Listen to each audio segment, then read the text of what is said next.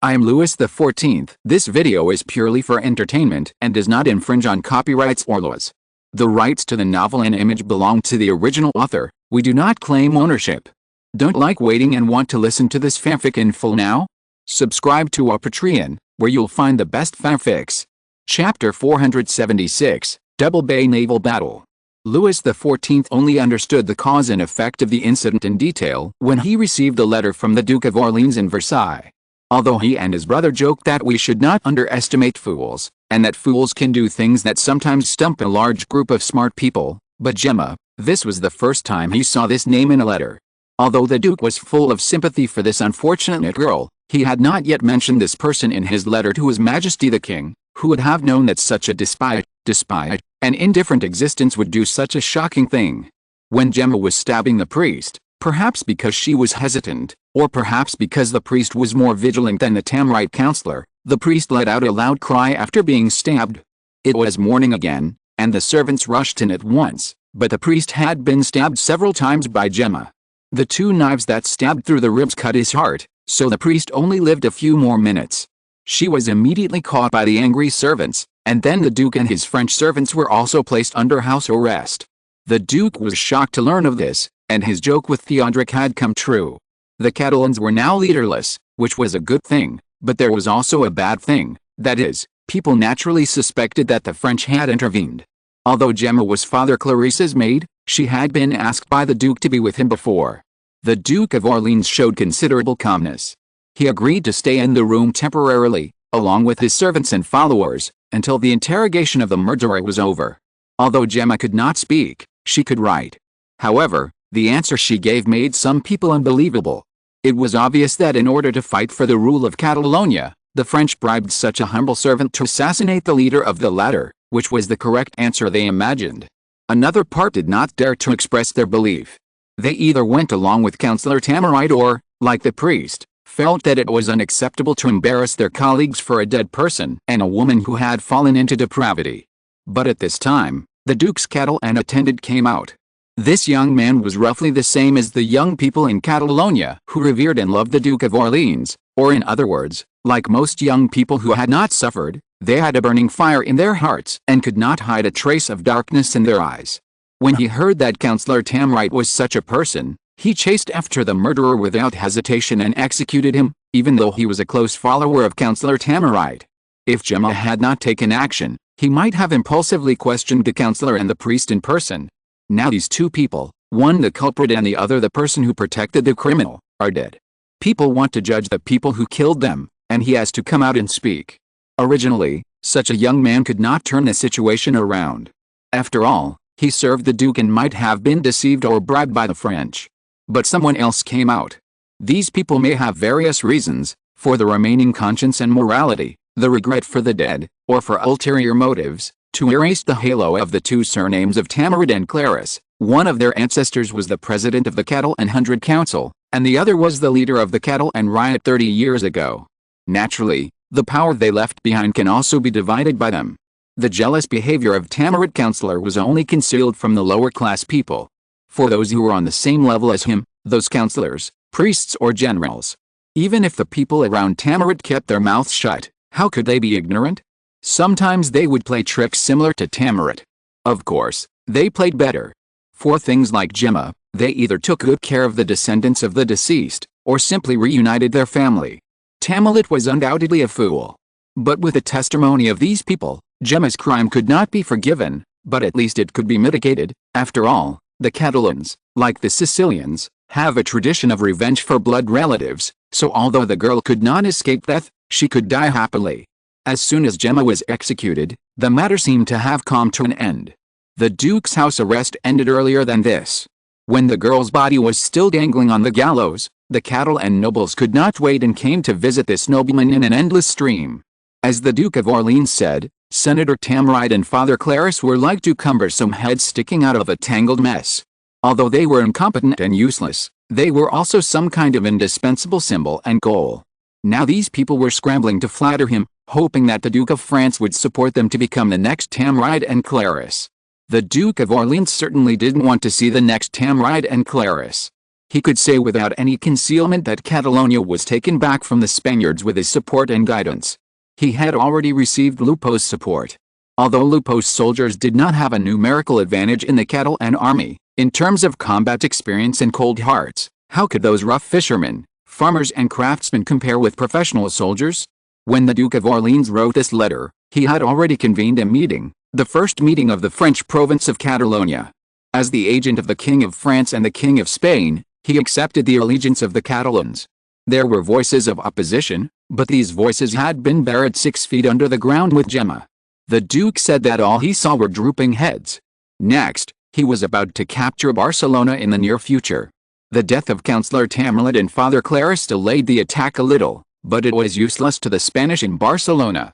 The Duke of Orleans sent an envoy to them, saying in a gentle tone that if they were willing to surrender, he could treat them generously like guests, and if they wanted to leave, they could do so after paying the ransom. He added that he hoped to capture Barcelona as soon as possible, because he heard that Charles II of England had been constantly stirring up trouble on the boundary between North Holland and South Holland in the name of his nephew William II of Orange, and that British privateers and pirate ships roaming in the Strait of Dover and the English Channel had also begun to launch persistent attacks on French, North Holland and Swedish ships. Once Barcelona fell, the 2 fleets sent by Louis XIV for his brother might be able to turn to the Atlantic Ocean to relieve the pressure on the French Atlantic Fleet. Although I also have no hope for the Catalans. Louis said to the Duke of Vendôme after reading the letter, I don't have much hope for the military talents of the Catalans.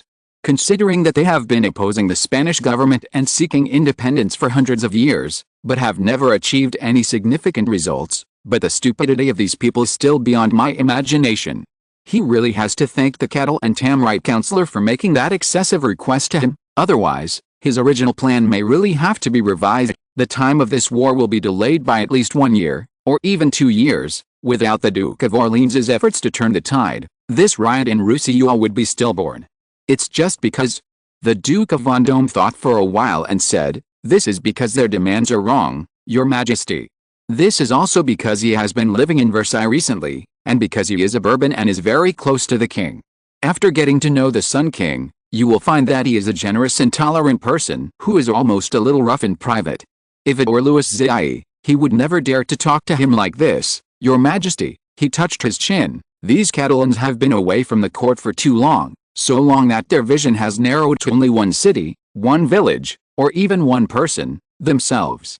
As for a farmer, a steward, an official, a noble, a prince, a king, Your Majesty, when they raise their weapons, will their demands be the same?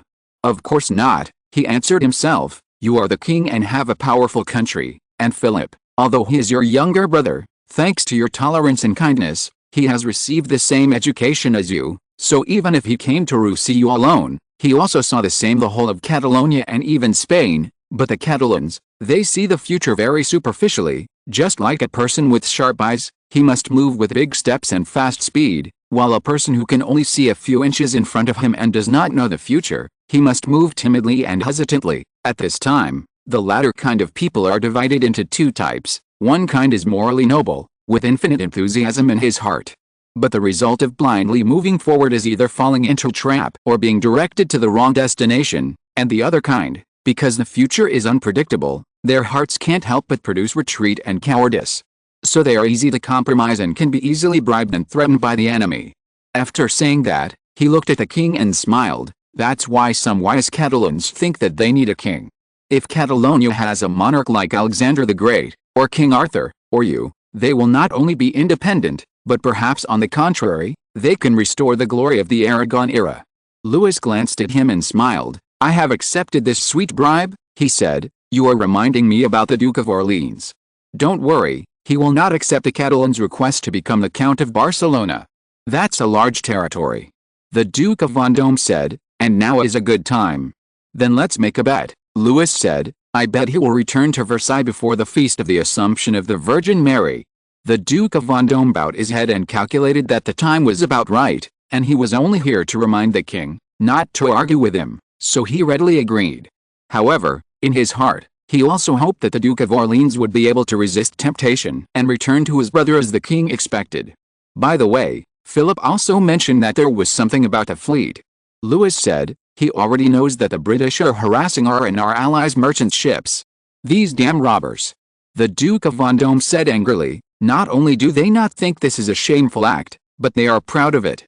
They even publicized it in newspapers and books, and even publicly auctioned the stolen goods they looted. To them, this is not stolen goods, Louis said, it's spoils of war. Sir, Jean Bart gave me an interesting idea. He held up the letter and rested his chin. I have already promised him, and I think this young man may be able to give us a surprise. There is a reason why the Netherlands, as a tiny country, was able to achieve such brilliant achievements and even threaten Britain and France at one time.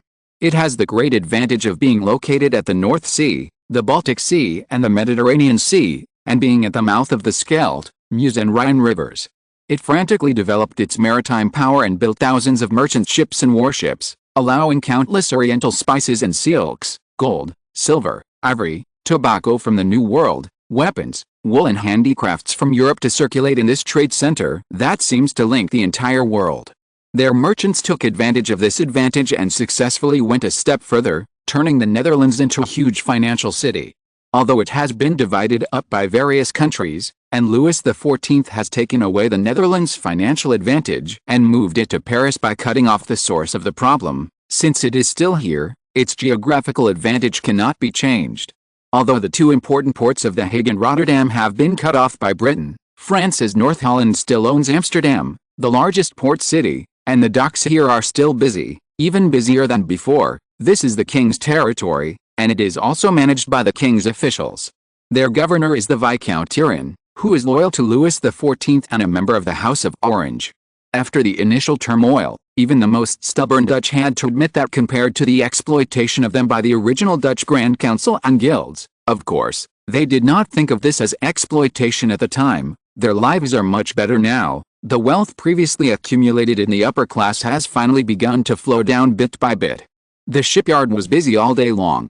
The fleet that had been uneven because of being taken away by the Parliament and merchants was able to leave the port in an orderly manner.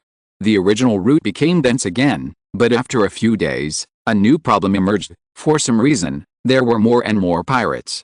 Not only that, they seemed to be more familiar with the route and schedule than the merchant caravans, and they could successfully intercept their prey every time. The people on the merchant ships who escaped by chance couldn't help but secretly mutter, who can be so familiar with these key and confidential issues? Isn't it the Dutch who escaped from the Netherlands? This made the victims sad and angry. They had suffered because of trusting those people, and now they had to suffer heavy losses because of them.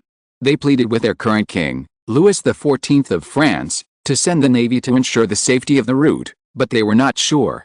After all, the Sun King was not the king of the Netherlands. And now that the war was coming, the French fleet, this sharp sword, should undoubtedly pierce the enemy's vital points, instead of escorting a group of merchants. Chapter 477, Battle of the Double Bay, 2. A week before Pentecost, a mixed fleet set out from Hastings under the cover of night, crossed half of the English Channel, French, English Channel, and ambushed on the Isle of Wight, preparing to ambush a large merchant fleet coming from Gibraltar. Gibraltar is a Spanish territory. Because the Spanish Navy Minister Patino preferred Charles, the second son of the Sun King Louis XIV, to be the King of Spain Carlos III, this place controlled by his confidants could not be regarded as a battlefield or enemy-occupied area for the time being. Merchants continued their business in this city that strangled the throat of the Atlantic and the Mediterranean. This caravan once belonged to the Dutch Grand Council. According to the spies planted among them, this fleet of at least 35 galleys was fully loaded with gold, indigo and coffee beans, with a total value of more than 15,000 livres or even more. Although 1/3 of the ships were armed, this number of armed merchant ships would make ordinary pirates afraid, but it would not make the hunters who were called the army but actually thieves give up this rich prey. The reason why it was called a mixed fleet was that it was not only divided into three forces in terms of ship type, tonnage and crew, but also had three completely different owners, the pirate court, the British naval captain Cunningham, and the Dutch government in exile Admiral Van Basten. Although in this fleet, Captain Cunningham, as a British knight and admiral, naturally became the real leader, and both Van Basten and Gort were only his deputies, but when they gathered on his Charles I for a meeting, Cunningham still couldn't help but feel a headache and uneasiness. The three of them sat down at the table. The waiter served them whiskey and rum, and turned on the kerosene lamp, making the entire cabin as bright as day. Van Basten subconsciously took out his pocket watch and looked at it. It was now 3:15 in the middle of the night, and it was pitch black outside. Their discussion might not last long. After all, according to the plan, they were going to launch the attack at dawn when the sea was foggy. Captain Cunningham summoned them here, probably because he didn't want the same thing to happen again. When they were robbing a caravan before, it was unknown whether it was accidental or intentional, but Gott's cannon hit the mast of Van Basten's ship. They almost fought directly and almost let the merchant ship go. If it wasn't for Cunningham commanding the ship to chase it to the end. As for Cunningham's punishment, mainly in terms of spoils, the two had nothing to complain about, but they knew that this matter was not over when they saw Cunningham. It is speechless to say that during the reign of Charles I, Dutch merchant ships were still the prey of British pirates, or officially licensed privateers. Their hatred had been intertwined for hundreds of years. Although they now have a common enemy, it is impossible to expect them to fall in love immediately. But think about it, both of you, Cunningham said, this is gold, spices and indigo. He emphasized, even if it is for these 15,000 livres, at least today, you should be a pair of good partners who can fight side by side without distraction. Think about it, this is a lot of money. Enough for you to buy a large 3-masted ship or 3 sloops. Or 10 small cannons, or anything you want. As long as everything goes well, gentlemen, as long as everything goes well. He looked at the two of them, as if waiting for their ecstatic response. But after hearing this, the pirate guard glanced at Cunningham. Although he had dark skin, Cunningham was different from them. He was a naval officer and a lord. There was always a kind of pretentiousness in his manners that was hard to describe. But if you listen carefully, you can hear a familiar feeling. The pirate grinned. Even though the British Navy never left the gallows at the docks and ports empty, everyone knows that the British Navy, since it was established by Henry VI in 1500, was first recruited from pirates and sailors.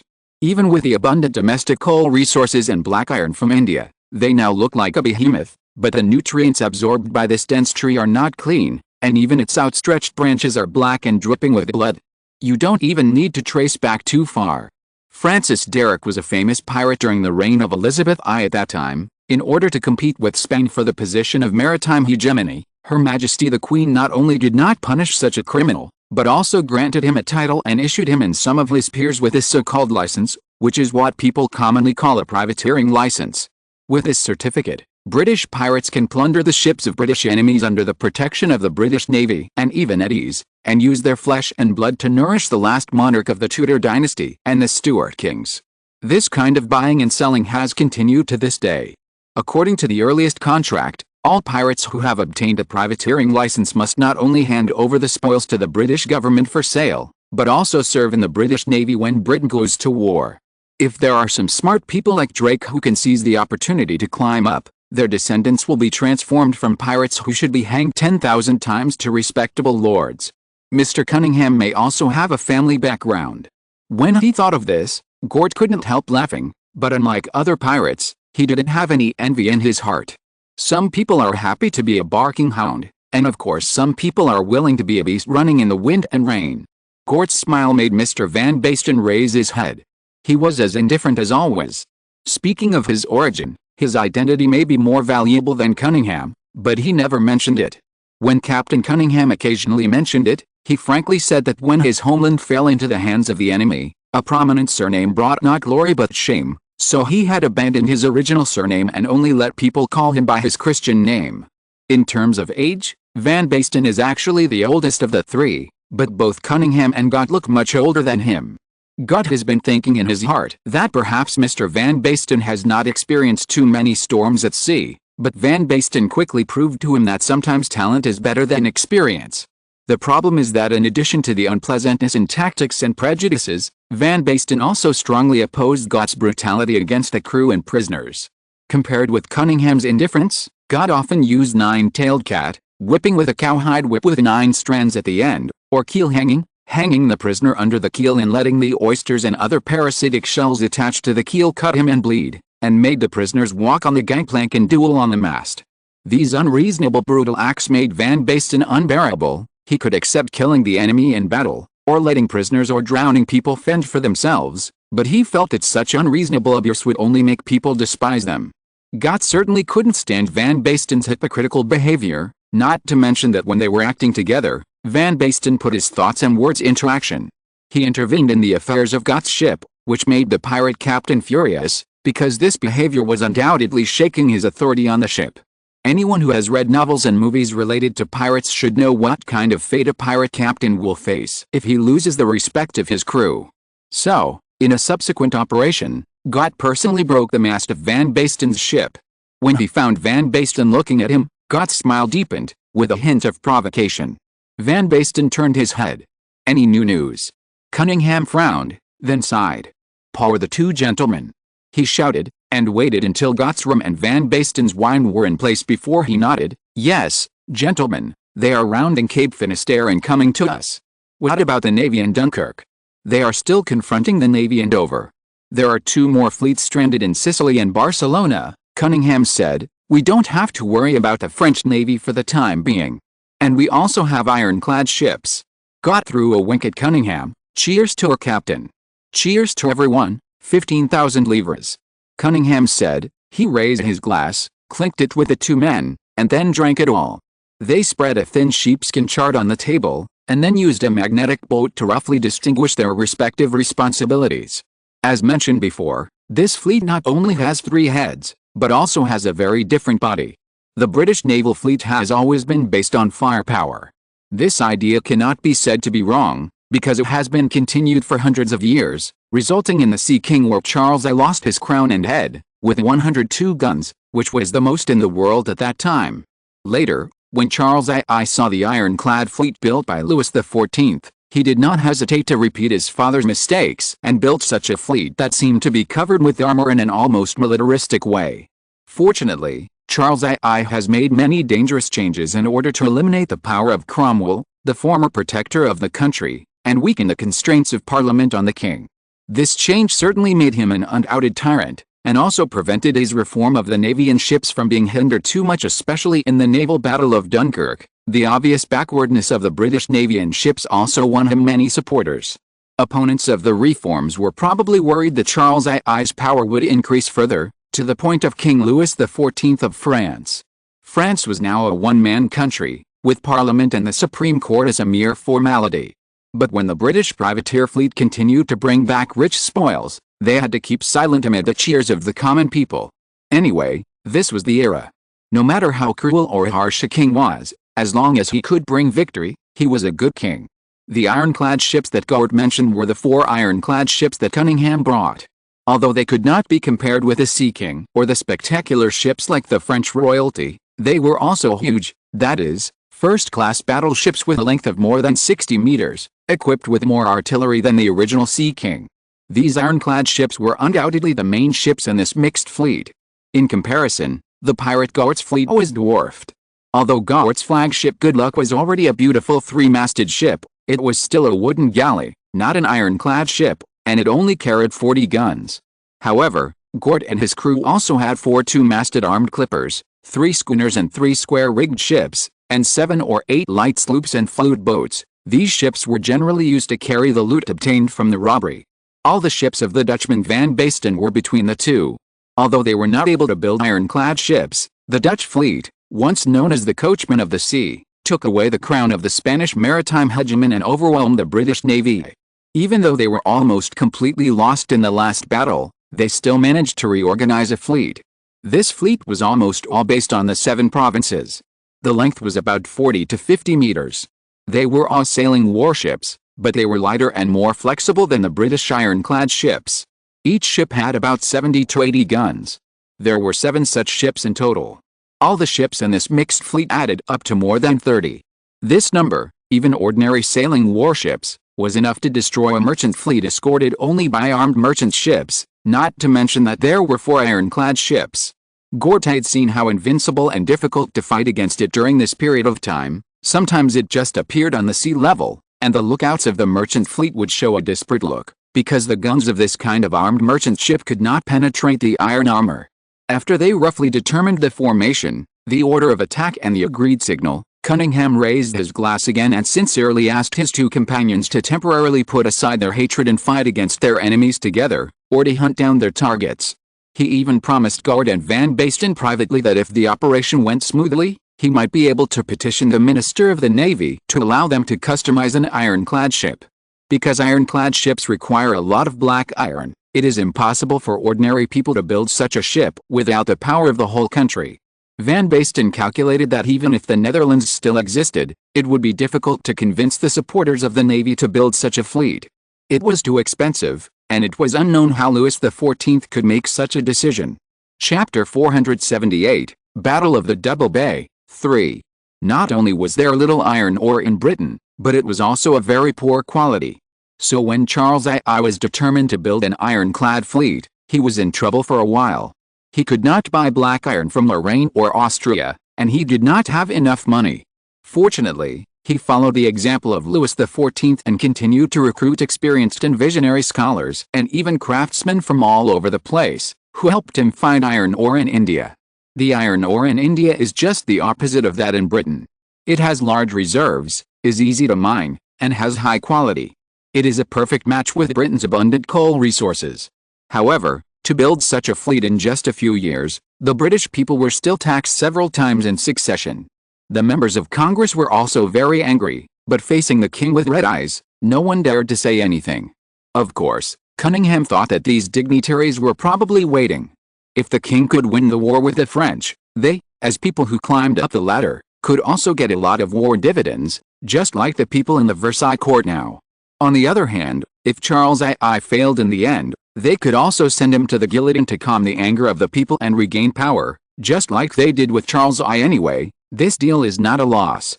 Please forgive Lord Cunningham for using such vulgar words. In fact, whether now or hundreds of years later, the so-called gentlemanly manners are nothing more than the hypocrisy of carnivores. Not to mention Cunningham, who is indeed, as Gort guessed, a new noble whose family has been passed down for only 300 years. Even Charles I, when he was furious, would make people think that they were in a dirty tavern, facing an old sailor who had never touched a book.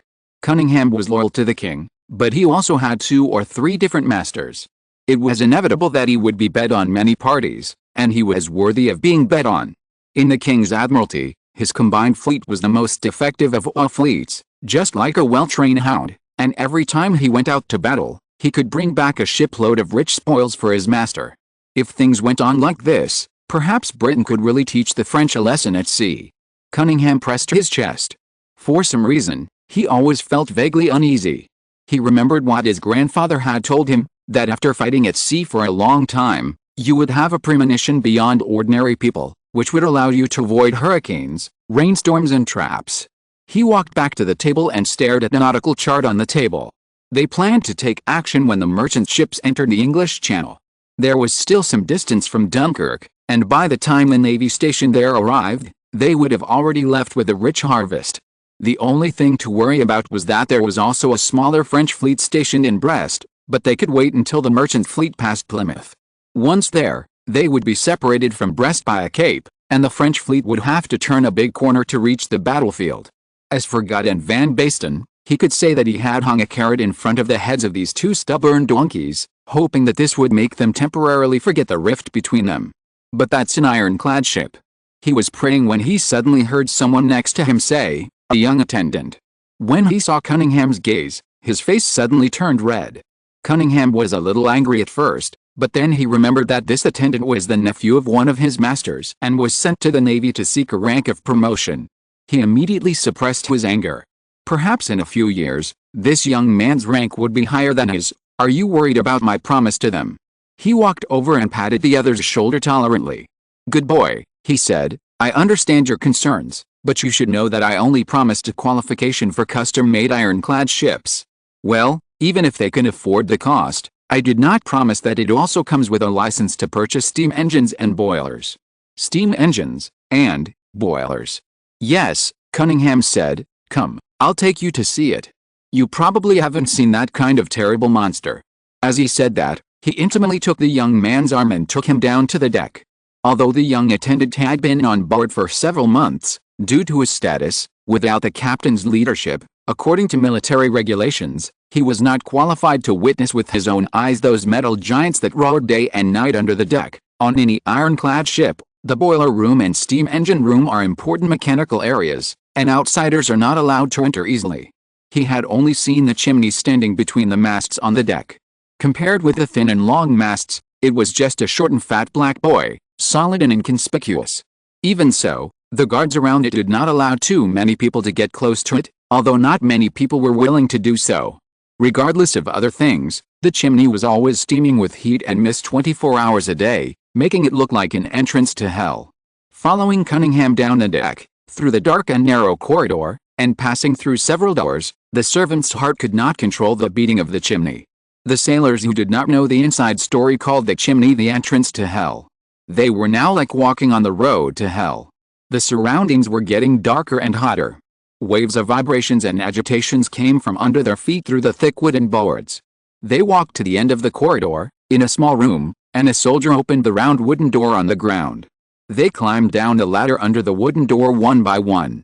After landing, the servant smelled a strong and pungent smell of kerosene. This smell was not uncommon on ships, but it was not so strong. He couldn't help but sigh, and Cunningham laughed. "You don't know, kid, when we used pork and butter, the smell was even more disgusting. The army has always had a tradition of purchasing large amounts of animal fats. In fact, unlike what people think, these fats do not go into the soldiers' mouths. Most of them are used to lubricate and remove rust from metal tools and weapons. The Navy's usage is even more astonishing than the Army, because in addition to artillery, guns, anchor bearings, chains and other metal objects on ships, there are many important devices made of brass or black iron. When sailing on the vast ocean, a small part in a key position can sometimes determine the life and death of hundreds of people. Therefore, the Navy uses more and more frequently than the Army. This situation was greatly alleviated after Louis XIV scholars analyzed and distilled kerosene. Compared with the thick and pungent smell of animal fats after heating and rotting, the smell of kerosene was tolerable even if it was a bit pungent. Some people even thought that this smell was quite appetizing. Cunningham was such a person. He took a few deep breaths. The air was damp and hot, mixed with the smell of kerosene. It was like being in hell, but it was refreshing. In front of them was a huge steam engine.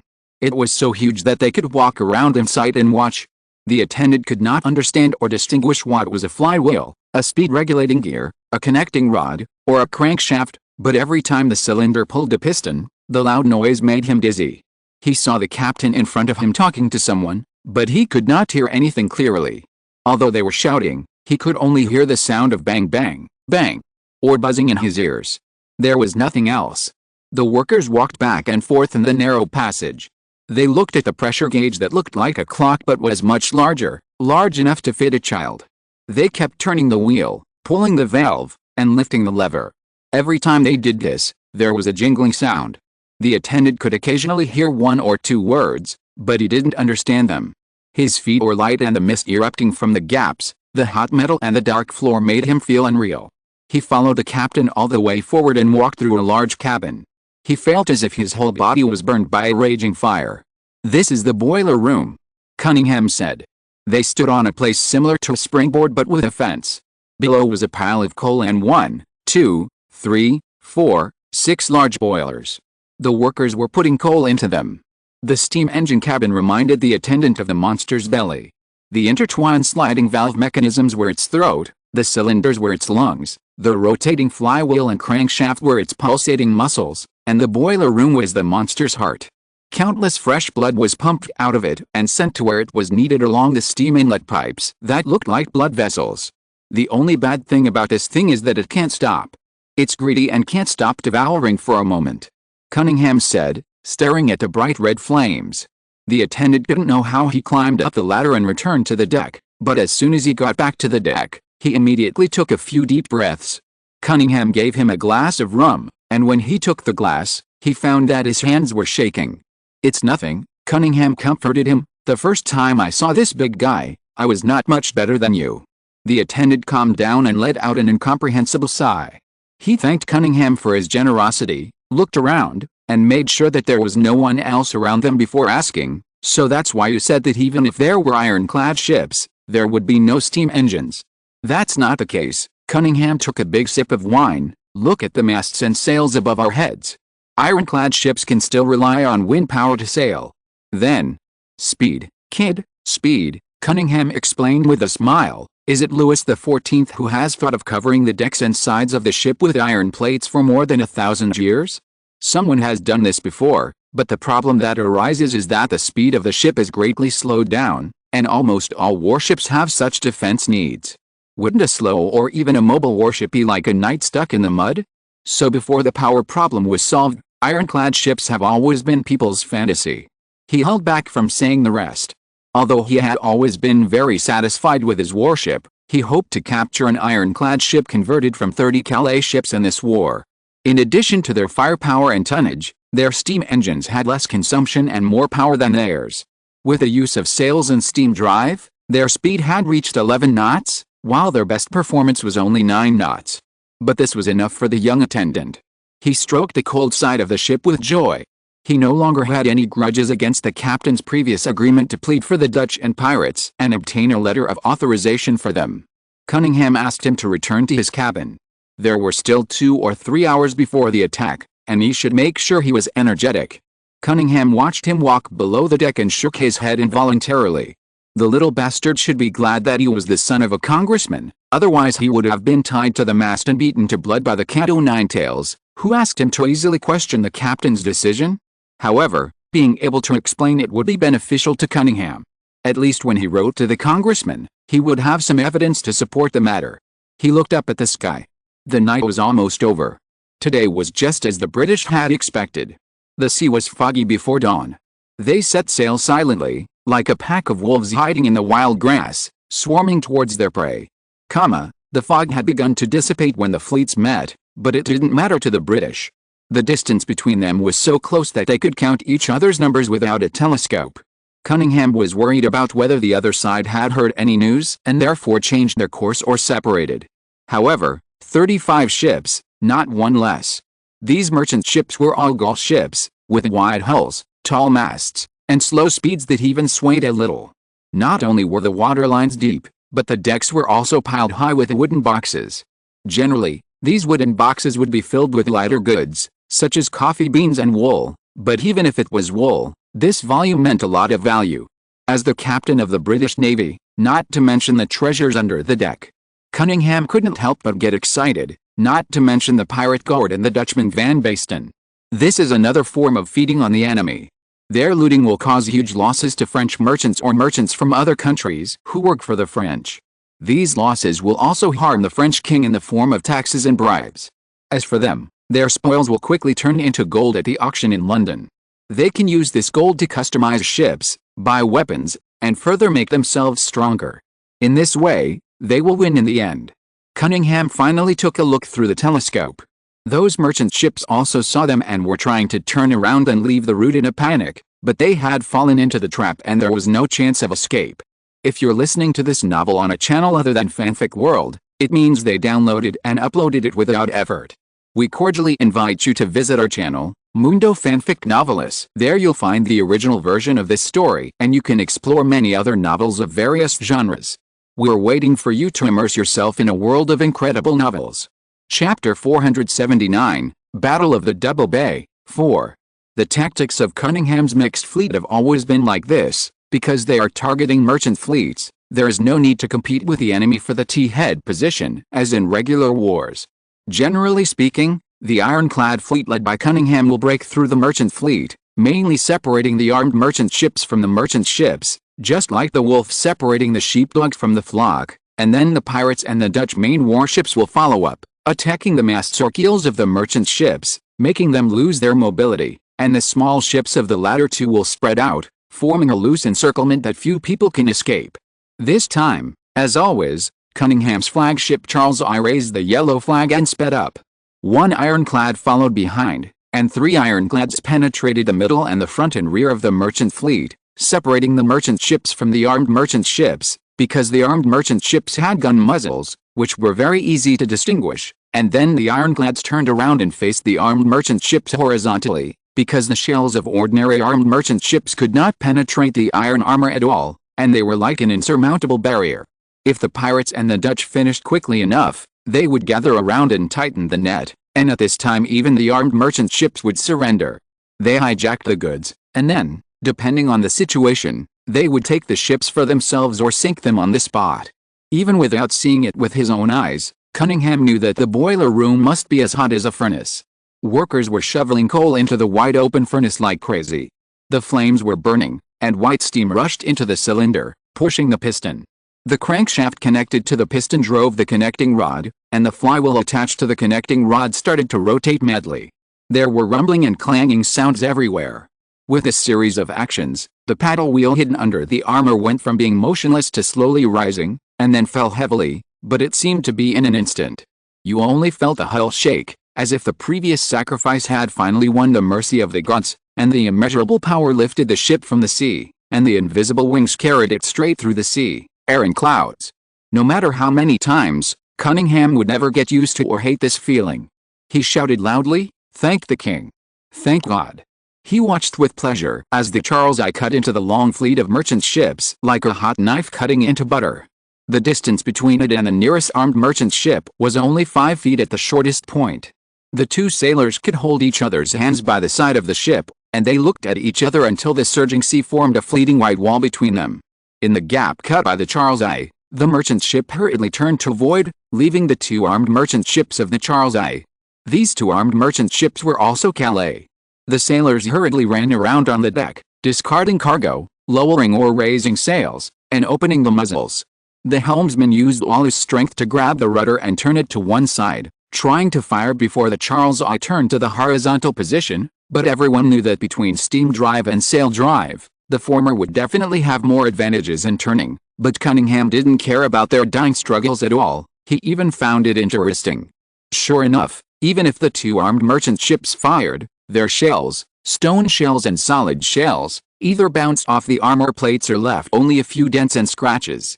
Apart from the stone shells that broke into pieces and caused minor injuries to some cowards and unlucky people, whether it was the rod shells that were like dumbbells, the expanding shells that looked like a vernier caliper, or the chain shells that were similar to meteor hammers, or even just a bunch of chain star-shaped shells. Decades ago, they might not have been able to threaten a first-class battleship with heavy hull plates like the Charles I. Now there was no hope at all. Cunningham and his soldiers even watched with interest as they worked in vain for a while, and finally fired when they wanted to escape. The sound of the cannons rumbled, but to Cunningham's regret, the first bombardment failed to achieve any effect. However, this was not surprising. In addition to the lack of accuracy of the cannons at that time, the lethality of the shells was not as strong as people thought. Although the naval battles of this era were filled with smoke and flames, and seemed extremely tragic, the probability of ships being sunk was still very low. These shells were mainly used to hit the enemy's keel and mast, making them unable to move, and then they would fight on the springboard or clean the deck with a grape shot at close range. Sometimes they were used to penetrate the enemy's cabin, causing the ship to take on water, or fortunately directly hit the enemy's gunpowder storehouse. Steam ironclad ships had another fatal place, that is, the boiler cabin, but since it was known that it was the key point, the iron armor there must be thicker than other places. The shells of armed merchant ships that could not even break the armor in other places certainly could not threaten the boiler cabin of the Charles I. Chase them, Cunningham ordered after the second wave of bombardment. The two armed merchant ships seemed to have abandoned their duties and began to escape with full concentration, so that the second wave of bombardment by the Charles I was ineffective. The Charles I was chasing them closely behind. Armed merchant ships were also merchant ships. The wooden boxes they threw into the sea had been fished out. They were indeed filled with snow-white wool. There must be more and better things under the deck. When Cunningham raised the telescope again, he felt a dazzling golden light. It turned out that they were turning from west to east. The sun had jumped out of the sea at this time. The sea was full of golden light. The countless light points reflected by the waves made it difficult to open his eyes.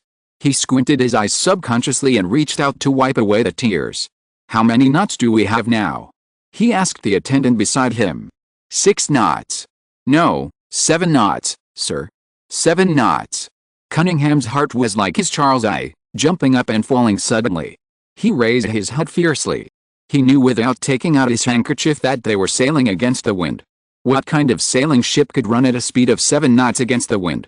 He suddenly realized this problem and quickly raised his telescope. What made him happy was that the two armed merchant ships had indeed closed the distance with them. Was it the speed limit? No. They were slowing down, turning, and fighting for the T-head position.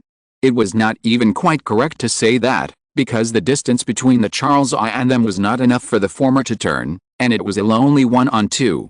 In the early naval battles, the formation could only be maintained at the beginning, and in the end it would almost fall into a 1-on-1 fight. Even the most combative generals could not place chess pieces on the turbulent sea. The Charles I was now facing this embarrassing situation. All ships assumed that the two armed ships were his prey, and no one tried to get involved or take over. Wait, is this really just an ordinary armed merchant ship? Cunningham had not forgotten his previous doubts.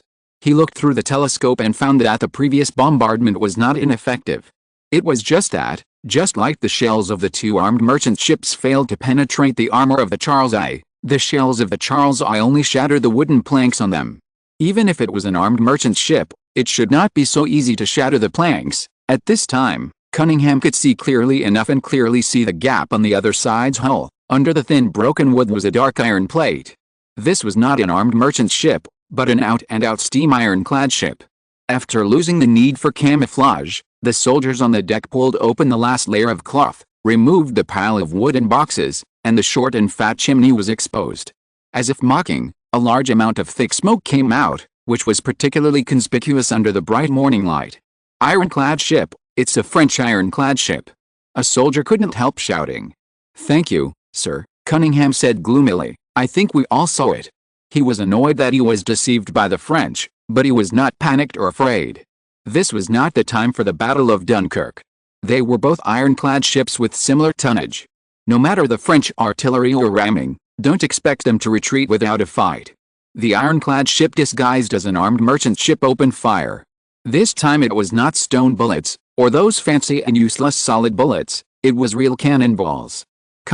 While Cunningham was gearing up for a fierce battle with the despicable French, the pirate Goert's ships had already chased the merchant ships and rushed into the Bay of Saint-Malo below the entrance to the channel. Speaking of the Bay of Saint-Malo, it has always had an inextricable relationship with pirates. When the pirates were most rampant, they even occupied this place and became the tyrants here. However, they were soon expelled. Therefore, the city of Saint-Malo built a strong and tall wall to resist the invasion of pirates again. However, due to its geographical advantages, the Bay of Saint-Malo is often regarded by pirates as a perfect place to be used as a safe haven and black market. God may know every corner, every reef, or even every grain of sand in the Bay of Saint-Malo better than these merchants. He only stared at the few Gaul ships that were like hunchbacks because they were full of cargo, and threw those tricky armed merchant ships to the British and Dutch. He only focused on chasing the fattest prey and biting them. He chased all the way into the waters between Jersey Island and the Manquis Islands. From here, he could already see the sacred Mont Saint-Michel and the church on the top of the mountain.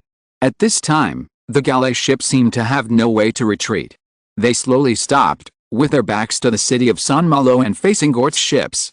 The three-masted ship Goert was on was called Good Luck, a standard pirate ship name, but when he looked at the Charles I on the left and the William the Silent of the Dutchman Van Basten on the right, he felt satisfied. After all, this name was at least not so depressing, but if he could buy an ironclad ship from the British, he would name it Godeye. The fruit was right in front of him, within his grasp. At this moment, the merchant ship in front of him suddenly raised a red flag.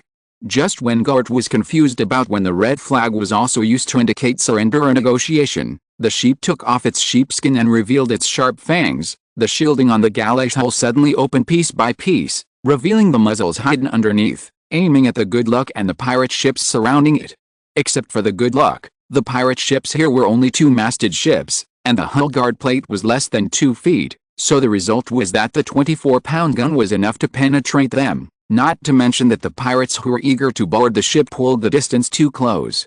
In addition, damn it, the grape shot machines on these Calais ships could actually fire at the range of ordinary cannonballs. After the sound of the cannon, there was a series of wailing. The deck was in a mess, with flying woodships, broken masts and bloodstains everywhere. Goert immediately ordered a retreat. He didn't care about other ships. Fortunately, his Good Luck was not driven by steam and sails, but it was a galley. At the bottom of the cabin, there were 300 strong black slaves tied. When the pirates' whips sounded, they began to row desperately. Goert blocked the scattered sloops and float boats between him and the Gull to stop their pursuit. These small boats were temporarily converted into fireboats by his order, because they were piled with wool that had been scooped up from the sea. He ordered the crew to pour kerosene on them and then set them on fire. The Good Luck slowly retreated, and there was a blazing wall of fire between it and the gull that had removed its disguise. Just as they were about to withdraw from the Bay of St. Malo, suddenly, accompanied by a long shriek that resounded through the sky and the sea, an ironclad and two first-class battleships emerged from behind the cliffs of Jersey Island that pierced the sky. They calmly occupied the T position, that is, between Cape Treguier and the Manquir Islands, immorally blocking the only exit. The weak stern of the Good Luck was facing several rows of black gun muzzles. A red flag was slowly raised on the mast of the ironclad. With a roar of cannons, the Good Luck was not surprisingly one of the few ships sunk by cannonballs. It and its companions were almost trapped in a cage, attacked from both sides. The ironclad ships that had been waiting for a long time poured all their cannonballs on it. When the incendiary ship burned out, the disguised armed merchant ships also joined in the ranks of ravaging them. The pirates' ships, from the smallest flute ship to the Good Luck, finally became wooden boards floating on the sea. There were also lucky ones among the pirates who managed to escape. They held on to wooden barrels or shipboards, or simply relied on their excellent water skills to swim desperately to the shore. "What should we do with these people?" asked the first mate.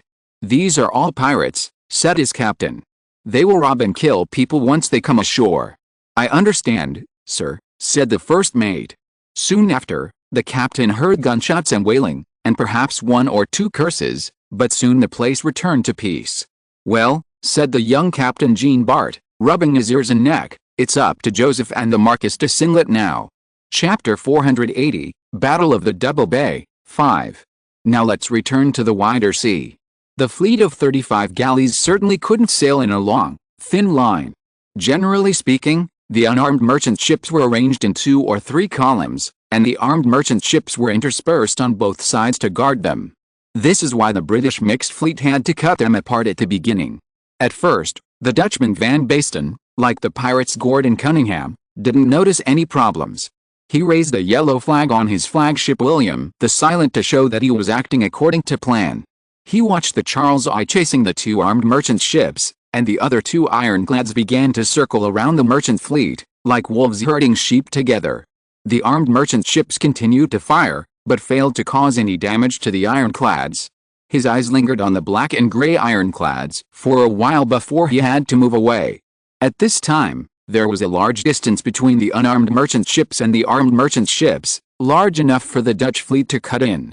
When the Anglo-French coalition went to war with the Netherlands, the Dutch fleet lost its glory with the death of the 7 provinces and general loot. After the Great Defeat, part of the Dutch fleet's ships were divided up by the French and the British, and part was taken away by the Dutch government in exile, but that was a very small part.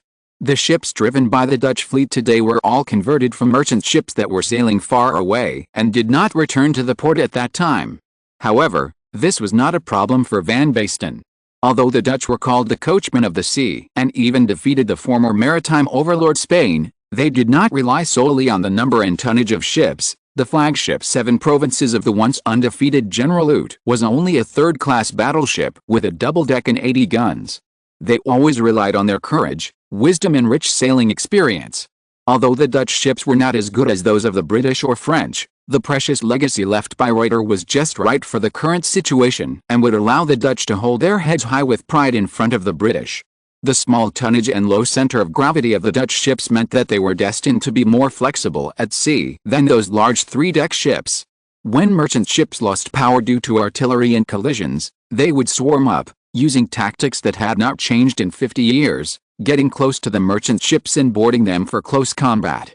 If it was just a battle, the generals might even send out fire ships to reduce losses, but since they came for wealth, this method was naturally not advisable. "A merchant ship has entered the Bay of St. Malo," his first mate reported. "Captain Gort has caught up with it." "Let him go," Van Basten said. "Keep an eye on our ship and don't let Gort's men get close. These French are lucky to meet us." The first mate said that once the battle was over, Van Basten would not allow his crew to bully and abuse those sailors and merchants. For those poor sailors who could not pay the ransom, he would also give them a few small sampans and let them row away by themselves. Of course, if they were unlucky enough to encounter sharks or storms, it would be their bad luck. Court's subordinates wanted these people to walk the plank. Cunningham and the British ironclad ships were obviously not something Van Basten was qualified to care about, and Gott was something Van Basten was unwilling to care about. He once again paid attention to the status of the armed merchant ships and ironclad ships. Some armed merchant ships were fleeing, while some were still swimming outside, as if they wanted to break through the blockade of the ironclad ships and rush into the merchant fleet. Van Basten ordered the use of fireboats. These fireboats were not fakes made by Gott when he was trapped in the Bay of St. Malo, but a kind of real combat ship. The Dutch fireboats were divided into two types. One was loaded with dry firewood and grease like the substitute made by Gott. Sailors paddled close to the enemy ship and then fixed it on the enemy ship with a grappling hook. There was a small door on the ship leading to a secret passage in the cabin. A sampan was tied near the waterline. After hooking the enemy ship, the sailors boarded the sampan and left the danger zone. The last sailor to leave the fireboat was responsible for setting the fire. The other type was more dangerous. It was not loaded with wood, but barrels of gunpowder. Undoubtedly, they were more powerful, but one could imagine that when this small boat full of dangerous goods was sailing in the midst of flying shells, any shell that landed on the ship, even a burning sailor mast fragment, would send the ship and the people on board to hell. However, Van Basten's idea was wonderfully consistent with that of the pirate guard at the time. He only drove the first type and ignited it in advance, rushing towards the armed merchant ships that were trying to approach them, hoping to drive them away instead of sinking them. He still remembered why they came and the letter of permission that Cunningham promised to give them. Now only 3 kings have the power to build ironclad fleets for themselves and their countries: Louis XIV of France, Charles I of England, and Leopold I, the Holy Roman Emperor. Apart from them, other countries can only devote their efforts to building 1 or 2 ironclad ships as the king's royal ships or flagships. If the Dutch still have the Netherlands, it may be possible, but now they only have a government in exile that is struggling to survive in the extremely cold New Netherland and the Caribbean islands.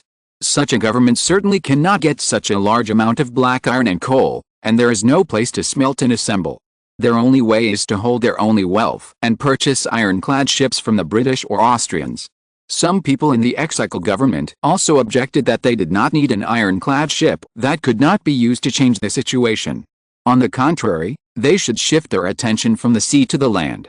When the King of France is busy with the War of Succession and unable to take care of the colonies, they should rebuild the Netherlands in America based on New Netherland. But they must have never seen an ironclad ship sailing and fighting on the sea. It was a shock that could not be described in words. Anyone with passion in his chest would be desperate to get such a ship, even though the Netherlands did not have a 3-deck first-class battleship until the eve of its demise. However, it was not just Van Basten. Many Dutch people were imagining that if the Netherlands could have as many giant battleships as Britain and France in the battle that determined the fate of the Netherlands, would things develop in the opposite way? Van Basten, immersed in his memories, was suddenly awakened by a cheer. The closest Dutch ship to him was the Lute. Yes, it was named in memory of the great Dutch general. It was an Indian ship, originally an armed merchant ship. After being converted into a warship, it not only changed its name but also added 20 guns, that is, a large 3-masted ship with 50 guns. According to the Dutch shipbuilding style, the stern was perpendicular to the water surface, and the guard plate around the window was a curved copper plate, which could also be said to be a thin layer of armor. Its figurehead was a statue of Saint Nicholas, the patron saint of seafarers. The Dutch were accustomed not to paint such statues, but because it was newly made, it was still a golden oak color, which looked very beautiful. The crew of the Lute could not wait to jump onto the gangplank. Although the end of the narrow gangplank was nailed into the deck of the merchant ship, there was still a considerable height difference between the two ships, as well as the shaking and trembling caused by the ups and downs of the waves. The other crew was also desperately trying to pull out the nails and push the gangplank into the sea. However, no matter how dangerous it was, it could not resist the temptation of wealth. The goods on the ship were of course to be sent to London or New Netherland, but the private property of the merchant sailors would all belong to the victor. This was also an asset that should not be underestimated. After all, the sailors took the ship as their home, and all the valuables were carried with them instead of being stored in a place where they might be seen and stolen. In addition, don't think that the sailors were all poor. There were also private cabins for the sailors on the merchant ships, which were full of good things they smuggled. When the merchant sailors saw that the crew of the Lute had already jumped onto the gangplank and rushed towards them, They hurriedly gave up and hurriedly got into the cabin and closed the hatch tightly. However, everyone knew that this was not even a desperate struggle. Once the Dutch took control of the ship, they would still have to climb out of the cabin obediently. "Be careful," shouted a former privateer. Privateer was an elegant name. He was also a pirate. Their arrival without any obstacles made him alert. "Are they all under the cabin?" shouted another crew member. "Lock them up," shouted a man next to him. "When we move all the cargo away, let them sink here with the ship." As soon as the voice fell, he and his companions laughed. As they laughed, they pulled out daggers, cut the ropes that fixed the cowhide, and lifted the cowhide. There were neatly stacked barrels of wine underneath, which made him subconsciously say, "Hey." No sailor would not like wine, any wine. Rum, wine, beer, they like anything as long as it's alcohol, but placing barrels on the deck is not something a normal seaman would do. Although cargo ship owners are always greedy and would carry as much cargo as possible, the sea is rough and the ship is constantly bumping even when the wind is calm. So on the deck, even if there is cargo to be carried, it is lighter and easier to fix, such as wool, but alcohol? In a storm, a barrel that is freed from its restraints is almost like a cannonball. Maybe it's paint. A crew member said, he subconsciously stabbed the barrel with a knife, and when he pulled it out, he was still a little careful, as if he was ready to take the wine, but he shook his head immediately, and the feeling from his hand was wrong. It was like he had stabbed into something hard and irregular. Could it be nuts, or even more valuable spices? His heart started beating wildly when he thought of this. He held the knife, stood on tiptoes, and prepared to pick up the lid of the wooden barrel. At this moment, the explosion occurred. Unlike the roar of artillery or the deflagration of the arson ship, the explosion from their side could even be called small, and even negligible compared to the previous two, but this was exactly what the designer expected, a small but intense explosion. There was not much gunpowder hidden in the barrel, perhaps only a tube as long and thick as a forearm, but outside the gunpowder were countless tiny stones, iron pieces and broken glass. The huge energy of the gunpowder that suddenly exploded in the small space ejected them like a rainstorm in an instant, passing through the rotten wooden barrel. Their power was no less than that of the bullets of the musket. These special bullets easily penetrated the flesh and blood, turning living people into red sieves. The lucky ones died on the spot, while the unlucky ones were sprayed with half of their body, a face, an arm, or a leg, depending on where they were standing when the explosion occurred. These small sharp weapons either penetrated weaker parts such as cheeks, or were deeply embedded in thick flesh. They not only brought injuries, but also brought fear and pain. When the artillery was roaring all around, people could not even hear the explosion from the merchant ship, but Van Basten had been using a telescope to focus on each merchant ship in turn. He might have noticed something was wrong after a few minutes.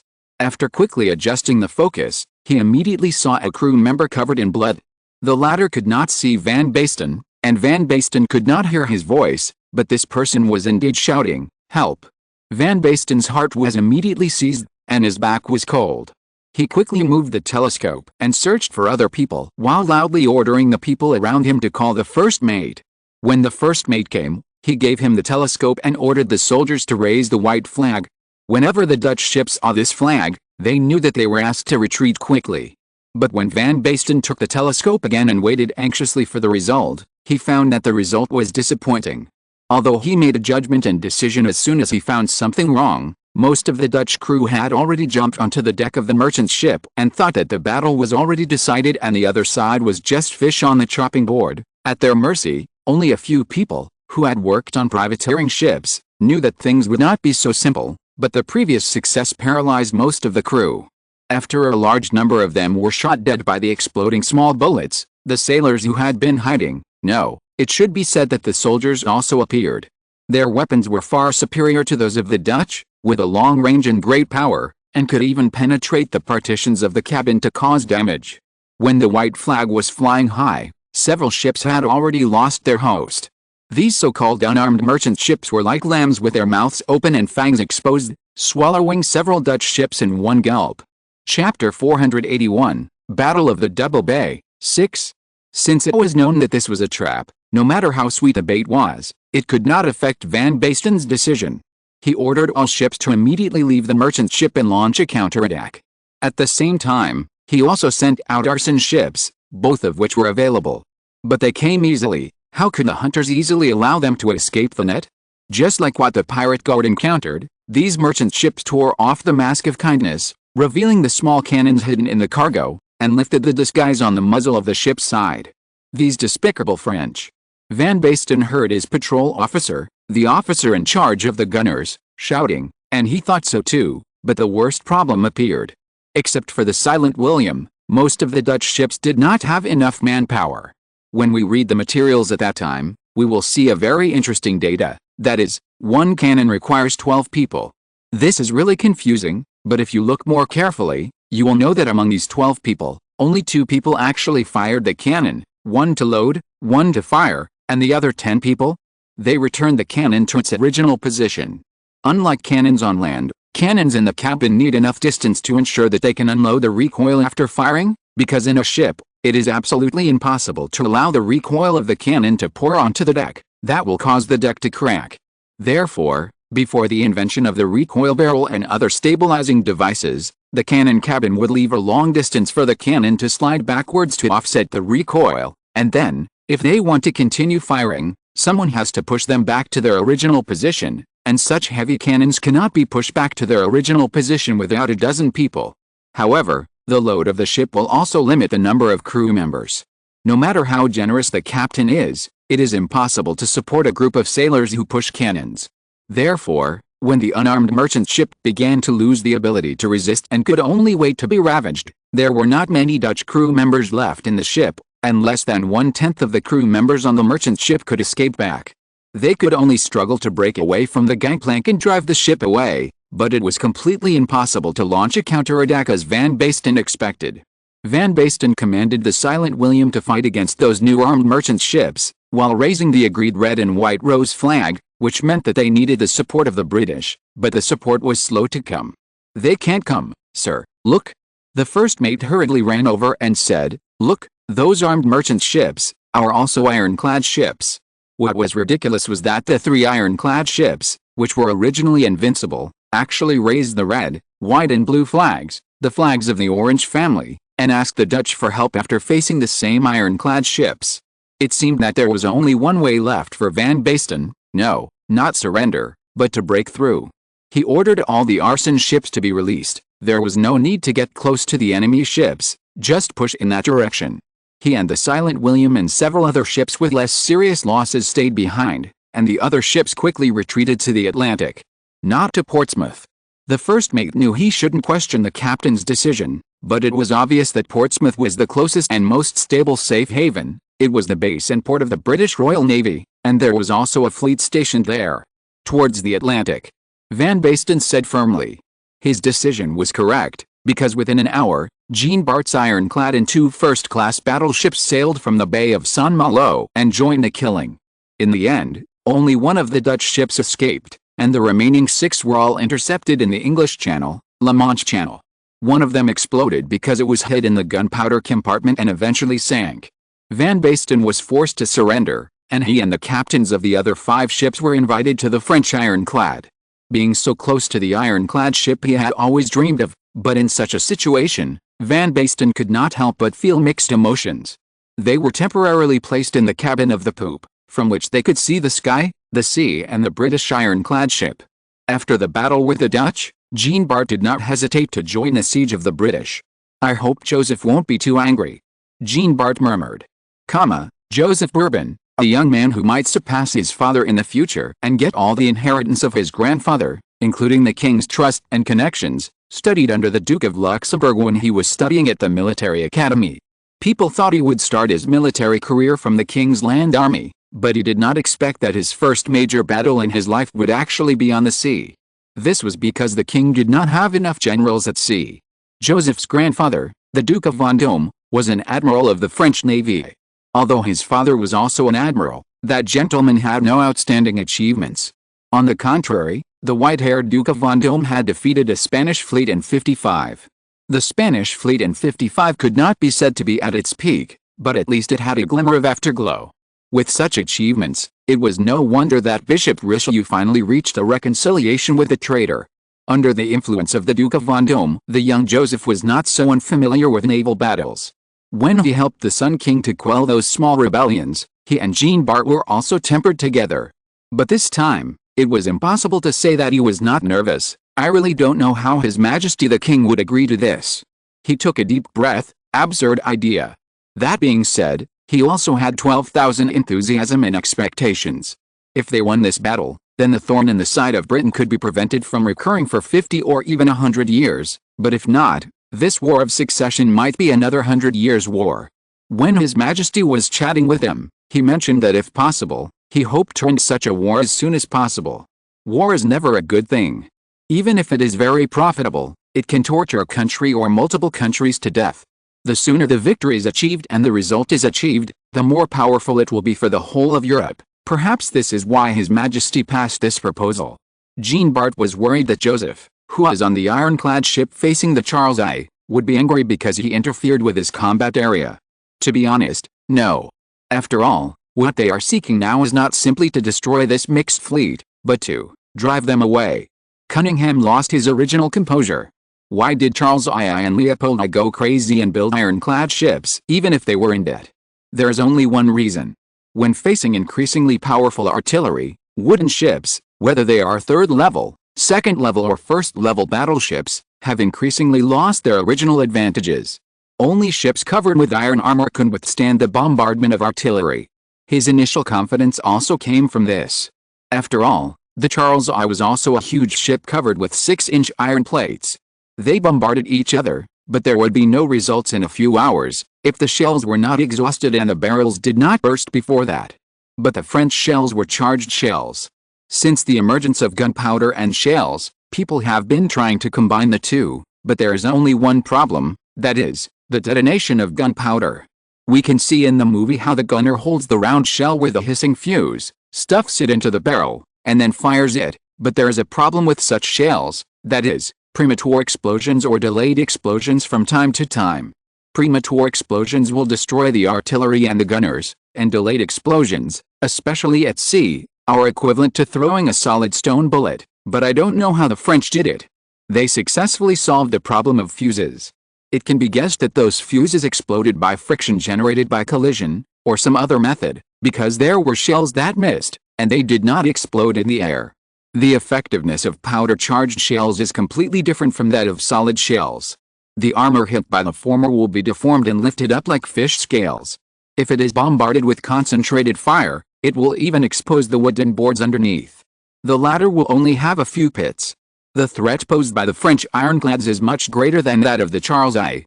After several consecutive heavy hits, especially when a piece of armor plate outside the boiler room suddenly fell off, "Let's go to Portsmouth."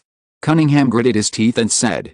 Although most of the Portsmouth fleet was also filled with powder-charged shells, it was a fleet of 12 ironclad ships including theirs, while the French had only 5 ironclad ships, so they had the advantage.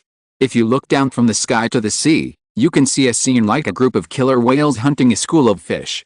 After leaving the Dutch and pirates behind, the 4 British ironclads were in a panic and headed for the Isle of Wight. The French ironclads and fleet followed closely behind. At that time, it was a seemingly loose but actually tight encirclement. The French ironclads had an advantage in speed, as Cunningham said. They were in stable control of the situation. When they were about 20 nautical miles away from Portsmouth, the net tightened again and surrounded Cunningham's fleet again. Cunningham had already sent a speedboat to Portsmouth Port for help. At this time, the chief of Portsmouth Port was Admiral Sandwich, a British admiral. He was old but experienced, but he was not liked by Charles II because of his good relationship with the Duke of York. If it were not for the war with the French, he might still continue to retire in the countryside. If he said so, he would rather retire. It was really uncomfortable to be caught between the Duke and the King. Moreover, he was 65 years old this year, and he should be sitting by the river fishing and daydreaming. When the attendant came running in breathlessly, the old gentleman was about to have a late breakfast. When he heard about this, he immediately lost his appetite. He threw his fork on the plate with a crisp clash, pulled open his pajamas, and the attendant immediately came up to help him change into formal clothes. During this short process, the admiral kept staring at the sea chart on the wall, and even if Cunningham's messenger kept chattering about something, he seemed not to hear it. When he left the room, he said to his deputy, "Have all the ships loaded with the White Queen." When they were about to see Portsmouth, Cunningham already felt something was wrong. But at that time, he didn't know what to do, and could only use anger to hide his uneasiness. What exactly were they going to do? Had they achieved their goal? He wanted to drive the ship to escape, or to hit the French ship, but their maneuverability was completely incomparable to that of the French ships. After several conflicts, they were farther away from Portsmouth, and at this time, black smoke rose from the port, and his rescuers came. Cunningham didn't feel at ease at all. The previous heartbeat and shaking appeared in him again. He stood in the forecastle, looking at the French who were besieging them like a cat playing with a mouse. If in this era, there were advanced detection equipment, he could see that his 4 ironclad ships were being towed to the south side of the channel, that is, the part close to the French territorial waters, but at this time, naval operations still relied on telescopes, observatories and human eyes. He only knew that they were moving away from the coast. But for the French fleet, this was normal. They made gestures and increased their firepower, as if they wanted to capture or sink the 4 ironclad ships before the Portsmouth fleet arrived. Admiral Sandwich saw through the French conspiracy very sharply. A trap, a snare, he said, but he had to walk into the trap as they wished, because these were 4 ironclad ships, which were also 1/6 of the British Navy's ironclad fleet. If they were damaged, Charles II would definitely send him to the guillotine, and his second son, who was also in the army, and his eldest son in Parliament, would be affected. Since Charles II had an heir, his temper became even more eccentric. It was also because of the previous purge, as well as the guards and standing army he personally formed, that he could barely sit on the throne. However, his supporters had begun to be less than his opponents, so it was not so strange that the king could not tolerate even a grain of sand in his eyes. But as an elder, Admiral Sandwich had to say that Charles II might be a good king, as long as he was not too eager to compete with Louis XIV of France. Charles II's not may have existed before Louis XIV took power, but when he was in exile for several years, Louis XIV was like a puppet, and he could barely tolerate it. But once Louis XIV took power, he flew straight to the sky like a winged lion, and everyone had to look up at him. This made Charles II feel a little uncomfortable. Although they were different in age, when people mentioned the kings, Leopold I, Louis XIV and Charles II were often put together for discussion. He lowered his head and coughed twice. The admiral might never get used to the strong and pungent smell emanating from the chimney of the ironclad steamship. Even the sea breeze could not blow it away. Chapter 482, Battle of the Double Bay, 7.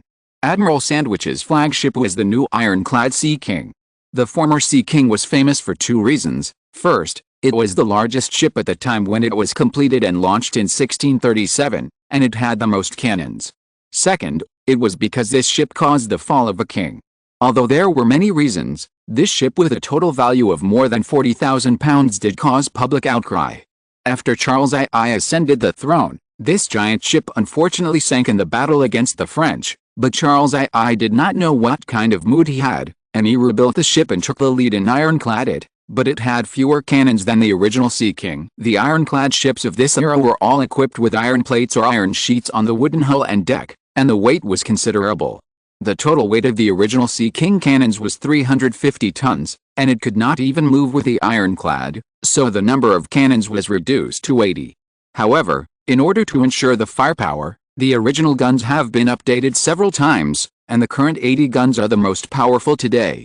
But as Cunningham complained, even if the steam engine and boiler of the Sea King have been adjusted several times, the power they can provide is still not comparable to that of the French. This is thanks to the rubber found by Louis XIV's wizards. Rubber is abundant in Brazil, which was once a colony of the Portuguese. Later, it was taken away by the Netherlands. After the Netherlands was destroyed, it was resold to Portugal by France at a preferential price. Portugal and France are now in laws, and of course it is impossible to argue with Louis XIV in the rubber trade. Moreover, they also want ironclad ships. Sufficient quantity and high-quality rubber quickly flowed into France. Although Britain also has Sumatra, a place called Rubber Island, the British have not yet mastered or stolen the method of vulcanizing rubber. The problem of rubber bonding and melting at high temperature cannot be solved, and it cannot be directly applied to hot and humid boilers and steam machinery. Without rubber seals, a large part of the steam would be consumed in vain during the transmission and operation process, which is why the speed of the ships of the other 2 countries could never match that of the French ironclad ships of the same tonnage. When the British fleet in Portsmouth arrived at the sea area where the war started, it was already near the zenith, and the scorching and dazzling sunlight seemed to illuminate the black smoke. The French fleet frantically poured shells on Cunningham's mixed fleet, which was almost powerless to fight back. Oh, no, they could not be called a mixed fleet now. Even if there were small ships that escaped, they dared not get involved in the battle with the ironclad ships again. Cunningham suspected that the French ships might have carried a ton of shells. Fortunately, the Portsmouth fleet finally arrived at this time, and there was no need to seize the T-head position at this time. The trap set by the French fleet was 2 columns parallel to the English Channel, sandwiching the 4 British ironclad ships in between, like a multi-layered sandwich. The Portsmouth fleet set out from the port and was perpendicular to the French fleet near the Seine Bay. In other words, this was originally the T-head position and there was no need to change direction. The French were like beasts with prey in their mouths, greedy and unwilling to give up, even though the Portsmouth fleet far outnumbered them. When their ironclad ships calmly and quickly turned to face the British ships sideways, Admiral Sandwich's face darkened a little. It was his first time fighting the French, and he noticed that their ironclad ships were more flexible than theirs when turning. The French were so arrogant not without support, because at this time the French fleet entrenched in Brest had also arrived. There were no ironclad ships in this fleet, but there were 20 battleships, second only to the Dunkirk fleet. Their shells were as powerful as those of the ironclad ships. The 3 ironclad ships, the other 2 still besieged Cunningham's fleet, combined to contain the attack of the Portsmouth fleet. Admiral Sandwich felt irritated. Charles I was also very clear that someone was waiting for his failure. He could not tolerate any failure, even if the war had just begun. His huge investment could make him restless. He only wanted good news, but in several encounters, the French fleet did not seem to have the intention of engaging in direct battle with the British fleet. As long as they were willing to withdraw, the British ironclad ships could not catch up with them. Some people suggested that they should send troops to Dunkirk or Calais.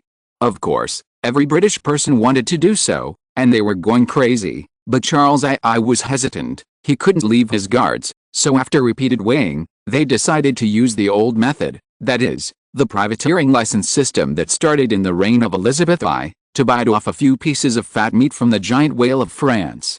The profits from privateering, or open looting, appeased the court, parliament and the people, but this appeasement was based on constant victory, let alone a country's Baoli machinery directly against innocent people. The British would only feel proud and relish it. Of course, if they failed, they would cry bitterly and curse the hateful French or any enemy for being barbaric, cruel and ruthless. With such a premise, Admiral Sandwich must be very cautious. He did not want to get any glorious victory. He was old, his blood had already solidified, and his wealth was very rich. His original expectation was to force the French to give up their prey. After all, it was not him who failed in the plunder, but Cunningham, a new upstart. What disappointed him was that even when he saw the ironclad ships lined up on the horizon, spewing black smoke, the French fleet did not show any fear. Instead of retreating, they advanced and played a dazzling game with a few good cards. In the end, what made Admiral Sandwich make the decision was a bunch of gold and red fireworks, which almost covered the sunlight. One of Cunningham's 4 ironclads exploded. As ironclads, even though Charles I's scholars and craftsmen finally developed a steam engine that could drive ironclads under the dual pressure of a high reward and a gallows, they still couldn't find the ingenuity to move the boiler room and the cabin where the steam engine was located to another place. It was not difficult for the French to find the focus of the attack. The most fearful one was Cunningham. His flagship had also been opened up with a fatal gap. He shouted loudly, asking his crew to drive the ship out of the attack range of the French ships as soon as possible, but if they could, they would have done so long ago. "We are stopped," his first mate said, pointing to a 3-masted ship lying in front of the Charles I. "Then ram it." Cunningham gritted his teeth and said, "We are an ironclad ship with an iron ram. Anyway, the French have done this before." The first mate hesitated for a moment, but still gave in before Cunningham's red eyes. He ran out of the cabin and carried out the captain's order. The copper bell hanging on the mast was rung, and the messenger shouted, "Secure yourself, prepare to ram." Everyone who heard it immediately searched for a stable place around, such as a mast, a guardrail or an anchor, and secured themselves with ropes and belts at hand. The Charles I suddenly rammed the 3-masted ship responsible for intercepting them. As Cunningham said, it rammed the wooden 3-masted ship head-on. The black iron ram directly hit the opponent's waist as the British expected. The three-masted ship actually moved sideways on the sea for nearly 100 feet before slowly stopping. Some sailors fell into the sea, and the cabin was flooded. The cannons on the bow were knocked off the gun platform. The French's embarrassment and panic made the British laugh, but they probably only laughed for a few minutes before they froze. Charles I could not be pulled out. The coal in the boiler was still burning, and the steam was rushing to the cylinder, pushing the piston to one end repeatedly, driving the paddle wheel to rotate, and the paddle wheel was stirring the seawater, making a deafening sound, and piles of foam dissipated and accumulated and dissipated, but the Charles I did not move, or rather, it could only drag the three-masted ship, which was about 80 or 90 feet long, with it, because the ram was stuck in the latter's cabin. After destroying a quarter of the hull and half of the artillery, and taking the lives of nearly 100 people, the Charles I had such a burden that it could not get rid of. In theory, this situation should not have happened. The ramming tactics of ships have continued for hundreds of years. The craftsmen and captains are more skilled in how to build and use rams than how to treat artillery. The ram is located at the bottom of the bow, looking like a spear tip, but there is no rod behind the tip. That is, it suddenly expands into a huge blunt angle. So how did it get stuck? But Cunningham didn't want to know at this time. He asked the workers to increase the kinetic energy. It didn't matter if the steam engine was destroyed. The steam engine could be rebuilt and reinstalled, but his flagship must not fall into the hands of the enemy. It can be, the worker said, but sir, the machine may explode. I don't think fate will be so harsh on us, Cunningham said. As soon as his first mate returned to the deck, he asked Cunningham to leave the Charles I and transfer to another ship. Cunningham shook his head and refused. It seems that I can't return to Britain again. If the goddess of fate is so cruel to me, let me and the Charles I sleep here together. He looked around and touched the pistol on his waist, because the Charles I was now deeply embedded in the enemy's ship. After a brief chaos, the French and the British had already started a boarding battle. The bullets of the muskets whistled in the air. Some crew members drew their daggers and tasted the enemy's blood with cold blades. But what is Admiral Sandwich doing? Cunningham murmured. Prepare the White Queen. Admiral Sandwich said. Everyone knows that the symbol of the Tudor dynasty in Britain is the red and white rose. The red rose represents the Lancaster family, and the white rose represents the York family. Henry VI of Lancaster married Princess Elizabeth of the York family to obtain the legitimacy of the succession to the throne. Therefore, Princess Elizabeth, who later became the Queen, was also called the White Rose Queen. But the White Queen that Admiral Sandwich was talking about was not that White Queen. White phosphorus bombs. The British used white phosphorus bombs. Admiral Victor, the commander of the Brest fleet, frowned, but was not surprised. When they were perfecting the plan in the King's reception hall, Louis XIV mentioned white phosphorus bombs. The first person to use white phosphorus bombs was none other than the Sun King himself. He used it twice, once against the Flemish black wizards who might be suspected of murdering Louis XIV, and once against the Azap infantry of the Ottoman Turks. The former was because the black wizards had strange abilities that ordinary people could not match, and the latter was to break the numerical advantage of the Ottoman Turks. Their king also admitted that the threat and lethality of this ammunition when targeting flesh and blood were unprecedented. If it must be said, it might even reverse an inevitable defeat, but if possible, he hoped to seal this ammunition and never see it in the world. However, it is obvious that this is impossible. Even if Louis XIV is willing to have that compassionate heart, his enemies, Leopold I or Charles II, will not miss such an opportunity. Because the second use of white phosphorus bombs was in the Great Battle, it was no secret that Leopold I was developing white phosphorus bombs, just as he was building his own ironclad fleet, and Charles II. Britain is rich in coal resources, but like iron ore, they found enough phosphate resources in the colonies of Africa. Although France has colonies in Africa, just like America, in the initial colonial craze, France lagged behind other countries, so that it is still very passive today. Louis XIV was not too naive. Whether it was wizards, alliances with pagans or white phosphorus bombs, he could use them to gain an advantage, and others would not be slow to remain passive. For example, in the case of steam engines, although Charles II could not steal Louis XIV's secrets, he could offer a high reward. Smart people were not only in France. Soon, Several engineers developed a machine similar to the steam engine built by Mr. Papin. After all, steam drive can be traced back to the 1st century AD. The technical content of white phosphorus bombs cannot be compared with steam engines. It has a low ignition point and will explode naturally when exposed to air, so there is no need to detonate. The smoke and steam are poisonous. The only thing that needs to be carefully studied is how to ensure that it continues to stick to a certain object. Otherwise, the scattered white phosphorus or the face of a crowd that has never gathered together will not be very effective. Obviously, the British have gone a step further in this regard. The white phosphorus bombs fired by the British fleet from Portsmouth can firmly adhere to masts, sails and decks. Even on smooth hull decks, they can continue to burn on them. The highest temperature that white phosphorus can reach cannot melt black iron, but it can carburize the wood under the iron armor plate. When the outer layer of the wood loses its original toughness, the armor fixed on it will of course fall off. Chapter 483, Double Bay Naval Battle, and the dazzling light of the white phosphorus bombs, the heavy smoke rising from the waves, the scorching temperature, and the toxic gas emitted by the burning white phosphorus did pose a great threat. The fire suppression caused by the Brest fleet and the original Bate fleet suddenly dropped, and the besieged Cunningham fleet could not help but cheer up.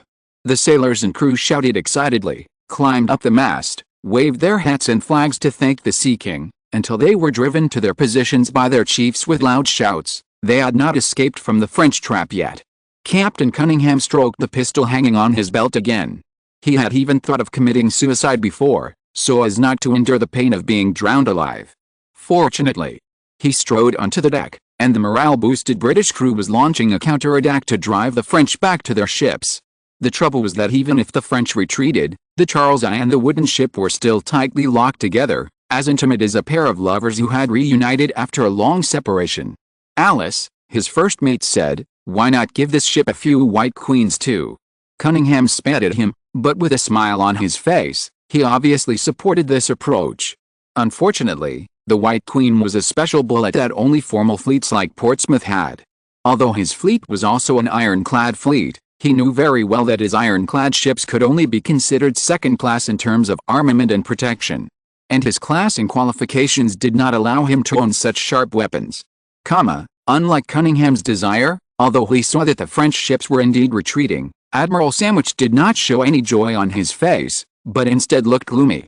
His first mate thought the admiral was unhappy because he saw the French dealing with the white phosphorus, overwhelming water cannons sprayed from the enemy's ships, washing away the white phosphorus covering the deck and hull. There were only two ways to fight the burning white phosphorus. One was to isolate the air, and the other was to lower the temperature.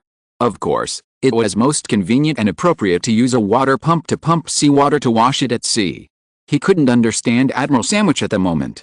When most people were happy about turning defeat into victory, he was watching the French soldiers wailing and jumping into the sea because they were infected with the flames of white phosphorus. He was a veteran who was used to life and death on the battlefield. Of course, he would not pity his enemies, but he had seen prisoners in prisons and secret rooms who were used to test the lethality of white phosphorus. That kind of flame could burn to the bone marrow. Even though he kept telling himself that it was not the British but the French who first used white phosphorus bombs, the first time Louis XIV used white phosphorus bombs was against a world unknown to mortals, and again against the pagans of the Ottoman Turks. The soldiers in the French fleet were all Catholics and Protestants. Although Britain had established a state religion, Catholics still had a place. These Anglos could regard people of different beliefs as livestock and plants, but when they saw those who they thought were qualified to be called human beings, they would have a lot of weird compassion. This cruel behavior might be used as a handle by his or his son's political enemies in the future to attack them, even if it was for Britain. And those ignorant people, driven by those with ulterior motives, would turn into a torrent of riots and completely engulf their enemies, just like Charles I and Cromwell, the protector of the country. Moreover, their current king Charles I was moody. In the morning, he was still a favorite who was qualified to serve him when he got up, but in the evening, he was a distinguished guest on the scaffold of the Tower of London. Because the Duke of York was originally in the Navy, Charles I valued the Navy and was wary of it. Admiral Sandwich did not feel that he could be treated differently by the king. "The French have escaped," one person shouted. Then another person shouted. More and more people saw that the previously arrogant French fleet was indeed slowly retreating in the fog caused by white phosphorus. However, What made the British furious after being rejoicing was that when they retreated, they still tried to drag the 4 ironclad ships of Cunningham's fleet away together, especially the Charles I. The Charles I was connected to the 3-masted ship and could not be separated. The 3-masted ship was actually connected to another ironclad ship with an iron chain and tried to drag it away together. Although Cunningham immediately ordered the remaining anchors to be dropped, this action was completely futile in the middle of the strait. The depth of the anchor position could not exceed 1/3 of the anchor chain, because the anchor needed to be inserted obliquely into the seabed to be effective. But the previous battle had shown that at least Cunningham's British crew could not fight against a French crew. It was not that they were not brave enough, but that the French not only had an advantage in numbers, but also in firepower, and the French ships used artillery and small cannons to threaten them. They did not have enough shells, and the range of the small cannons was not as far as the French. In addition, even if all their boilers were burning to the point of exploding, they were still inevitably pulled away by the French, who raised their sails and used the dual power of steam and sails. The French did this, and the British, who thought they had the upper hand, were of course furious. Even Admiral Sandwich, who did not want to cause any more trouble, could not watch the French plunder the ships, otherwise he would have to go to the guillotine. He estimated the strength of his fleet again. He carefully let them carry sufficient firepower. In addition to the 8 ironclad ships in the fleet, other ships had also rushed to the battlefield. They were almost 3 times as many as the French. So should they retaliate tooth for tooth and blood for blood? And, if they could sink or capture the French ships in turn, it would be a great achievement enough for him to submit his resignation. No, Admiral Sandwich shook his head. Just drive away those French ships, he said, which surprised and disappointed his first mate. But he looked at Admiral Sandwich's white hair and understood his thoughts, but he couldn't help but feel a strong unwillingness in his heart. This unwillingness continued to spread in the British fleet. There were even captains who ignored the admiral's orders, or it could be said that he blurred his orders and turned active defense into active offense.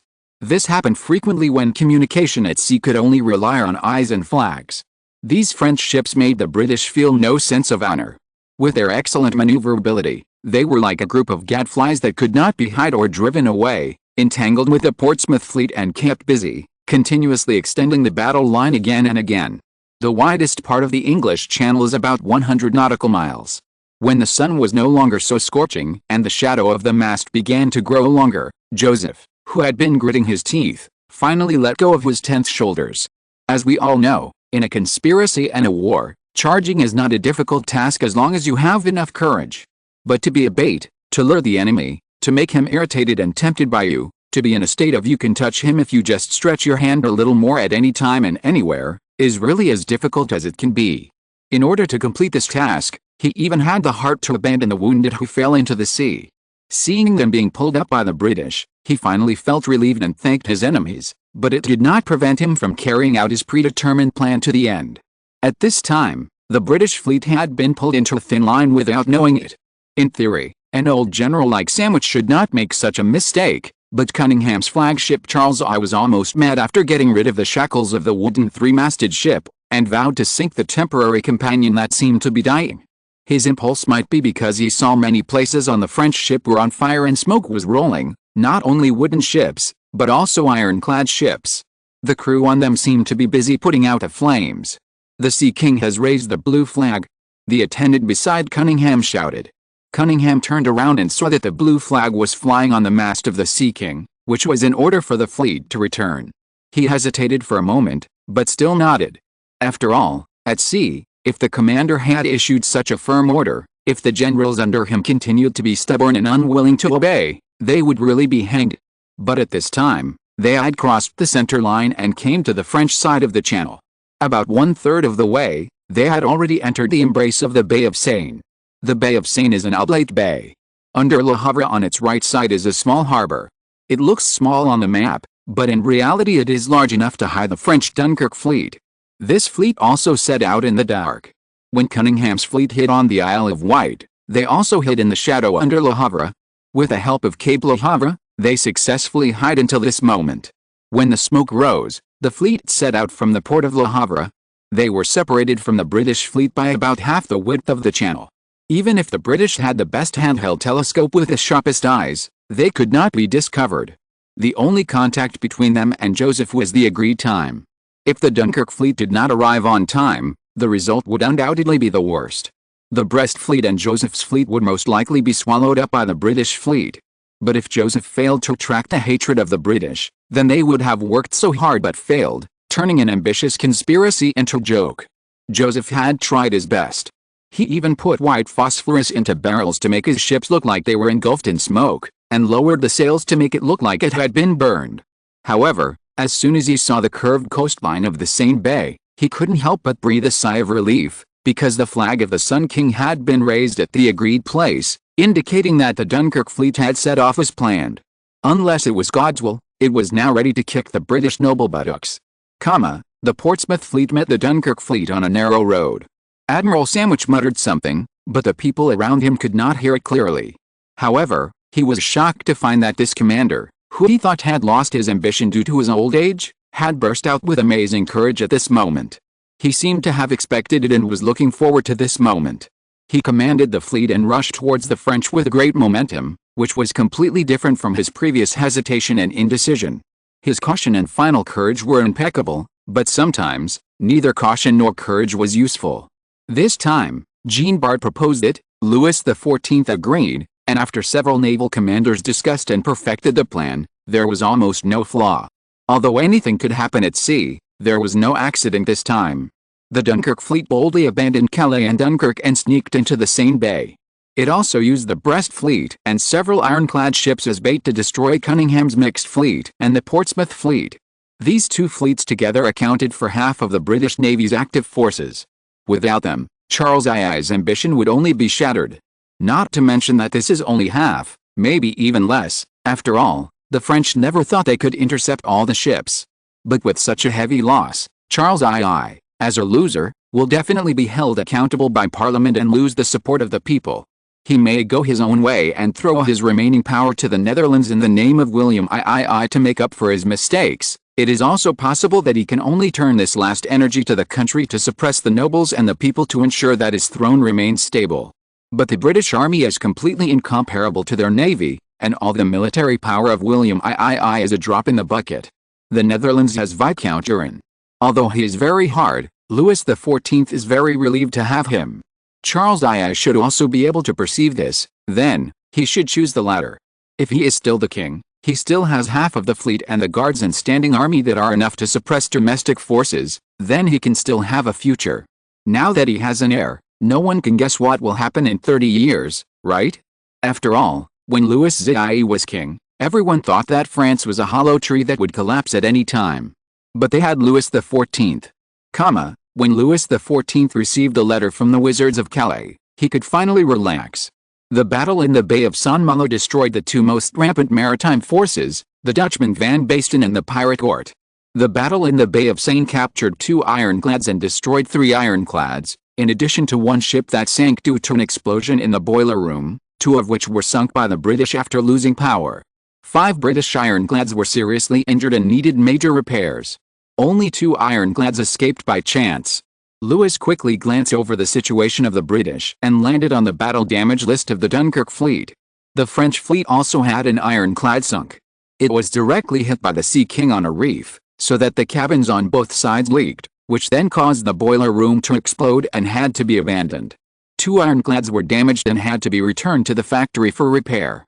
In addition, it was comforting that this battle did not cause too many deaths. The death toll was within 1,000, but those who were injured by white phosphorus might suffer lifelong disabilities. I really released a man-eating beast. Louis folded up the letter and said, "Because the author has something to say, so I put it here. Less than 1,000 words will not be counted in the subscription fee. Please read with confidence. Regarding the issue of solid shells and charged shells, I will explain it here. According to the information I have seen, solid shells are actually used even in 2020. After all, under strong kinetic energy, heavy concrete can still burst out amazing lethality. But at the end of the 17th century, even if the artillery was advanced, it could not be compared with the current cannons. The solid shells they fired may still have an effect on the walls and fortresses built of mud and stones, but they are almost useless for the later cement, reinforced steel, fortresses. So from that time on, people have been rebuilding fortresses while studying more lethal weapons. But at sea, the life of solid shells is still longer. Until the ships are built bigger and bigger, and the thickness of the hull and deck plates is getting thicker and thicker, the damage caused by solid shells is not satisfactory. In real history, the improvement of cannonballs was faster than that of ships. In other words, it was only after the emergence of powerful powder-charged shells that wooden ships became vulnerable, and the demand for ironclad ships arose. However, here, it was the other way around. The emergence of ironclad ships created people's demand for powerful powder-charged shells. As for the power of powder-charged shells, under the premise of the same firing conditions, they must be more powerful than solid shells. To put it simply, if you use a slingshot to shoot a linked firecracker and a small stone, which one will cause more damage? It must be the former. So why didn't people use powder-charged shells at the beginning? This kind of shell has existed since the 14th century, but people couldn't handle its fuse problem. People who have watched pirate movies or combat movies of that period can sometimes see that the crew, soldiers, will hold torches to light a small braid pulled out of the round shell, the fuse, and then stuff the hissing shell into the barrel and fire. I also said in the article that the problem with this kind of shell is that it is sometimes slow and sometimes fast. The slow ones are extinguished by people, and the fast ones kill their own people.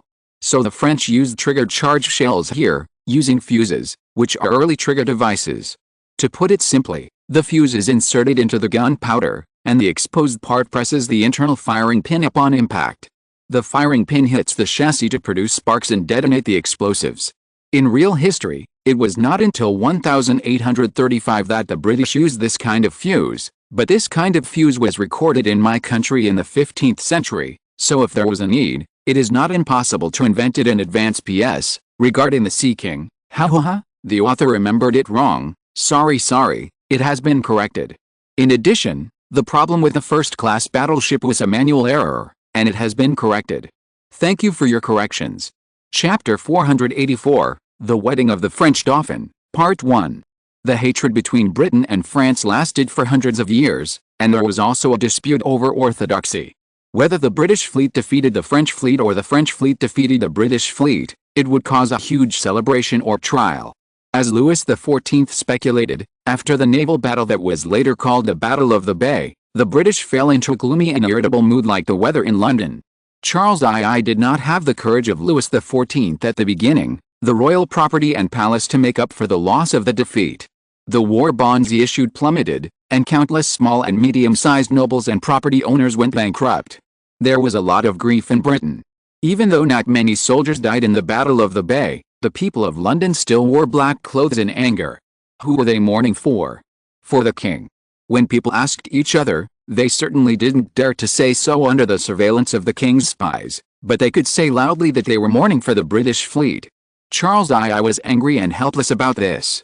Fortunately, he had always kept the military power firmly in his hands, especially the guards. He referred to this army as the French King's Guard. Not only did he live around them, but he also gave them the best equipment, the best treatment, and the highest honors. They were loyal to him, without a doubt. But to be honest, the British people's dissatisfaction was understandable. Although Great Britain was far away from Europe, it was still the descendant of the barbarians. The king of the barbarians was almost equivalent to the leader of the tribe. Any leader who could not bring victory to the tribe was a waste. In addition to this, there was another thing inherited from the three barbarians who destroyed ancient Rome, which was shameless but was regarded as common by the kings of Europe, probably the inconsistency of the covenant and the change of the wind. Ladies and gentlemen, when we look back at history, please do not just believe what is written in books and on the tongue, but also look at what these people really did. For example, the Crusades were more for the purpose of looting cities that were extremely rich because of commerce and handicrafts. There was no distinction between pagan and Catholic cities. In the nearly 1,000 years of holy wars, Catholics and pagans were robbed and extorted by knights holding crosses and portraits of saints. In the last so-called juvenile crusade, the priests even used the excuse that only pure children could conquer the holy city of Jerusalem, and recruited and deceived a large number of children to board the ships, saying that they wanted them to sacrifice themselves for God, but in fact they were sacrificing themselves for the priests' money bags. These children were sold to pagans as slaves and eunuchs. There were knights with noble character as in the knight novels, but they were very rare, so rare that they were worthy of being remembered by a king or a pope. Of course, Such noble character might not be shown when alone or when facing pagans. The knights were elegant, humble, honest and trustworthy to noble ladies, priests and lords, but they might not be kind to humble civilians. Maybe they were not bad people, but in their education, people of low status must have bad character. This is a principle recognized by everyone, even the civilians themselves think so. They use the swords in their hands to be judges and executioners, and their judgments are bound to favor those who are high above, even though they know that the latter may not be as glamorous as they seem. As for the kings above the lords, there is even less hope for their morality. As an ancient Roman scholar complained in his article, when a tyrant is still alive, no matter how cruel, stupid or incompetent he is, every order he issues will be obeyed until someone who can't stand it finally turns him into a dead man. When he dies, anyone can run up and step on them. This situation has continued to this day. Ministers and nobles will only confront the king when they touch their interests, but if the king or emperor just ravages the civilians, they will laugh it off like a doting parent, and will not even interfere or even condone it. With such ministers, relatives and attendants, a king is bound to be more likely to become a terrible monster like Machiavelli's The Prince than the legendary Holy King. Everything they do is for themselves, even if it is for the country and the people, it must be his country and the people, and the same is true for their morality, character and feelings. Therefore, there is another big difference between this era and later generations, that is, in all alliances, allies may change their positions at any time. To give a simple example, in the World War most recent to us, members of the Central Powers and the Entente could change their identities at will. In the War of the Spanish Succession, a war that has involved the whole of Europe, except for countries like Austria and France that are destined to be unshakable, even Spain, Portugal, or Britain can determine where they should stand depending on the situation. Just like the King of Prussia shamelessly asked, semi-coerced, Louis XIV and Leopold I to stand in a neutral position. Although he nominally obeyed the orders of Leopold I, he might turn against other electors of the Holy Roman Empire at any time, as long as France remained strong, and Louis XIV's other relative-in-law, King Pedro II of Portugal, had always been a heartless man, otherwise he would not have been so determined to take away his brother's kingdom and wife, and was so indifferent to his eldest daughter. You know, the birth of this child might be a sin, but he and his mistress had to bear most of it. After all, a baby cannot decide whether he should be born or not. Such a person, although he stood on the side of France in this battle, because if he stood on the side of Habsburg, he would not get any benefits. Moreover, if Leopold I's son inherited the Spanish throne, Habsburg would definitely try to take Portugal, which had just become independent, back into his pocket. As can be seen from the map, Portugal is located on the left side of Spain, occupying nearly a quarter of the original Spanish territory and nearly half of the coastline. But Pedro II was like a penny-pinching businessman, constantly weighing the price Portugal had to pay for this covenant. He did not like his eldest daughter Isabella because her birth was doubtful. She was indeed born to him and his brother's wife. Henry VIII once said in a petition to the Pope that the Bible said that people who married their brother's wife could not have sons. Pedro II and the daughter of Savoy had no sons after several years of marriage, so he was a little worried. He was unwilling to recognize Isabella before, and it was hard to say whether he had the intention of imitating Henry VIII and applying to the Pope for the annulment of the marriage after squeezing the available value of his sister-in-law and wife. Louis XIV's choice broke his ambitions. It is hard to say whether he secretly complained about the willfulness of the French king. In addition to these, in the marriage negotiations between the French crown prince and the Portuguese princess, in addition to the agreed content, according to the requirements of the French ministers, Princess Isabella should have a considerable dowry, because according to the inheritance law, if Pedro II wants the princess to give up the right to inherit the Portuguese throne, he should give a corresponding ransom. Pedro II certainly could not repeat the mistakes of Philip IV. If the King of Spain had given Princess Teresa a dowry of 500,000 livres, there would be no current situation. But this dowry is like cutting a piece of meat from him. He must make this investment worthwhile. He may be more concerned about the battle between Britain and France at sea than Leopold I. Portugal is located in the lower left of the Atlantic Ocean. The trade routes of Portuguese merchants also overlap with those of Britain and France. They also fought with the British and competed for the colony of India. The Portuguese lost. The result of the Battle of the Two Bays undoubtedly made Pedro II finally make up his mind. Compared with the signature and seal on the covenant document, the dowry equal to Queen Teresa's original dowry, that is, 500,000 livres of silver and gold was really nothing in Portugal before 1580.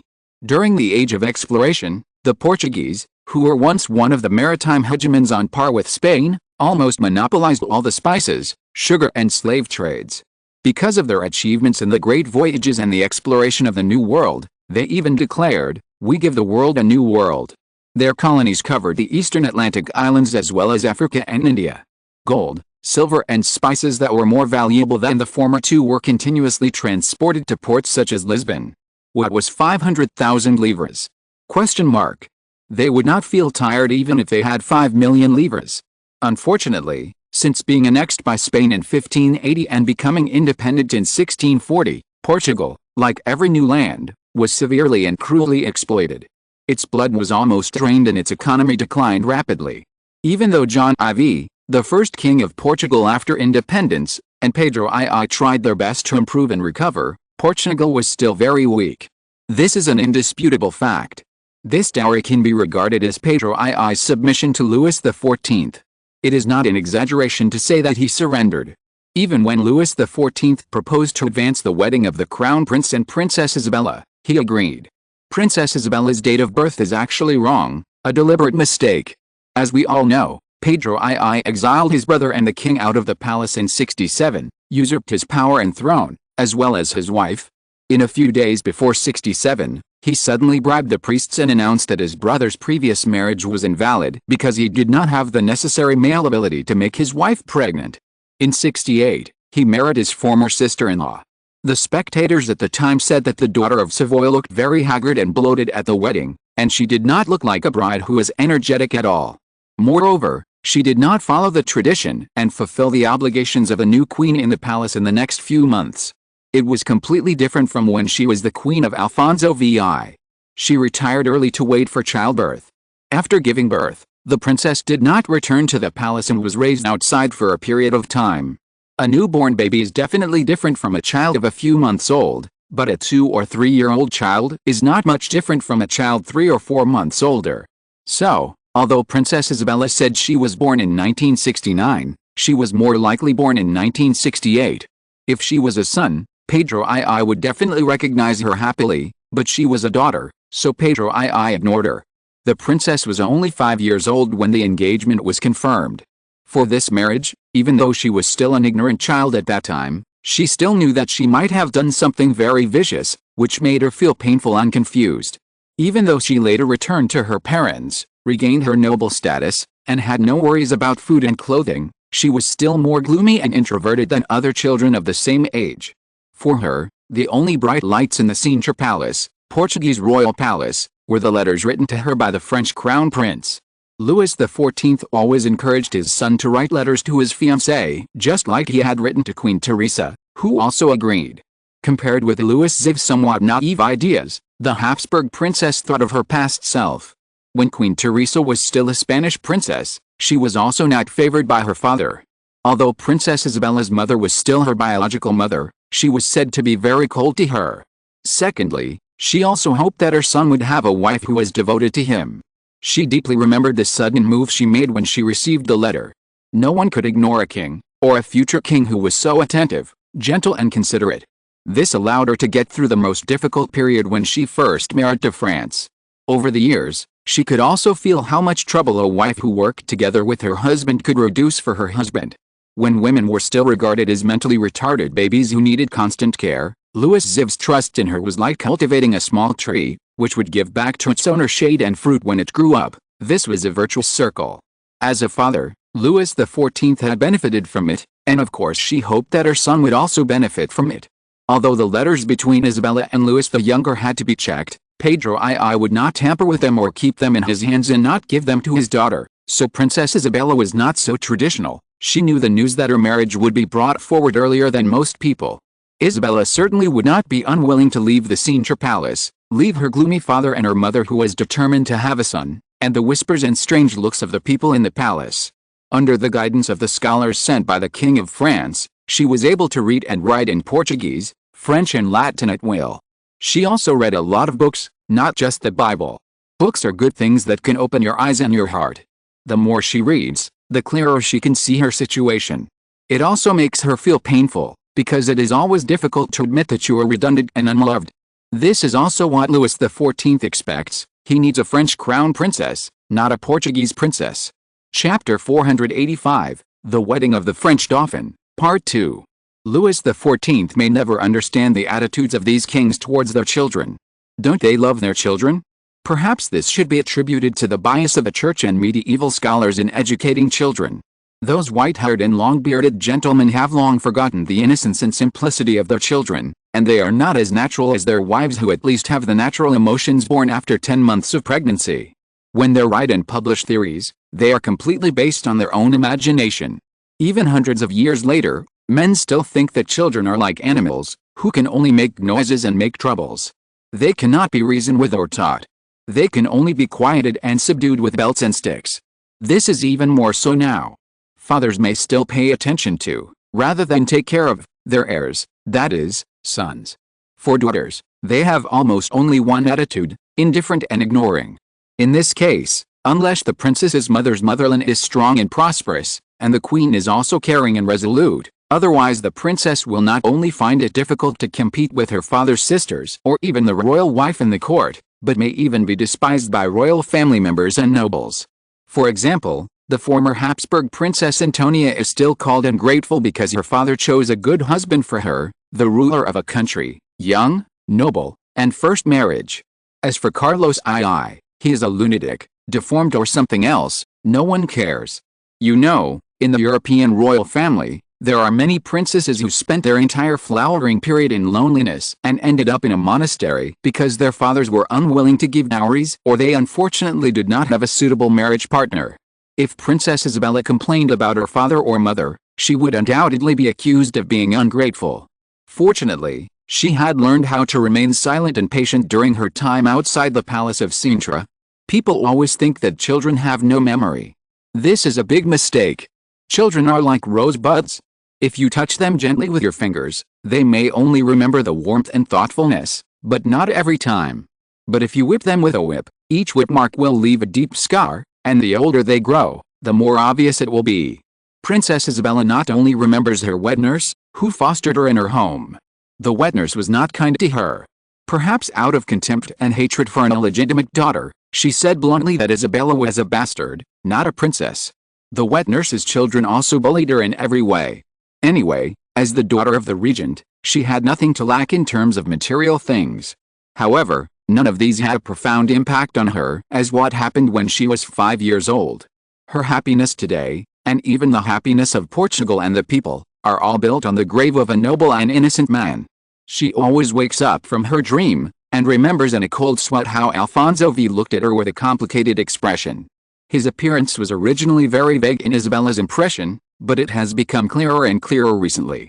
Isabella doesn't think it's because she later saw the portrait of the former king in the Sintra Palace, because Alfonso VI was unable to walk when he was 3 years old, and because of this disability, he had mental problems, so this portrait was painted by the painter with reference to the young Prince Pedro. Perhaps from that day on, Prince Pedro was preparing to enter the Sintra Palace. People said that Alfonso VI was a man punished by God or cursed by the devil like Carlos II. But Princess Isabella didn't think so. She recalled again and again the hand that Alfonso VI placed on her head. The hand was cold and swollen because of poor blood circulation, but it was wiped very clean by the people who served him. Because the owner of the palm did not have much strength, the palm was slapped down, but the weight was the best blessing Isabella could get.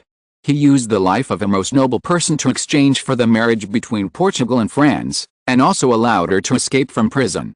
Her wet nurse had long said that she would be sent to the most remote monastery to end her life in chanting and asceticism. Princess Isabella wanted to tell the French Crown Prince Louis about this in her letters many times, but she also knew that their letters had to be reviewed. Sometimes she could even see the letter paper curled or yellowed, which was caused by Pedro II's spies wiping the letter paper with medicine to see if there was any secret code inside. Louis said in this letter that their wedding would most likely be brought forward. Louis XIV had obtained the Pope's pardon, because in the next few years, Louis XIV might have to go to war at any time and would not be in Paris or Versailles, so he could not preside over their wedding. Although it was not impossible for the crown prince to hold a wedding without the king, this behavior might be interpreted as the king being dissatisfied with his son's new bride. For a foreign crown princess, such rumors would make it difficult for her to move forward in Versailles. So, although Princess Isabella has not yet reached the specified marriageable age, the wedding must be held around the Feast of the Assumption of the Virgin Mary this year, followed by several months of triumphs and celebrations. Little Louis said this, and he also apologized to the princess, because these ceremonies combined their wedding with the joy and honor brought by the latest victory in the Anglo-French naval war. Louis XIV also wanted to use this opportunity to relax the tense nerves of the French people a little. He still did not intend to levy extra war taxes on the people this time, but to use royal income, war bonds, spoils of war, and compensation to cope with this huge expenditure. In this case, his people should continue their usual peaceful life, farming, working, studying for him, and spending every day in an ordinary and happy way. This description was new to Princess Isabella. She was not liked by Pedro II, and the princess could not interfere in government affairs, neither could the queen. The royal wife might stay by the king's side for a long time and make some slanderous remarks or get information. But she could read, and she could read history books and newspapers. She knew that whenever a war started, the king had the right to collect war taxes from the people, and it was not once or twice, but it was possible to collect several times in a row depending on the progress of the war. And the amount of this tax was set by the king. So after each war, famine and plague would break out, bringing endless death, just like the four destroying angels described in the Bible. War, famine, plague and death always come together. War is a huge blood-sucking monster that can suck a rich country to its bones and flesh. She was not sure whether what Prince Louis wrote was true. She tried to ask the maids around her, but they either knew nothing or sternly stopped her from continuing to care about these issues. This was the privilege of men. As a princess and future queen, her questions were very inappropriate. After Versailles surpassed the Palace of Cintre to become the most fashionable and strict place in Europe, if she did not speak and act carefully, she might suffer more terrible consequences than death. Is that right? Princess Isabella did not think so. She did not naively think that there would be any romantic love at first sight between her and the crown prince whom she had never met, but she could see from the letters they exchanged that the crown prince was at least a kind and tolerant person, and the people in Versailles and Paris were not as harsh and picky as they told her.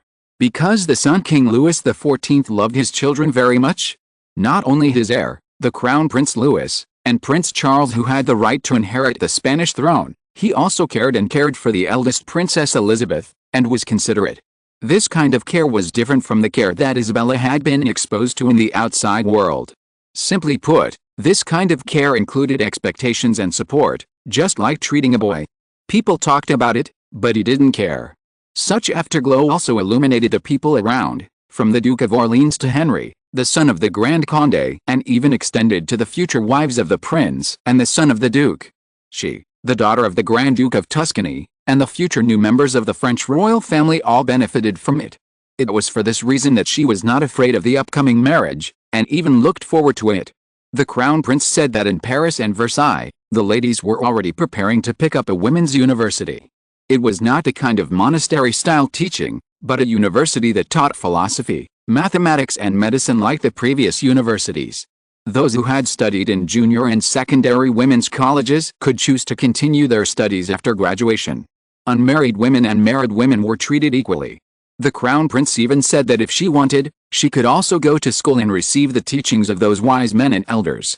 In the future, she could become a mentor to the ladies, educate their children, or be a scholar. God! It was really terrible. Princess Isabella couldn't believe it. How could such a thing happen? Exclamation mark. After she finished reading the letter, she finally understood why her father had summoned her to the study and personally handed her the letter. Pedro II was not a kind and good man, but he was clear-headed. A truly intelligent person would not follow the crowd like ordinary people. They knew that women might be slightly inferior to men in physical strength, but they were no different in intelligence, and sometimes they were even slightly better. However, they just pretended not to know or talked nonsense for various reasons. He was of course happy and threatened that Louis XIV of France was willing to be lenient to his daughter. Princess Isabella would inevitably prefer France rather than Portugal in the future, but he was unwilling to condescend to imitate the French and apologize to his daughter and make compensation. Yes, both as a king and as a father. The kings of Europe learned a lot from Louis XIV, such as standing army, flintlock, artillery, armor, and even potatoes, coffee and corn. However, there were a few things they resolutely refused or could not do. They could not be like the Sun King, who would rather open the king's private treasury and mortgage the palace than collect extra taxes from the people. They could not be tolerant of the people in the new land and colonies. By the way, they could not even recognize that those who were black, brown and yellow and did not believe in God were people like them. They could not allow the existence of pagans, or not oppress and monitor them. They could not open the wisdom of the people, because once everyone had the ability to read and think, the things they relied on in the past would collapse silently. They did not understand why Louis XIV did this. He was once a person who was willing to support the Duke of Cornwall to return to Britain and regain the throne. He said that he would never support thugs who opposed the monarch. Why did he plant such a hidden danger? As for Louis XIV's kindness to women, it was a small problem. Many people, not just the kings, just felt it was strange. Boys could grow up, but women were children for their whole lives, requiring guardianship and management for their whole lives. It was absurd to ask them to do men's work. But Pedro II could also see that Paris and Versailles, and even the whole of France, might be a paradise for women in the future. Women were just as greedy for power, especially the privileges that once belonged to men. He showed the letter to his wife, the daughter of Savoy, the Queen of Portugal, and to his royal wife or several noble ladies. They were either doubtful, or cursed, or laughed, or thought it was impossible. The only difference was the sudden burst of light in their eyes. At that moment, it was so dazzling that it was terrifying. Pedro II finally decided not to consider these things. Soon Isabella would be the Dauphin of France instead of the Princess of Portugal. He put the chips in his hand on the side of Louis XIV, because of the rich results achieved by the French fleet in the Battle of the Two Bays, and because the people in Catalonia not only expelled the Spaniards on the ground, but also offered their loyalty to Carlos III of France. The Duke of Orleans, who came to Rosselló and Barcelona at some point, accepted the city keys and maps they presented as an agent, and the Duke of Luxembourg would serve Carlos II to be crowned at the Cathedral of St. Francis in Madrid. It is worth mentioning that all the Spanish kings were crowned in Toledo Cathedral, because although the political center of Spain moved from Toledo to Madrid, the religious center did not move and was still in Toledo. Now Toledo and Madrid are like two small courts, and Toledo firmly refused to recognize Carlos III of France, so Carlos III could only be crowned in Madrid. The Church of San Francisco in Madrid was originally a monastery, but since Louis XIV decided so, it will replace the Cathedral of Toledo in the future. Just like the Archbishop of Toledo. If you're listening to this novel on a channel other than Fanfic World, it means they downloaded and uploaded it without effort. We cordially invite you to visit our channel, Mundo Fanfic Novelis. There you'll find the original version of this story and you can explore many other novels of various genres. We're waiting for you to immerse yourself in a world of incredible novels. Chapter 486, The Wedding of the French Dauphin, Part 2. Compared with the calculations and considerations of King Pedro II of Portugal, not to mention Louis XIV of Versailles, even the Parisians who always held their heads high did not take it to heart. Unlike Louis XIV's wedding, this marriage was completely icing on the cake for France. When people mentioned this marriage, they would only say that the Portuguese princess was really a lucky lady. Those who were nobler than her had not yet been born, those who were richer than her were old, and her father was cruel enough. Now everyone knew that he was a wicked man who killed his brother and usurped the throne, but only in this way could Isabella be qualified to be among the candidates for the French crown princess. Some people also criticized Princess Isabella's origin, but with the voice of the Palace of Versailles, this problem was not a problem. Anyway, after the crown prince became His Majesty the King, he could still have a royal wife.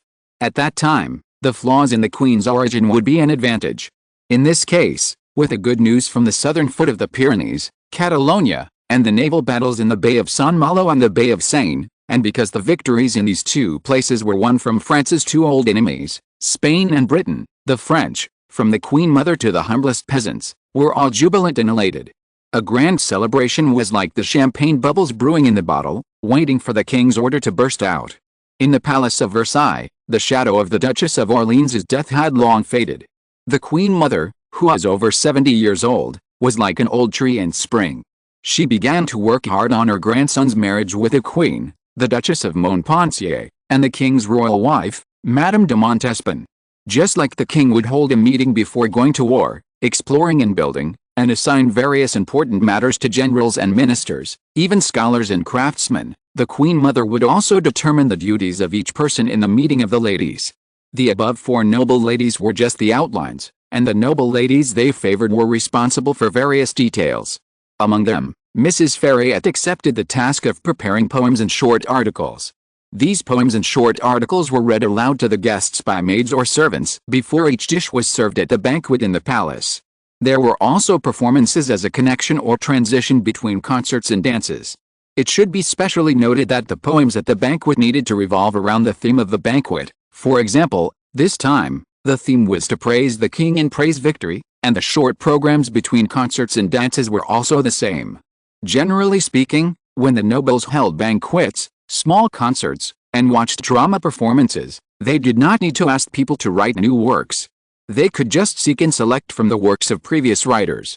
But for the upcoming bride of the crown prince, the farewell of the king before another personal expedition, and the French people's desire for a grand celebration ceremony, the whole process, every detail, cannot be perfunctory. Madame Lafayette has completed 2 novels, Princesse de Montpensier and Shade, and is working on a new novel, Princesse de Clèves. The ladies in the court are of course her first readers. For the Duchess of Montpensier, this lady's works are no less than Racine, Corneille or Molière. Even the most jealous Madame de Montespan has to admit that Madame Lafayette's talent is almost as unparalleled as her own beauty. In addition to the 2 novels, Mrs. Lafayette also published many reviews, short articles or poems in newspapers and magazines. After being invited by the king to become a teacher at the Women's College, she also led many students to turn their words into ink and gold. Louis, if she was just a woman of low class, she might be criticized by some people, because before them, women might be able to write, but they could not do this as a job. What makes modern people laugh is that it is a rather rebellious thing for women of good family in this era to live by their own hands and brains, because for those stubborn people, the only women who need to work are female workers, maids and famous girls. Please note that these 3 are the same in terms of morality for most people. Female workers will always pick up their skirts for supervisors, and maids must always endure the harassment of male masters, whether they are willing or not. But Madame Lafayette was more than just Madame Lafayette. She was beautiful, noble, and talented. More importantly, she was supported by the Queen Mother, Queen Teresa, the Duchess of Montpensier, and other ladies at the top of the Versailles pyramid. Behind these ladies was Louis XIV.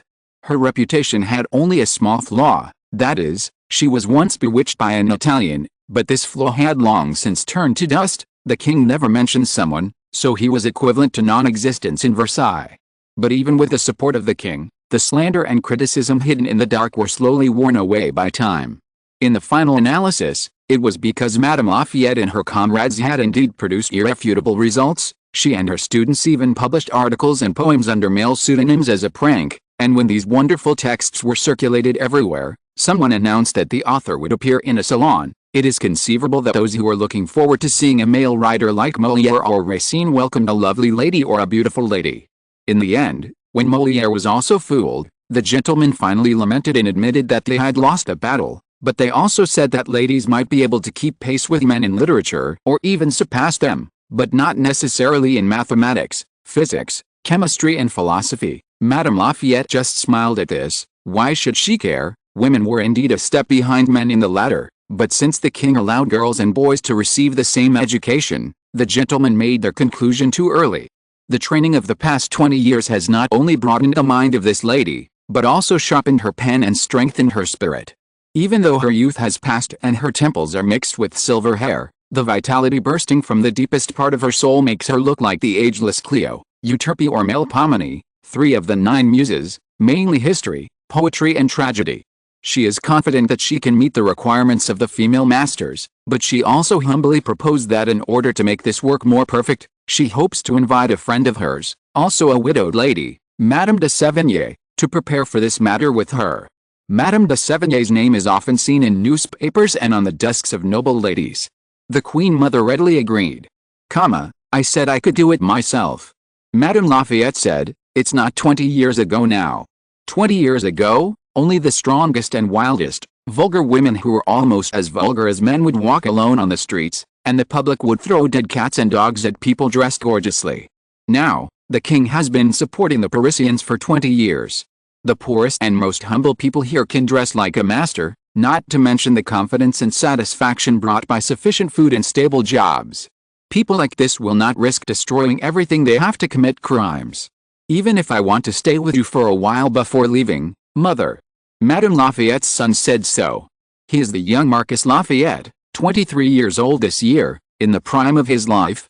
After graduating from the military academy, Madame Lafayette found him a position in the Guards. The young man who inherited his father's bravery and his mother's intelligence was promoted quickly in the army. This time the king personally led the expedition, and his name was also in the team accompanying him. Indeed, Madame Lafayette could only follow him.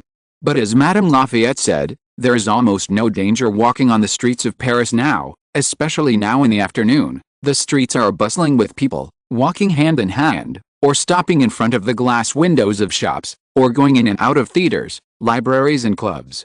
The police in dark blue and black uniforms were either on horseback or on foot, like reefs hidden in the colorful waves, making people feel at ease when they saw them. Of course, this was only for those who abided by the law.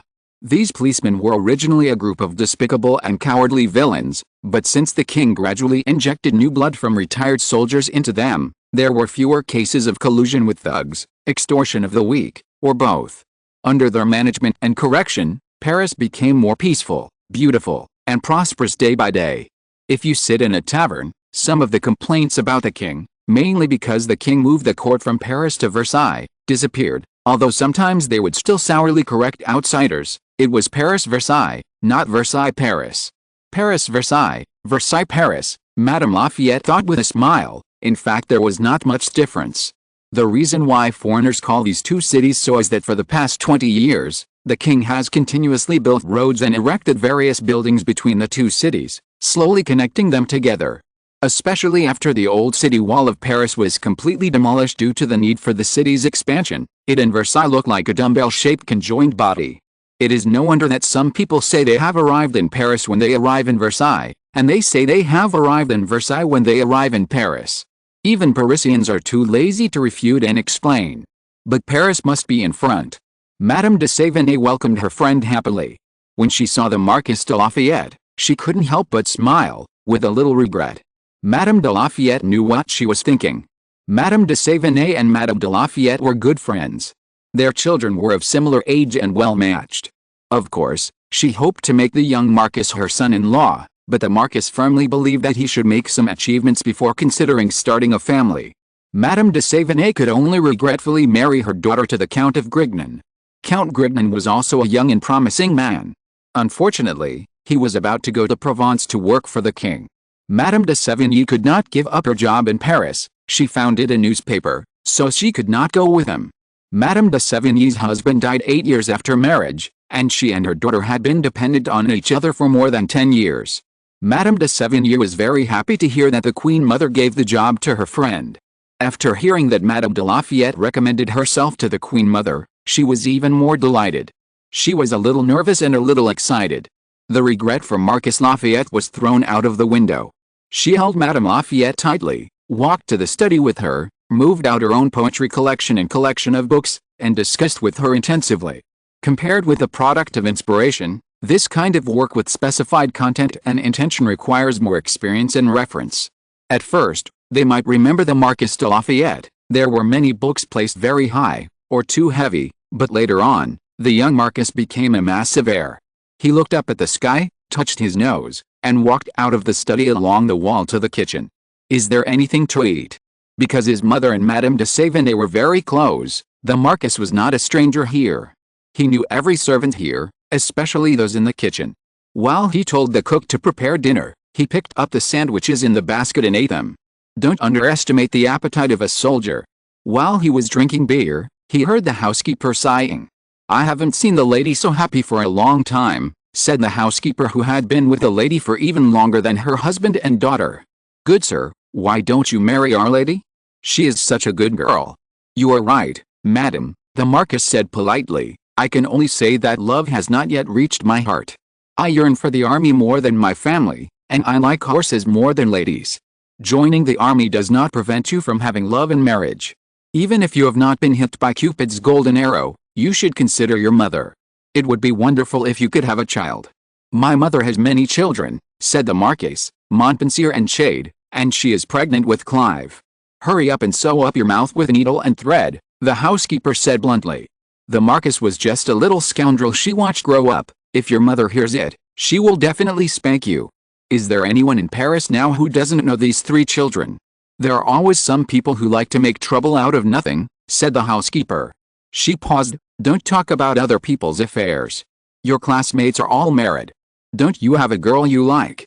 "I don't think so," the Marquis said, but he didn't say that he had rejected Mrs. Severe's advances precisely because her daughter was the type of woman most people admired, shy, pious, and conventional, and she was nothing like the type of woman he desired.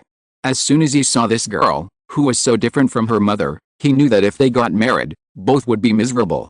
Chapter 487, The Stubbornness of the French Dauphin, Part 1. Another reason why the Marquis did not speak out was that not only were there too few men who could understand him, but also the same was true for women. Among the court ladies, there were many who admired and yearned for Madame Lafayette, and there were also those who hated her, but the majority were women who felt they could not understand, or could understand but did not agree, or even agreed but could not muster up the courage to move forward. They used various reasons to convince themselves, such as what the men said: women are less rational than men, men have advantages in physical strength and social status, the world is not friendly to women, women should be more cautious, men are stronger and should take more responsibilities, serving husbands, children and families is also an important job. In short, they found various reasons for themselves and indulged in the honey of the past. Yes, because he had Madame Lafayette as his mother and her friends around him, the Marquis saw and felt how hard they worked before he joined the army. Not only do they have to prove that they can at least keep pace with men of the same class, but they also have to set an example for women and lead by example. If they get married and have children, they have to assume the responsibility of being a wife and mother, unless they can be so cold-blooded as to ignore their husbands and children, but this will be criticized. Although if this is done by a man, people will only praise him for his selflessness. In fact, there are almost no ladies who ignore the care for their husbands and the education of their children. It is ridiculous that these ladies are regarded as out of line, but compared to those women who are more willing to spend time in dancing, gambling, and having affairs, they love their families more, and the eyes around them can never blame them for their personal virtues. The Marquis grew up under the guidance of Madame Lafayette, the daughter of Madame de Sévigné. In the eyes of outsiders, she is a well-educated, intelligent and lovely girl. At first, the Marquis did not understand why Madame de Sévigné, a woman who was bold enough to open a publishing house and a newspaper with the support of the king, had such a well-behaved daughter, but he soon figured it out. Madame de Sévigné loved her daughter too much and could not bear to let her suffer. As a noble lady, as long as she could read, write letters, be good at dancing and singing, know how to appreciate music and poetry, and have a unique and admirable talent in aesthetics, why bother to take the thorny road? Marrying a husband of equal status, having children, not having to worry about livelihood, not having to pursue the meaning of one's own existence, and spending a peaceful and leisurely life, is the path that most women would choose. Just like those students in women's colleges, many of them were engaged while they were still studying, and the study was just to add chips to their marriage scale. The Marquis was even indignant because of this, when his mother was sad for one of her students, a girl who had an outstanding talent in poetry, but gave up her studies and talents because she married early, and died of dystocia in just 3 years. But Madame Lafayette said that even the king could not shoulder the fate of everyone. When a person made her own choice, it meant that she would bear the fate brought by this choice. If this choice is wrong, the Marquis remembered asking, should we indulge her? How do you know that this choice is wrong for her? Madame Lafayette said, don't blame people who are on different paths from you, and don't think that the path you choose is noble and bright. You should look at thorns as you look at roses, because thorns are like roses to some people, and roses are like thorns to others. In this way, what you defend is true equality and freedom. Selfish freedom is not freedom, and unfair equality is not equality. The Marquis murmured, so he did not try to correct the housekeeper's ideas. This was her idea, not his. If he rudely interfered with her cognition and ideas, it would be equivalent to insulting both of them. Would you like to eat pork leg stewed with onions? The housekeeper did not hear what the Marquis said, but she asked loudly while selecting the fresh dishes that were delivered today. Eat. The Marquis replied happily. This dish was a country dish from Provence. After Madame de Sévigné's daughter followed her husband to Provence, She described this seemingly unrefined but extremely delicious dish to her mother in a letter and copied this recipe. For her, such a life is also happy. With this mood, he ate a big pot of delicious food. Unfortunately, the Marquis's good mood was broken as soon as he returned to the Palace of Versailles. The number of rooms in the Palace of Versailles was astonishing, but the number of people who came to visit the king and the king's favorites was even more abundant. Madame Lafayette was once a victim of someone like the Duke of Orleans, so the king specially granted her a room.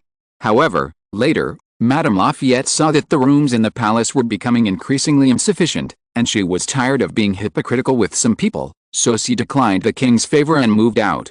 Anyway, countless mansions like other palaces have been built around the Palace of Versailles, which also have a convenient water and sewage facilities, gardens and stables, and roads extending in all directions. There is no inconvenience, and it is more suitable for Madame Lafayette to leave at any time to visit friends in Paris. Some friends can also stay in Versailles. But because of her latest job, the Duchess of Montpensier generously gave her a room in the suite to stay in.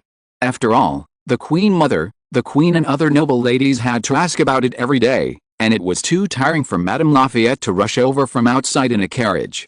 The Marquis sent his mother back to the suite, and the Duchess of Montpensier was considerate and gave the room farthest from her to Madame Lafayette. It was not that she was deliberately neglecting her, but as one of the king's closest people, the Duchess's suite was always full of people who wanted to see her. Even if they didn't dare to make a fuss, it was annoying to deal with them one by one. As soon as the Duchess came back, the maid of the Duchess rushed over and tactfully asked Madame Lafayette if she was willing to stay with the Duchess for a while. The relationship between Madame Lafayette and the Duchess was not just between the sponsor. Madame Lafayette's first book was written for the Duchess, and the employed. She looked at the maid's expression and guessed that the Duchess must have encountered some difficulties, so she needed her help so urgently. She gave her son a few instructions and left. The Marquis wanted to leave immediately. Unlike those who did not want to leave after entering Versailles, he would rather change his clothes and drink with strangers who did not know each other in the taverns on the streets, rather than flatter and be flattered endlessly. As a result, he was caught by the Crown Prince. Little Louis's face was extremely serious, which surprised the Marquis. Even the merchants in Istanbul knew that the Crown Prince of France was different from his father. He was a kind and reserved man. He made such a gesture. It was almost the first time for the Marquis to see it. "I had a quarrel with my grandmother," little Louis said, then paused and corrected, "I had a quarrel with everyone except my father." Mainly because no one dared to disturb Louis XIV, whose majesty was growing day by day. "What are you arguing about?" the Marquis asked curiously. If the Crown Prince had an argument with the ministers or generals, no, this possibility was very small. After all, Louis XIV was still on the throne. No one would get too close to the Crown Prince, let alone those important things that needed to be argued. They would certainly cater to the Crown Prince without limit on unimportant matters, unless Louis XIV held an objection. Little Louis sighed, "I want to cancel the changing ceremony." The changing ceremony, in fact, is just a term created for the convenience of calling, because this ceremony will neither be written in the marriage contract, nor will it be made public, for most people, and people in the court never mention it. This can almost be regarded as a show of power and humiliation. The current Queen Mother and Queen have all experienced this, and even Louis XIV's daughter Elizabeth was not immune. Although this ceremony was almost a symbolic process for Elizabeth, the princess who went to Prussia to get married also completed the ceremony by changing into Prussian clothes surrounded by maids in her room because Prussia and France did not have a closely connected border, but this ceremony does exist. In the process table for welcoming the bride presented to the Crown Prince Louis, there is such an item, according to tradition and the agreed treaty, after the Portuguese Princess Isabella crossed the Atlantic Ocean and arrived in Nantes by boat, a ship that belonged neither to the Portuguese nor to the French would be anchored in the French port. On this ship, Princess Isabella would take off all the clothes and accessories belonging to Portugal under the watchful eyes of witnesses from both sides, that is, the Portuguese and the French, without leaving even a fiber, and then change into French clothes and shoes, and then she would truly become the Dauphin of France. Although the Marquis was a man, his mother, Madame Lafayette, was a court lady who had been with the Queen and the Duchess for a long time. Therefore, she was very familiar with the content of the ceremony, which also saved the Dauphin from the embarrassment of having to describe the issue in detail. Then he heard the Dauphin say that he intended to cancel this step in the process. The Marquis was immediately in trouble. People of this era were extremely meticulous and concerned about such details.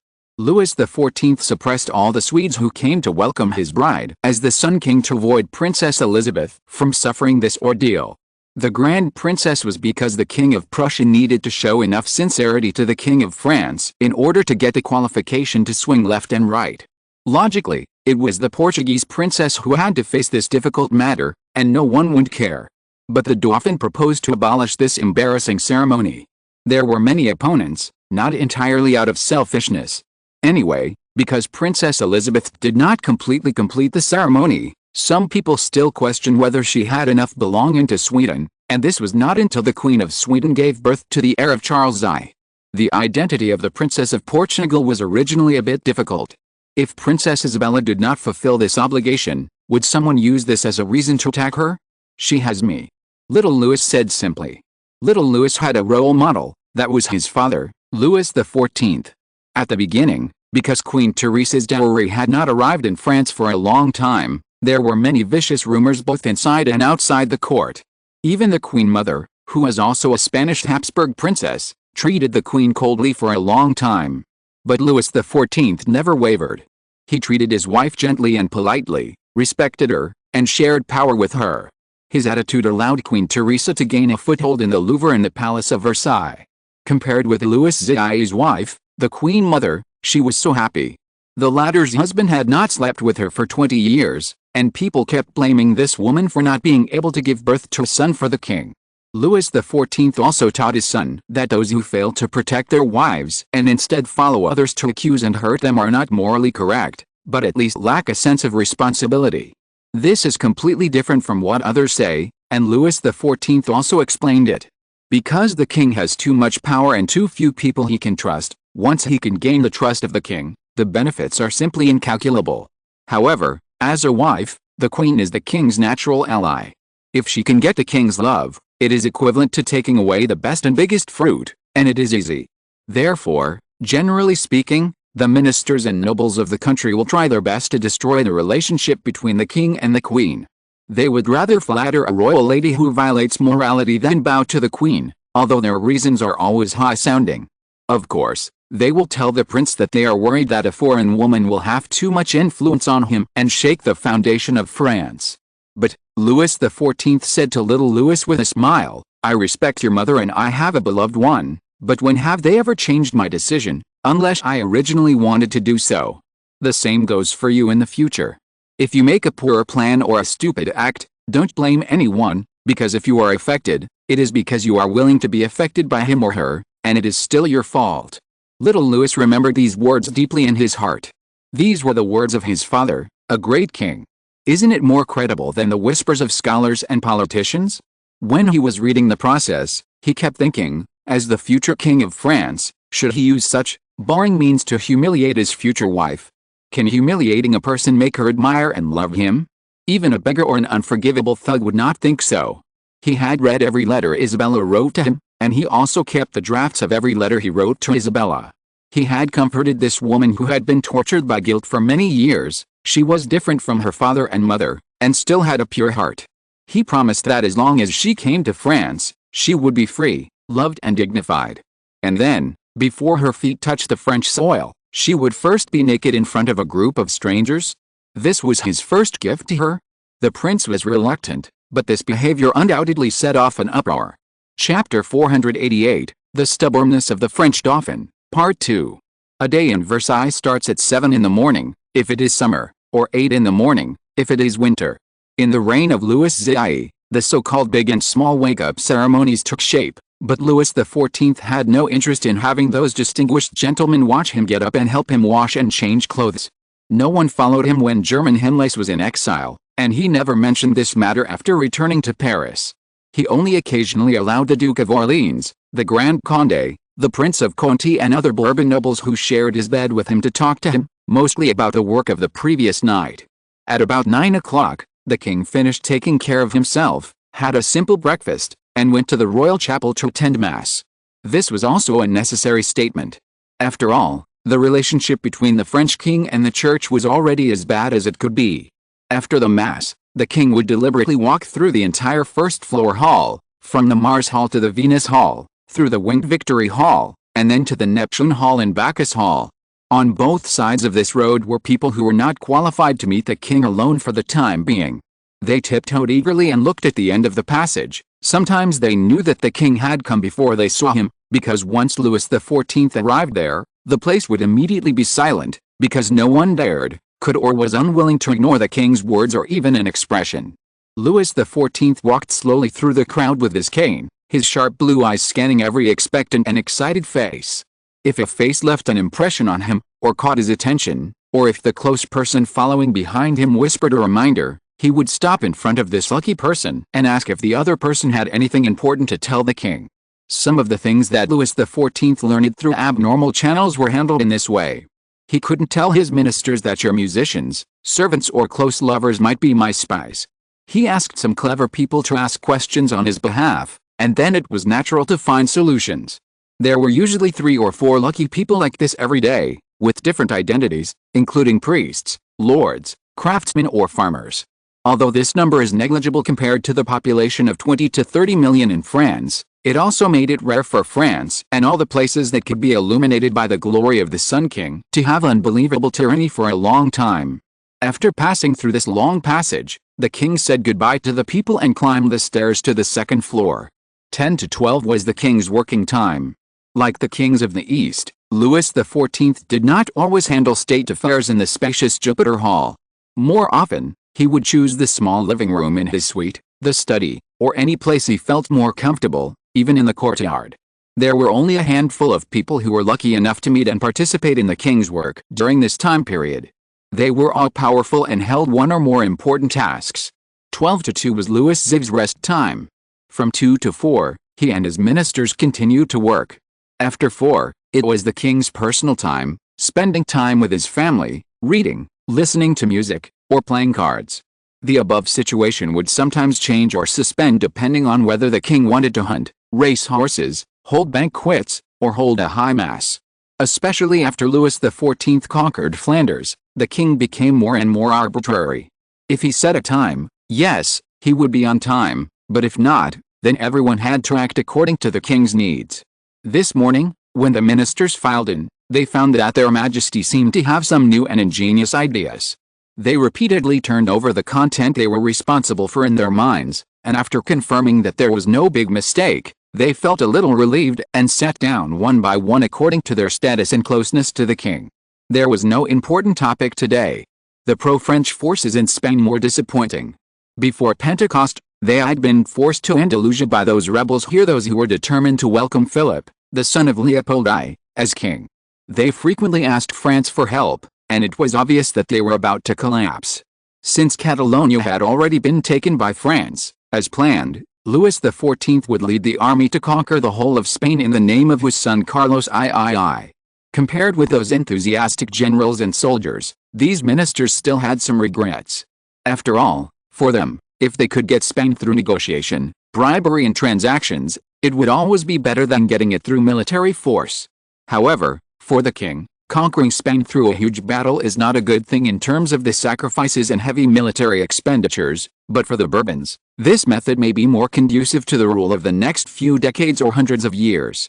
Since it has been decided, it is not the first time that Louis XIV has led the army in person, and now France has a stronger force, more advanced equipment, braver giants, more sufficient supplies and a king who loves to give everything, so there is no need for them to worry. Louis XIV has decided to leave after the wedding of the Crown Prince, and has arranged various matters during this period. Mainly the Crown Prince will act as regent. Of course, the Duke of Orleans, Colbert, Conti and other important officials will still preside over government affairs, but when the king is healthy, the king's brother and the Crown Prince cannot be named regent. If so, it is almost a public statement that they intend to get involved in the throne, which is tantamount to treason. When Louis XIV was dying, the Queen Mother and Bishop Mazarin tried to push the Duke of Orleans to the throne of regent king. The Duke of Orleans was furious and resolutely refused because if he accepted, then even if Louis could recover, the future king would only be Philippe, and Louis would either be imprisoned for life as an unknown person or be exiled to the underworld forever. Louis XIV did not intend to touch the overly tense heartstrings of the ministers. He let the Duke of Orleans participate in political affairs and went to the battlefield, which had attracted countless criticisms. Even now, when seeing the Duke of Orleans appear beside the king, some ministers still have subtle expressions. Therefore, although the prince has reached the age when Louis XIV was in power, he still cannot appear in the political discussion. But today it seemed that the king wanted to establish another exception. He ended the meeting at 11:15 in the morning. When the king stood up, the ministers followed him and left one by one. They saw the little Prince Louis standing nervously outside the door. They thought that the prince had something to say to his father. When they were about to avoid him, they heard Louis XIV say, "Okay, child, this place is yours now." Several ministers couldn't help but change their faces, but before they could say anything, the prince clenched his hat in his hand and walked proudly into the center of the French political center. Bourbon members such as the Duke of Vendôme and the Prince of Conti, as well as several dukes and senior priests also entered with him. At this time, someone couldn't help but say, "Your Majesty." "Ah, don't worry," Louis XIV said with a smile, "it's just that the father is temporarily lending the child a room." Someone else wanted to say something, but someone stopped him and made a gesture, referring to the Duke of Vendôme. Although the Duke of Vendôme was not of a very orthodox origin, it was undeniable that he was now the oldest and most senior member of the Bourbon family. They should believe that the kind-hearted prince would not do anything rude, and they should also believe that the Duke of Vendôme would not let the roots of disaster grow wantonly. The little Prince Louis handed his hat to his attendant and sat down on a chair in front of the desk. Of course, he would not sit behind the desk, as that was the seat of his father and His Majesty the King. But maybe only a few seconds later, he stood up, but soon he sat down again. The Duke of Vendôme smiled. The Dauphin was about the same age as his grandson Joseph. They were classmates and friends at the military academy. He was no stranger to little Louis. It could be said that he, like Louis XIV, was not angry about the Dauphin's actions, and even had some expectations. How would this gentle and amiable, almost a little weak little prince fight the first battle of his life? Little Louis was not a mean person. No, it should be said that he was virtuous, kind, healthy, handsome, thoughtful and intelligent. It was no wonder that people like Philip IV, Charles II, Leopold I were jealous of the issue of succession. You know, sometimes having a son who can bear the legacy of his father is more important and more critical than creating a great cause. But for a king, having a father like Louis XIV, the Sun King, was really too tragic. No star can outshine the sun. If Louis XIV could win the final victory in the War of Spanish Succession without destroying the country, his achievements would not be surpassed by anyone in hundreds or thousands of years, not to mention Louis the Younger. Not to mention, he could not have fought on the battlefield like his father and expanded the territory for France. France now has 1/3 of Europe, and Spain and Poland, which also belong to the Bourbon, have already had people shouting the name Caesar. This time, Leopold I was able to unite so many countries, and even the Church, to prevent the French Bourbon from taking Spain. Wasn't it because he was afraid that the terrible empire would truly appear on this continent again? Therefore, anyone with a discerning eye could see that once the throne of Spain was obtained for the second son Charles, the pace of the golden carriage of France would slow down. During the reign of Louis the Younger, there would be no more outstanding achievements or amazing miracles. Finally, the flattering scholars would find it difficult to start when writing a biography about Louis XIV. But is it really as simple as people see it? How could it be possible? The crown that Louis the Younger will wear on his head may be heavier than any previous king, and his path will be more confusing and unpredictable than any other king.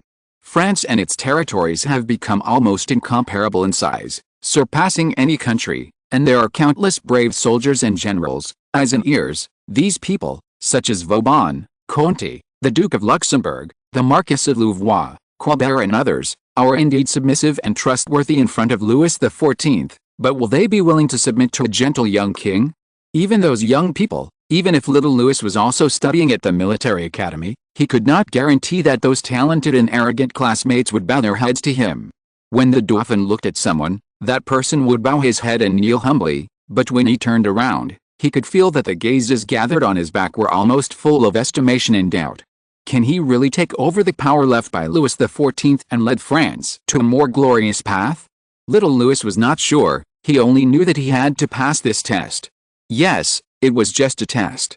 He looked around, all the ministers that his father loved were here, They were waiting quietly, no one urged, no one showed contempt, but this was not because of him, but because of his father.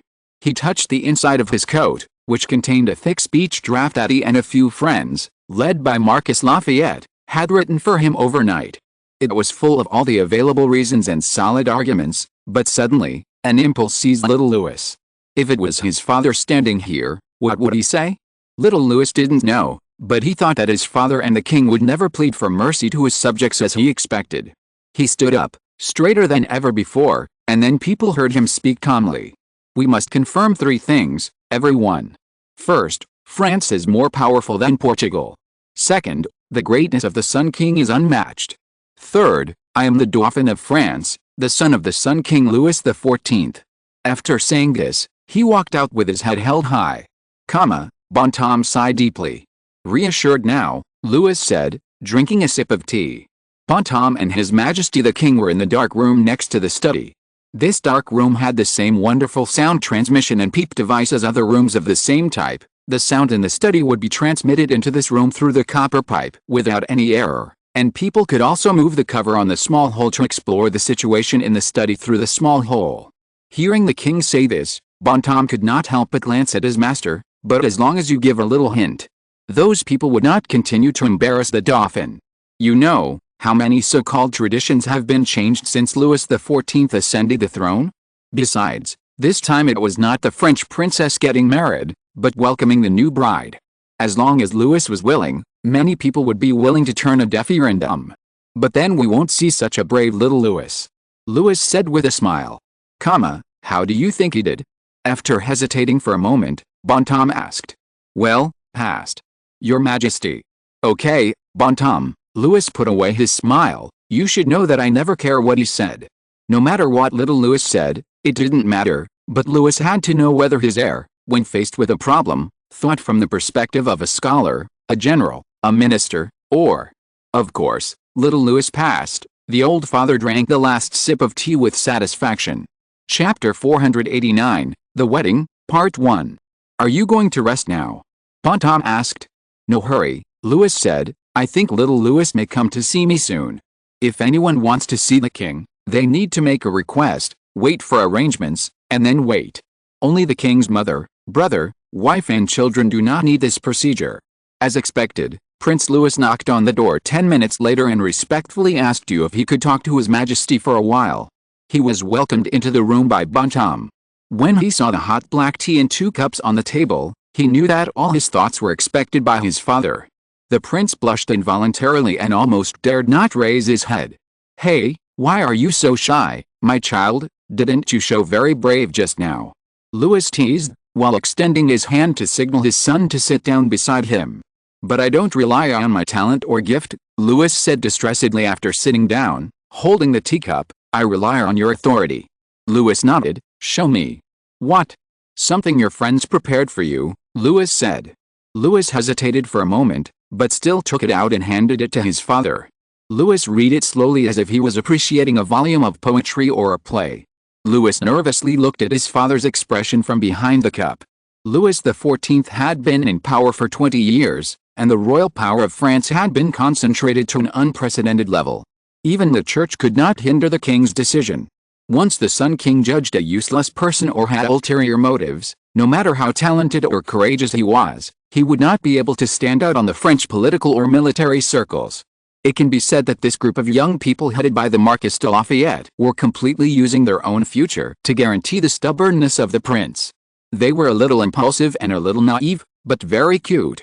Although the speech was very long, it still looked very fast. Louis first gave his son a gentle look to prevent him from being too frightened. You have a group of good friends. Yes, Your Majesty, they are all very good young people. Don't be nervous, Louis said. I can see that they have prepared this speech for you carefully and seriously. These young people cannot get in touch with the deeper inside story for the time being. Because of this, the king can see that they have taken out all the treasures that can be presented to their friends. This is very valuable. He hopes that little Louis can value this rare friendship, but you are useless. Yes, Your Majesty, I am useless. Little Louis replied in a trembling voice. He was facing the invisible pressure exerted by Louis XIV. He had seen countless people kneeling and bowing their heads here, but he had to wait until he experienced it personally to know how terrible it was. This was a fear like Sisyphus in hell. Just the slightest mistake would be shattered. I chose another way. Why? Louis asked calmly, almost turning this question into a narrative sentence. I just thought of you, Father, little Louis said. A very simple math problem, Your Majesty. My teacher told me that you have to deal with hundreds of government affairs and make thousands of decisions a day. He looked up. You will not debate with ministers every time you make a decision, and I am your heir. You should prefer me to think and act in your way. Louis smiled. So this is your decision, child, but you still look a little unhappy because you didn't convince them with your own power. Now let me give you an example, Louis said. If I want you to hunt a lion or a bear for me, will you go? Yes, little Louis answered firmly. If your friend can only give you a dagger, will you borrow a shotgun from me? Yes. There is no difference between the two, Louis said. If I were an ordinary father, you could only borrow a shotgun, but I am the king, so you can borrow my authority. In fact, I am very happy that you can do this, because many rulers are not necessarily stupid people. They can even be called smart people, but they just can't determine their position. This is not surprising. Many people have this delusion, thinking they are perfect. But for a king to compare his legal and literary talents with his ministers, and his military command and combat talents with his generals, is like a knight jumping off his horse to compare with his horse to see who runs faster. This is an extremely ridiculous behavior. Louis said bluntly, you will be a king in the future, my son. You will have a vast and rich country. Your people are as numerous as stars, and the best among them are countless. What you have to do is to select them and place them in suitable positions, rather than competing with them for honor and status, just like competing with horses for bridles and saddles. He took a sip of tea and continued, you have to control them. Always look forward and look back to the original place. You have to make accurate choices and issue clear instructions to drive the chariot of France towards a bright future. Hearing this, little Louis couldn't help showing a look of fear. This is exactly what I am worried about, Father, he said. How can I always make the right decisions like you? I don't always make the right decisions. To the prince's surprise, his father said so confidently, I have made wrong judgments too, son. How is that possible? Little Louis almost jumped up from his chair. He opened his eyes wide, hardly able to believe that the person in front of him was indeed his father, Louis XIV, the Sun King of France.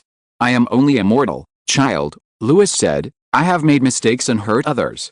However, some mistakes can be undone, but some cannot. He said, this is the second important thing I want to tell you, he whispered. Never forget that you are only a mortal. You will make mistakes. You have weaknesses. You are not perfect. Sometimes you even have to indulge yourself in trampling on the bottom line of law and morality. You have to measure coldly, judge savagely, and make decisions roughly. You have to understand that you are not an omnipotent God. You can only make a choice between danger and greater danger, between cruelty and greater cruelty, between pain and greater pain. Sometimes the boundaries are so small, and the time left for you is so short. Once you make a mistake, your crime may be 100 times more than that of all the criminals in the prison combined. Because no matter how cruel they are, it is impossible for them to cause the death of thousands of people in one decision. How terrible, Your Majesty. It's more terrible than thinking that you are a saint who never makes mistakes, Louis said. If you don't admit that you can make mistakes, you will lose the possibility of correcting your mistakes. He shook his head. I know what you are afraid of, but when you grab all the power in your hands, you will have to bear all the consequences of this power. He shook his son's hand. For example, this time, you took my power in your hands and told them 3 facts, and these 3 facts are what those ministers can't deny no matter what. Yes, child, France is more powerful than Portugal, and I am its master, and you are my heir. You don't need to use those boring rituals to intimidate and humiliate your wife to show your majesty. Yes, that's right, but if your behavior stops here, I will be disappointed. He looked at little Louis. Tell me, what else are you going to do? I will write a secret letter to Isabella. A trace of realization and regret flashed across little Louis' eyes. I will tell her my thoughts right away, before the matter is settled. He suddenly realized his mistake after his father's reminder. I will let her know about this matter immediately. This matter, the one who is most likely to bear the consequences is not me, but her. Father, please help me. Okay, Louis smiled. Before you make up for your mistake, I can ask them to delay the decision on this matter, but if Isabella says no, child, What will you do?" He paused. "That would be a very shameful thing, and after that, any decision you make or words you say will not be so powerful." Little Louis stood there, showing a painful look. "That's my fault too." "Yes, it's your fault," Louis said, "but you may still be able to make up for it, which may be the best thing about this matter." Bontang held a stack of king's bread and watched little Louis hurried away. He looked at Louis. "What did you do?" "Give him a little reminder." Louis reached out for the bread. Bontang moved the silver tray away, and the king's personal attendant showed a look of disapproval. "If it was who I thought it was, you should have reminded him earlier, instead of casually mentioning it at this time and then watching his son make a fool of himself." "If not," Louis said, but did not continue. But Bontang had understood. Little Louis was different from Louis XIV. He had not suffered any hardships. Even his only brother was born after he became an adult and was about to become the king of another country. France was on the road to prosperity. There was no enemy to be feared. His future would be full of flowers and without any filth or obstacles. But is this a good thing? Of course not, especially since he would hold the power that was concentrated to the top during the Louis XIV period. Louis was not worried at all that little Louis would become a tyrant like Nero in the future, but he was worried that he would not be able to withstand the pressure and guilt brought by this power and collapse. Before he became king, he had to admit that he was just a mortal who would make mistakes. A mortal who knows that he will make mistakes can only see whether he has made a mistake when he looks back at the decision he made. Otherwise, he does not even have this concept. How can he make the right judgment? Even Louis XIV himself. It was only after Mary's death that he realized what a big mistake he had made. But at that time, Louis XIV only had his mother and brother who needed his care and concern. Bishop Mazarin and other ministers were also teaching a king. When Louis realized that he was just an ignorant mortal, there was no room for redemption. Bontang put down the tray in silence and asked the king to take a loaf of bread. Through the wizard that only Louis XIV could drive, Princess Isabella, who was preparing to get married in Portugal, received a secret letter sent by Raven the next evening. The secret letter was short, but it also made her heart fluctuate. She certainly knew about this ceremony. She had teachers from Portugal and France around her, as well as older ladies, and her mother also mentioned this test to her tactfully. Perhaps for those ministers, parliamentarians and the king himself, this matter was justified and not worth mentioning, but for the parties involved. Isabella's mother was a princess of Savoy, and she also went through this ordeal when she married in Portugal. Some people may say that these noble princesses are also naked under the gaze of maids when bathing and sleeping. But the same thing can have two completely different feelings under the drive of malice and goodwill. Even if there are no male officials in the ceremony, only female officials and maids. But the funny thing is that these maids and female officials from the man's country are likely to become the king's royal wives in the future. There are few kings like Louis XIV, and even fewer royal wives like the former Madame Lavalier. No one knows what kind of jealousy and hatred these young women hide under their harsh gazes when they surround the future queen. Sometimes, before the queen arrives at the church, all kinds of secrets about her body will spread throughout the court and everyone will know about it. If the other party is a little more vicious, even ordinary people will chew on the queen's privacy repeatedly. Those ladies in waiting who were trying hard to climb up the ladder would also use the queen's physical weaknesses as a weapon to attack the king. No one could be the flawless Virgin Mary, and even the slightest flaws would be exaggerated again and again by them, in order to rouse the king's disgust with his wife. Princess Isabella would certainly not be happy to face such a dilemma, but Prince Louis also wrote honestly that if she had not gone through this ceremony, as the first person to taste the forbidden fruit, she might have to face a lot of criticism about this matter in the Palace of Versailles. As a queen from Portugal, she had to bear enough pressure. He didn't know whether this matter would eventually become the last straw that broke her back. He apologized to her and said that he had not considered the impact of this matter on her for a while, or that he wishfully thought that this was beneficial to her, and he felt regretful, but he assured her that any decision Isabella made would be fully supported by him. Princess Isabella did not think for long before she wrote a letter back to the Dauphin of France, her future husband. Chapter 490, The Wedding, Part 2. This is what happened. Little Louis said to the three most prominent women in the Palace of Versailles, the Queen Mother, the Queen and the Duchess of Montpensier, while holding the letter from Princess Isabella. As for Madame de Montespan, Although she could also take on some of the work related to the wedding and was very comfortable among the nobles and officials, she was not qualified to know or be involved in such matters. Isabella wrote me back, little Louis said, she has made a decision, she hopes to cancel the changing ceremony if something unpleasant happens in the future. She said that since she was born, everything she has encountered has been like a test or torture. People who have walked through purgatory will not be afraid of the burning coals. She is also stronger than any noble lady around her, and she dares to face any challenge. She thanks me for my tolerance and is willing to accept this gift. He took a deep breath, and willing to accept all the rewards that come with it. As soon as he finished speaking, the room was silent for a few seconds. While the crown prince was uneasy, the queen mother, whose white hair was piled high and decorated with roses and diamonds, glanced at the duchess in confusion, then turned to the queen and said, "Purgatory? Oh my God, who knows what that child has encountered? She is a princess of Portugal, right? Probably what I have experienced," Queen Teresa said. The queen mother became kind to the queen as she grew older, especially after Queen Teresa gave birth to Prince Charles.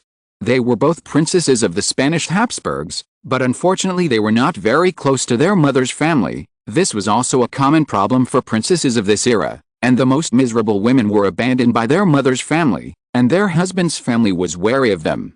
But when they thought that their grandchildren and sons would be able to inherit the family and country that had abandoned them because they inherited their mother's bloodline, the two Habsburg princesses could not tell how happy they were. In addition, with the support of Louis XIV, from the queen mother, the queen to the duchess, they all had their own careers, so they did not care whether to cancel the humiliating changing ceremony. They were already very satisfied and did not need to rely on oppressing another woman to comfort themselves. "Have those stubborn men agreed?" asked the Duchess of Montpensier. She had more contact with people outside the palace and had seen too many men's hypocritical actions. My God, men always said that women could not do what they could do. To her, men were indeed one step ahead of women. At least they could do everything that they said women could do, except getting pregnant and having children. They were more efficient than each other in doing it, and they even boasted about it shamelessly as an achievement. They agreed, said the Dauphin, but not completely. This was another lesson that Louis XIV taught his son. It turned out that even if it was the king's will, if the ministers had their own ideas, they might not carry it out without any discount. The degree of concession depended on the king's authority. They agreed to let Isabella change her clothes alone in the room. "That's good," said the queen. "I think this proposal is more suitable for the current situation." Duchess of Montpensier said, "Who proposed this? You can pay attention to it." "Marquis Lafayette." The prince said, "But I heard that this was his mother's suggestion." "I think so too." Duchess of Montpensier nodded. "You are just a bunch of reckless boys, and those cunning guys will only wait to see your jokes." She had no idea that this sentence also scolded His Majesty the King. The Queen Mother also nodded. "This suggestion is indeed very good. In this way, no one will attack the Queen for being attached to her motherland and refusing to become a Frenchman in the future. Even if Princess Isabella said that she was willing to accept such consequences, what's wrong with reducing some handles? After all, she is the wife of the future King of France." After the small wave subsided, the wedding of the French prince and the Portuguese princess was finally able to continue.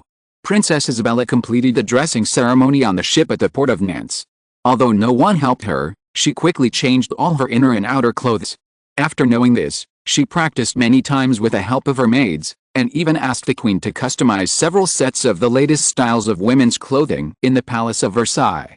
According to etiquette, after Princess Isabella finished changing her clothes, the French envoy would come forward first, hold her hand and lead her to the French side. The Portuguese in the room had to watch the princess and step back until they left the room. All things belonging to Portugal, as mentioned before, could not be left on Isabella, including her maids and ladies-in-waiting. However, after she and the crown prince completed the wedding ceremony, or waited for a while, if she wanted, these maids could also come to the Palace of Versailles to continue serving her. Princess Isabella had little attachment to these maids and ladies-in-waiting. After the marriage was settled, these maids who were either keen on pursuing their father, Peter II, or flirting in front of dignitaries, and who either ignored or treated the princess with contempt, finally began to warm up to her. The queen reminded Isabella that these women might beg her to take them to the Palace of Versailles. Who wouldn't want to go to the Palace of Versailles? It was a palace of gold and ivory, with diamonds dotted on the dark brown sandalwood floor like dew. There was the godlike son King Louis XIV, the amorous Duke of Orleans, and the little Prince Louis, who was handsome and strong, gentle and open-minded. He was also a real prince, and he would inherit an extremely large and rich country in the future. These maids were not naive enough to want to become queens, but they were willing to become lovers of the king, the prince's brother, or the prince. Just look at the 3 royal wives of Louis XIV to know how generous Bourbon was to his lovers. Mrs. Mancini's son was about to become the King of Naples, Mrs. Lavaliere's son was already the Duke of Harlequin, and although Mrs. Montespan's son was granted the title of Montreal, no one could say that it was just a desolate and barren enclave, since the king's explorers and prospectors discovered gold and iron mines there, as well as endless white pine, red pine, hemlock and oak. You know, in France, all titles come with land, and they don't have much ambition. As long as they have a fiefdom, it doesn't matter if it's small. But Isabella didn't want to. She wanted to remember the fat hand that fell on her head forever, that she didn't die in the neglect of her nurse, that she didn't live a lonely life in the monastery, and that even on her tombstone there was only a name belonging to none. This was all because a good man saved her from a tragic fate with his life. He could have lived for several years, more than 10 years, or even longer. Seeing his hypocritical brother looking at the throne so close and in agony, he rejected his mother and the archbishop, but did not reject a 5-year-old child. He knew that as long as he was still the king, in just a few months, France might not continue to delay. Portugal, a country that had just gained independence from Spain, was not qualified to make the French crown prince wait. This marriage would die during the negotiation, and what awaited Isabella was a living grave. He should have hated this child who represented shame and betrayal to him. Even Pedro was unwilling to acknowledge this daughter with an ambiguous date of birth. She was not even a boy. But Alfonso VI still gave her a little light, a very small light, and the last bit of property that the unfortunate king had. If, Isabella thought, she could be happy in the future, she would not be grateful to her father Pedro II, nor to her mother, the daughter of the Duke of Savoy, but only to Alfonso VI, her uncle and her father in heaven. The farther away from Portugal, the more she expected and the happier she was. For the French delegation, the princess was unexpectedly cheerful, healthy, and full of vitality, which was really great. Although compared with her future husband, this princess with dark brown curly hair and fair skin was still inferior. She was also beautiful and amiable, especially her eyes, which were very moving, but I didn't know what the tears contained in them meant. Marquis Lafayette, one of the guards, carefully looked at Princess Isabella from the corner of his eye. He was not interested in what other people were keen on, whether the princess was docile and suitable for having children. He cared about the princess's inner qualities. Judging from the constant correspondence between the crown prince and her, it was probably impossible for her to be docile. It was not certain that a daughter who was so rebellious to her father would suddenly become a wife who accepted everything. He could not help but worry about the crown prince for a few minutes, and then he also noticed with some perceptive people that the princess did not seem to have any deep feelings for Portugal. This was a good thing for France, but they also doubted whether this noble lady was too heartless. What the French thought was not within Isabella's consideration. Anyone who had read history books and newspapers knew that a foreign princess would face countless doubts and difficulties after becoming the queen of her country, but judging from the letters that the Crown Prince Louis wrote to her, Isabella felt that she could still give it a try. After all, the Crown Prince had such a father. Even if things eventually developed to a point that none of them wanted to see, she could still have her own career and income like the Duchess of Montpensier, and still be respected and loved by the French, without having to rely entirely on the favor of her husband and the king. However, this idea almost disappeared when she set foot on the road to Versailles. She simply couldn't believe that there was a country whose people would support and admire their royal family so much. When the carriage to welcome the bride came, the flat light gray road was dotted with black marks, not the annoying feces or mud, but the wine that the people poured on the road, which was sprinkled with spices and petals. Princess Isabella couldn't help but open the window and smell the rich fragrance carried in the breeze. Whether it was day or night, there were crowds of people in gorgeous costumes escorting the procession on both sides of the road. When they saw Princess Isabella, they cheered in unison and sang "Long live the King, long live France." They brought all kinds of gifts, from simple wood carvings to expensive silver plates, and vying to present them to the crown princess. Some people also sent their daughters and sons, and let those ruddy-cheeked children with shining eyes serve them. Of course, these special gifts were politely declined. In addition to the smell of wine, spices and flowers, the air sometimes smelled the aroma of roasted meat. According to the envoys from Versailles, this was because the rich people or officials in the cities they passed through bought bulls, deer or pigs, roasted them and distributed them to the poor so that they could enjoy themselves. In the streets of the city, the street lights were not turned off even during the day, and the lampposts and the pillars of the porch were wrapped with colorful cloth and decorated with flowers. Wherever they stayed, they were decorated beautifully and comfortably. The water pipes here were all warm water of suitable temperature, not cold or boiling water. This was something that the Sintra Palace in Portugal had not yet achieved. The countless kinds of care creams, ointments and powders made Princess Isabella dazzled, and there was also a piece of jewelry delivered to her every day. Although the crown prince could not come to greet her, he could let his gifts tell his future wife that he was always paying attention to her. The actions of the Dauphin also made Princess Isabella's French maids restrain their thoughts. If there are 1,000 noble ladies in the Palace of Versailles who hope to become the royal wife of the Sun King, then there are at least 100 who want to try their luck with the Dauphin. But now it seems that the time has not come yet, and they have to wait, hopefully not too long. Isabella deliberately did not guess the darkness hidden behind those submissive gestures. She swore to herself that if she wanted to grasp happiness, she must do her best. She would not waste time and energy on groundless suspicion. This also attracted the favor of the delegation. For the gentlemen, they had enough of suspicious, hysterical, and unreasonable wives. Don't let them have such a queen again. This is the saying. A minister said to Princess Isabella, "It's beautiful." "Yes, it's very beautiful," Princess Isabella said. The Rhine River at night was not clear and beautiful, but the black mirror-like river surface reflected the lights of the ships and the fireworks that kept rising into the sky. The latter rose and fell, like a colorful bridge of light on the river, which made people unable to look away. What surprised everyone even more was that the fireworks formed Isabella's name at the end, and then a crown. Now, not only French women, but even French men began to feel jealous. Chapter 491 The King's Third Personal Expedition, 2. Princess Isabella will find that she will feel little hostility in the Palace of Versailles. No, no, no, it is not because the respect of the Dauphin for her makes these dignitaries feel jealous. Before Louis XIV passed away or lost his authority, no one would care too much about the Dauphin. This is an eternal tradition in law. It is mainly because at this moment in the Palace of Versailles, both men and women are very busy. The men are busy with Louis XIV's third personal expedition, and the women are busy saying goodbye and checking the account books. In Paris and Versailles, women may have the highest education rate.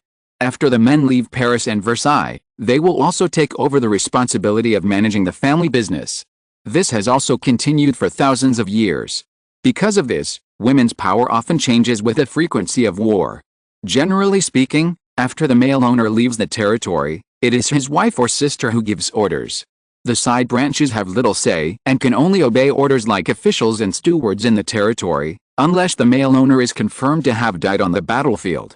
In that case, the distinguished hostess would immediately become a valuable thing tied to the territory. It all depends on whether the future heir is willing to take her over for her surname and dowry, otherwise she can only enter the monastery. The situation of the men who are qualified to enter or live in the Palace of Versailles is even more complicated. Even the Duke of Vendôme, who needs to be supported by others to walk around, wants to go to Spain with the king, not to mention others.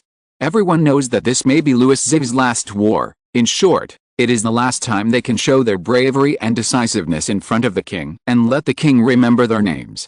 Whether young, old, smart, dull, strong, weak, they rushed to bribe those who could influence the king, hoping that they could be one of the 5,000 people accompanying the army. Madame de Montespan was the first to bear the brunt of the attention and attention. The constant attention and courtesy made the royal lady feel much better because one of the king's sons was about to become the king of Spain. At the banquet welcoming the Dauphin, she was the focus of the scene as always. She was wearing a crimson satin dress, the color of which was like coagulated blood, and several circles of pearl necklaces were wrapped around her neck. In the middle of the necklace was a ruby set on a gold base, hanging down to the center of her chest. She was a witch, so she could maintain her youth for a long time. Some people in the court had discussed and questioned her, but as long as the king didn't say anything, no one would bother to do anything. To be honest, Madame Montespan really wanted to embarrass the new bride.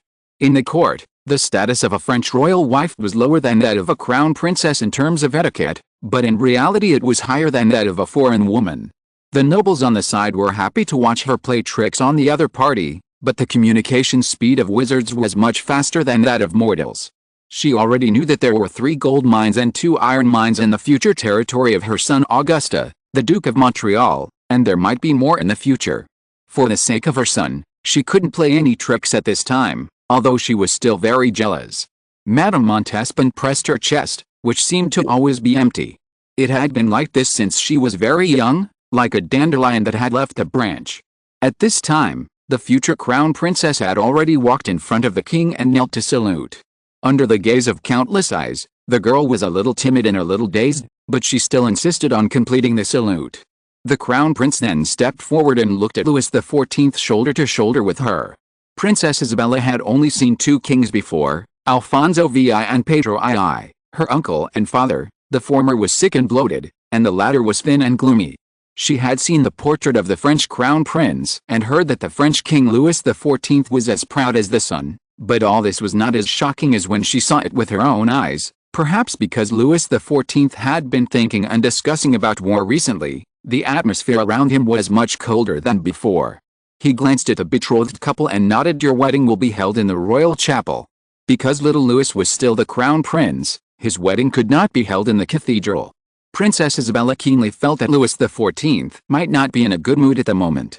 Remember the bet between Louis XIV and the Duke of Vendôme?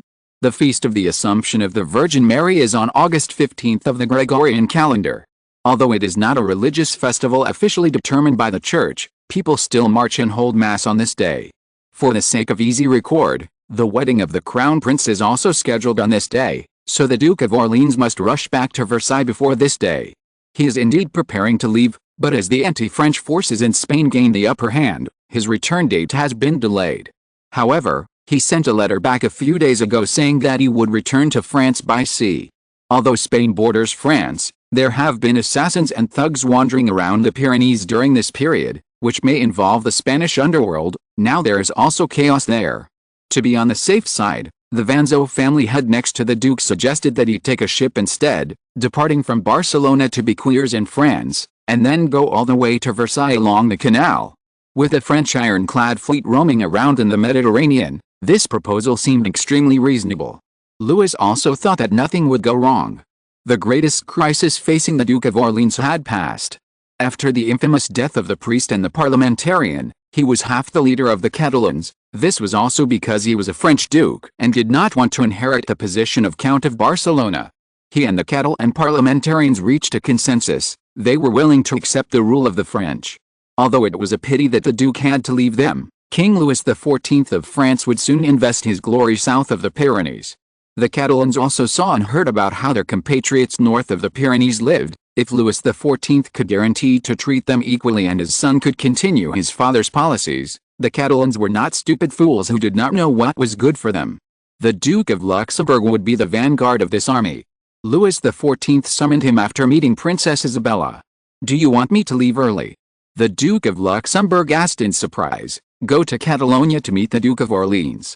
He hesitated for a moment. "It's not that I don't want to, Your Majesty, but wouldn't it be smoother and safer for the Duke to come back by sea? I just have a feeling." Louis said, "I hope to see my brother as soon as possible, but if so, Duke, you probably won't be able to attend the wedding of the Crown Prince," he said with a little apology. "I am a soldier. War attracts me more than weddings," the Duke of Luxembourg said, but he immediately realized that he had said the wrong thing. That is, a king like Louis XIV would not care. Louis waved his hand, then let it be. The Duke bowed and walked out. Barcelona port. "Won't you wait any longer?" Francisco asked. He was also a Tamarite, but unlike the previous Tamarite councillors, although he was a noble, he was also a young man with blood still flowing in his veins. Like many Catalans, he longed for a wise new monarch. When the Tamarite councillors planned to keep the Duke of Orleans and make him the Count of Barcelona, he also agreed. But the councillors and the priests were killed one after another, and for such dishonorable reasons, which made the young people around the Duke of Orleans feel extremely disappointed and ashamed. They were also warriors who were willing to give everything for Catalonia. They might also encounter what Gemma's father, brother, and even her fiancé suffered. Torture and death were nothing to these warriors of noble character, but when they thought about being insulted after their death, and that the daughters and wives they swore to protect not only did not receive the preferential treatment they deserved, but became prostitutes and slaves, even they couldn't help but tremble all over.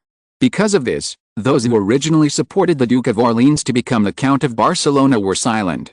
They could not shamelessly ask the Duke to stay. He was French, but he had done a lot for the Catalans. They could not give the Duke anything. Not to mention the title of Count of Barcelona and Catalonia, the Duke was a noble and holy man. His feelings for his brother far outweighed the power and money that were sought after by people like Tamarite. It was really sad to see such a noble, brave and good man like the legendary knight leave. At the same time, they were also a little confused about the future. The future Lord of Spain was just a child. Catalonia and the whole of Spain would be managed by the governor appointed by the king until Carlos III could rule the country. In the past 10 or even 20 years, would the governor indulge the soldiers to steal, humiliate, and even kill like the previous Spanish governor or the former Grand Conde? Would they be burdened with heavy taxes again, or have their property confiscated and be forced to serve? After all, anyone with a discerning eye can see that this war of succession to the throne may last for several years. The glory of Louis XIV can certainly shine on the French, but they are not French. But my brother, His Majesty the King, has been planning to push French policies further and wider. The Duke of Orleans pulled his cloak. At the seaside, the morning mist still brought coolness. You should have read newspapers and books, or you can go to Flanders or even the Netherlands to see with your own eyes, to see those ordinary people, the Duke said. Look at their lives, and then look at yours, or ask about their past. I can't say that everything is perfect, but everything is definitely going to a better place. Better. Another Catalan who came to see her off asked. He was the one who gave Gemma the dagger for self-defense. Did the King of France say what the future would be like? He wanted to hold back his harshness to those kings but failed. There are always people who give us this or that promise. Maybe, when we go to heaven, everything will be fine. The Duke smiled and didn't mind the boy's rudeness. He looked up at the gray sky thoughtfully. If I have to say something, my brother did tell me something. He said that if possible, he hopes that there will be no war for at least 100 years, and that all capable people can get a job, with enough income to support a family with 3 or 4 children. Every family should have a beautiful and clean house, with a chicken stewed in a pot in the kitchen. On festival days, everyone can wear bright new clothes, parade in the streets, sing and dance, and if they want, they can also take a carriage or boat to other places. All underage children must go to school, no matter if they are nobles or commoners, no matter if their father is rich or poor, no matter if they are boys or girls. Everyone. Everyone, except those who have committed crimes, said the Duke. This is heaven, right? Said the man who had shown Gemma some kindness. Perhaps because Gemma was eventually executed, he was full of resentment, but he had nowhere to vent. But when he heard the Duke say this, even if his tongue was full of venom, he couldn't say anything sharp. How could there be such a world? In this era when kings still regarded war as merit, glory and power, the common people were like wheat in the fields. The lords and kings ruthlessly harvested and squeezed them again and again, feeding their soldiers and horses. Few of the upper class cared about them. No, it should be said that they could not see the people who were forced to crawl at their feet. Well, so, the Duke whispered, as if he was afraid of alarming something, we can only move forward step by step. Even if we may never see it, our descendants will definitely see it. Then there must be a good king, said the young Francisco, and his descendants must also be good kings. This kind of thing cannot be achieved overnight. Who knows? The Duke smiled brightly. Maybe there will be no king in the future. That's absolutely impossible. Another person said firmly, more decisively than before. This is also an era where even if there is no king, no heir, nobles and ministers, there are still millions and tens of millions of people who still have to invite a noble royal member from other countries to be king. Fate is always so unpredictable, none of us can guess what the future will be like. The Duke raised his hat and put it on his head, but everyone, I can say this, if His Majesty the King grants permission, I will ask him to return to Catalonia. Several Catalans immediately showed joy. But I have to go now, I have to go back to Versailles to attend my nephew's wedding. Chapter 492 The King's Third Personal Expedition, 2. The Duke of Luxembourg was destined not to meet the Duke of Orleans. Although there were wizards' ravens that could be used, ravens, like all birds, could fly at night, but their flying speed could not exceed people's common sense. There were also wizards who told Louis XIV that in ancient alchemy there were mirrors that allowed people to communicate freely, but this mirror was like the mirror in fairy tales. Both parties had to be wizards, and one party could not be immortal. There was another method that Mary had shown to the king. The wizard could use the eyes of the raven to project what it saw into a crystal ball, and mortals could also watch from the side, but this method could be said to be a condescending supervision and peeping.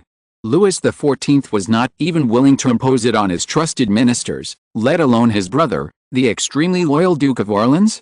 Moreover, when the Duke of Orleans arrived in Catalonia, those cattle and nobles might not be without one or two credible priests. Given the inseparable and subtle connection between priests and wizards, if they found that there was a pair of eyes watching them non-stop, would they think it was a conspiracy? Prince Theodoric also promised that the cat he gave to the king could convey some strong emotional messages. If the Duke was attacked, the cat could at least take him away and tell him where they were. Because the Duke of Orleans was cautious enough in politics and on the battlefield, he was probably the only one who would not be stung or dazzled by the light of the Sun King when he was with his brother. He and his brother agreed to return to Versailles by sea, so that he could witness his nephew's wedding before the feast of the Assumption of the Virgin Mary. But he did not leave at the agreed time, but one day earlier. This was because the ship the Duke was going to take arrived in Barcelona 2 days in advance. According to the captain, they encountered Ottoman Turkish pirates when they were near the Gulf of Tunisia. Like the British, the Ottoman Turkish Navy also used pirates and sailors as the main force or vanguard. These merchants were not robbed because they happened to change new ships and escaped quickly. Therefore, they did not go to Malta according to the scheduled route, but returned directly to Barcelona. Another nephew of the Duke of Orleans was in Naples. Hearing what the merchant said, he immediately asked him to tell him more about the pirates. In addition, he was eager to return home, so he changed the scheduled departure date from August 1st to July 31st. As the Duke put the cat in his pocket and boarded the three-masted ship with his servants, a black raven spread its wings and flew over the mountains and flew into Barcelona. But it couldn't find its owner. The wizard had already boarded the ship with the Duke. The raven called twice at the window and paced a few steps anxiously. When it was about to fly up again to find its owner, the window suddenly opened, and a hand stretched out from the darkness, accurately grasped the raven's neck, and with a force, the poor bird tilted its head and died. "The wizards will find it," a voice said. "What if they find it?" "They have already set sail," the owner of the hand said. The ship that the Duke of Orleans was on was called the Escudo. It was simple and straightforward. The Spanish gold coin was called the escudo, and for a long time, it was circulated everywhere as the common currency in Europe. It was not until Louis XIV moved the world financial center of the Netherlands to Paris that it was gradually replaced by the Louis d'Or. The escudo was a handsome three-masted galley with sails towering into the sky and as white as snow. Because it was a new ship, it exuded a moving aroma of wood and gum everywhere. The sailors were all capable, and the captain was experienced and a Frenchman. There was nothing wrong with him in any way. They respectfully welcomed the Duke and his party on board and placed the Duke in the best cabin, which is often called the stern room. This is a large room that can accommodate dozens of people and can be divided into bedrooms and living rooms. However, although the windows are open for ventilation and spices are burning, there seems to be a lingering smell of tobacco, alcohol and grease. This is because the stern room usually belongs to the captain, but during the day, it will be used as a restaurant. Even if not everyone is qualified to dine here, there are several batches of people coming and going, and the smell of tobacco, rum and bacon is the easiest to penetrate wood. The Duke didn't care about this. On the battlefield, he slept in tents, woods and swamps, and saw mud melted by blood and flesh. What does a little tobacco smell mean? He stared at the decorations on the wall panels with interest. The Escudo is not a pirate ship, but there must be weapons such as machetes and pistols hanging on the wall panels in the captain's room. Can these weapons be used? The Duke asked. The captain glanced at the musket and said, "A dagger is fine, a knife is fine, but sir, the musket is old-fashioned and cannot be fired immediately. The flint, gunpowder, and bullets are all in the drawer below." If it were someone else, he would not say it. The reason why he only hung the old-fashioned musket was to avoid his sailors having sharp weapons at hand when they had a conflict with him here. The Duke nodded and said, "Although the ancient things may not be useful, they look beautiful." The captain hesitated for a moment, not knowing whether he should take off the ivory-handled pistol and give it to the Duke. But who is this person? The richest and most powerful man in France. Except for the king, everyone has to bow to him. Will he be interested in such a worthless, to the Duke, gadget? Maybe it will be regarded as a humiliation. In a moment of hesitation, the Duke has already walked inside. A wooden door inlaid with iron bars separated the inner and outer areas. The captain's room has always been the place that most easily arouses people's imagination. In later generations, some old hotels still call the best rooms the captain's room. However, unlike what people imagine, any cabin, especially this kind of sea ship, cannot have too many burdens and decorations, because when a storm comes, anything that is not fixed in the room will become a deadly bullet and knife. Therefore, in this small cabin, there is only a small single bed, a hammock, and a wooden barrel, used for defecation at night, which is the captain's privilege. Ordinary crew members can only go to the bow, where there will be a pointed mouth extending to place the figurehead and use it as a public toilet. There is a part of the deck there that is an empty grill, ropes are hung on it, and novices often fall into the sea because they fail to grab the ropes when they run up to solve personal problems in a daze. The captain does not need to worry about this, someone will come to deal with it in the wooden barrel for him, even if he gives the room to the Duke. There was also a candlestick fixed to the bulkhead next to the small bed, with a candle fixed on it. The crew's cabin used kerosene lamps that could be overturned and broken at any time. It was obviously not very safe, but it was cheap. The captain also pushed open a small box under the small bed like a trick, and took out flint, tinder, rum, dried dates, dried meat and other things from it. "Don't you use matches?" the Duke asked. "No," the captain said, "that's good, but it gets wet too easily."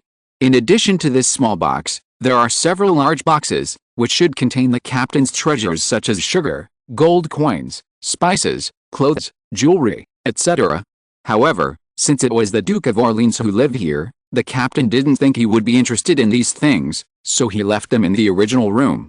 Now there are several boxes piled on top of these boxes, which contain the Duke's clothes, cosmetics and weapons.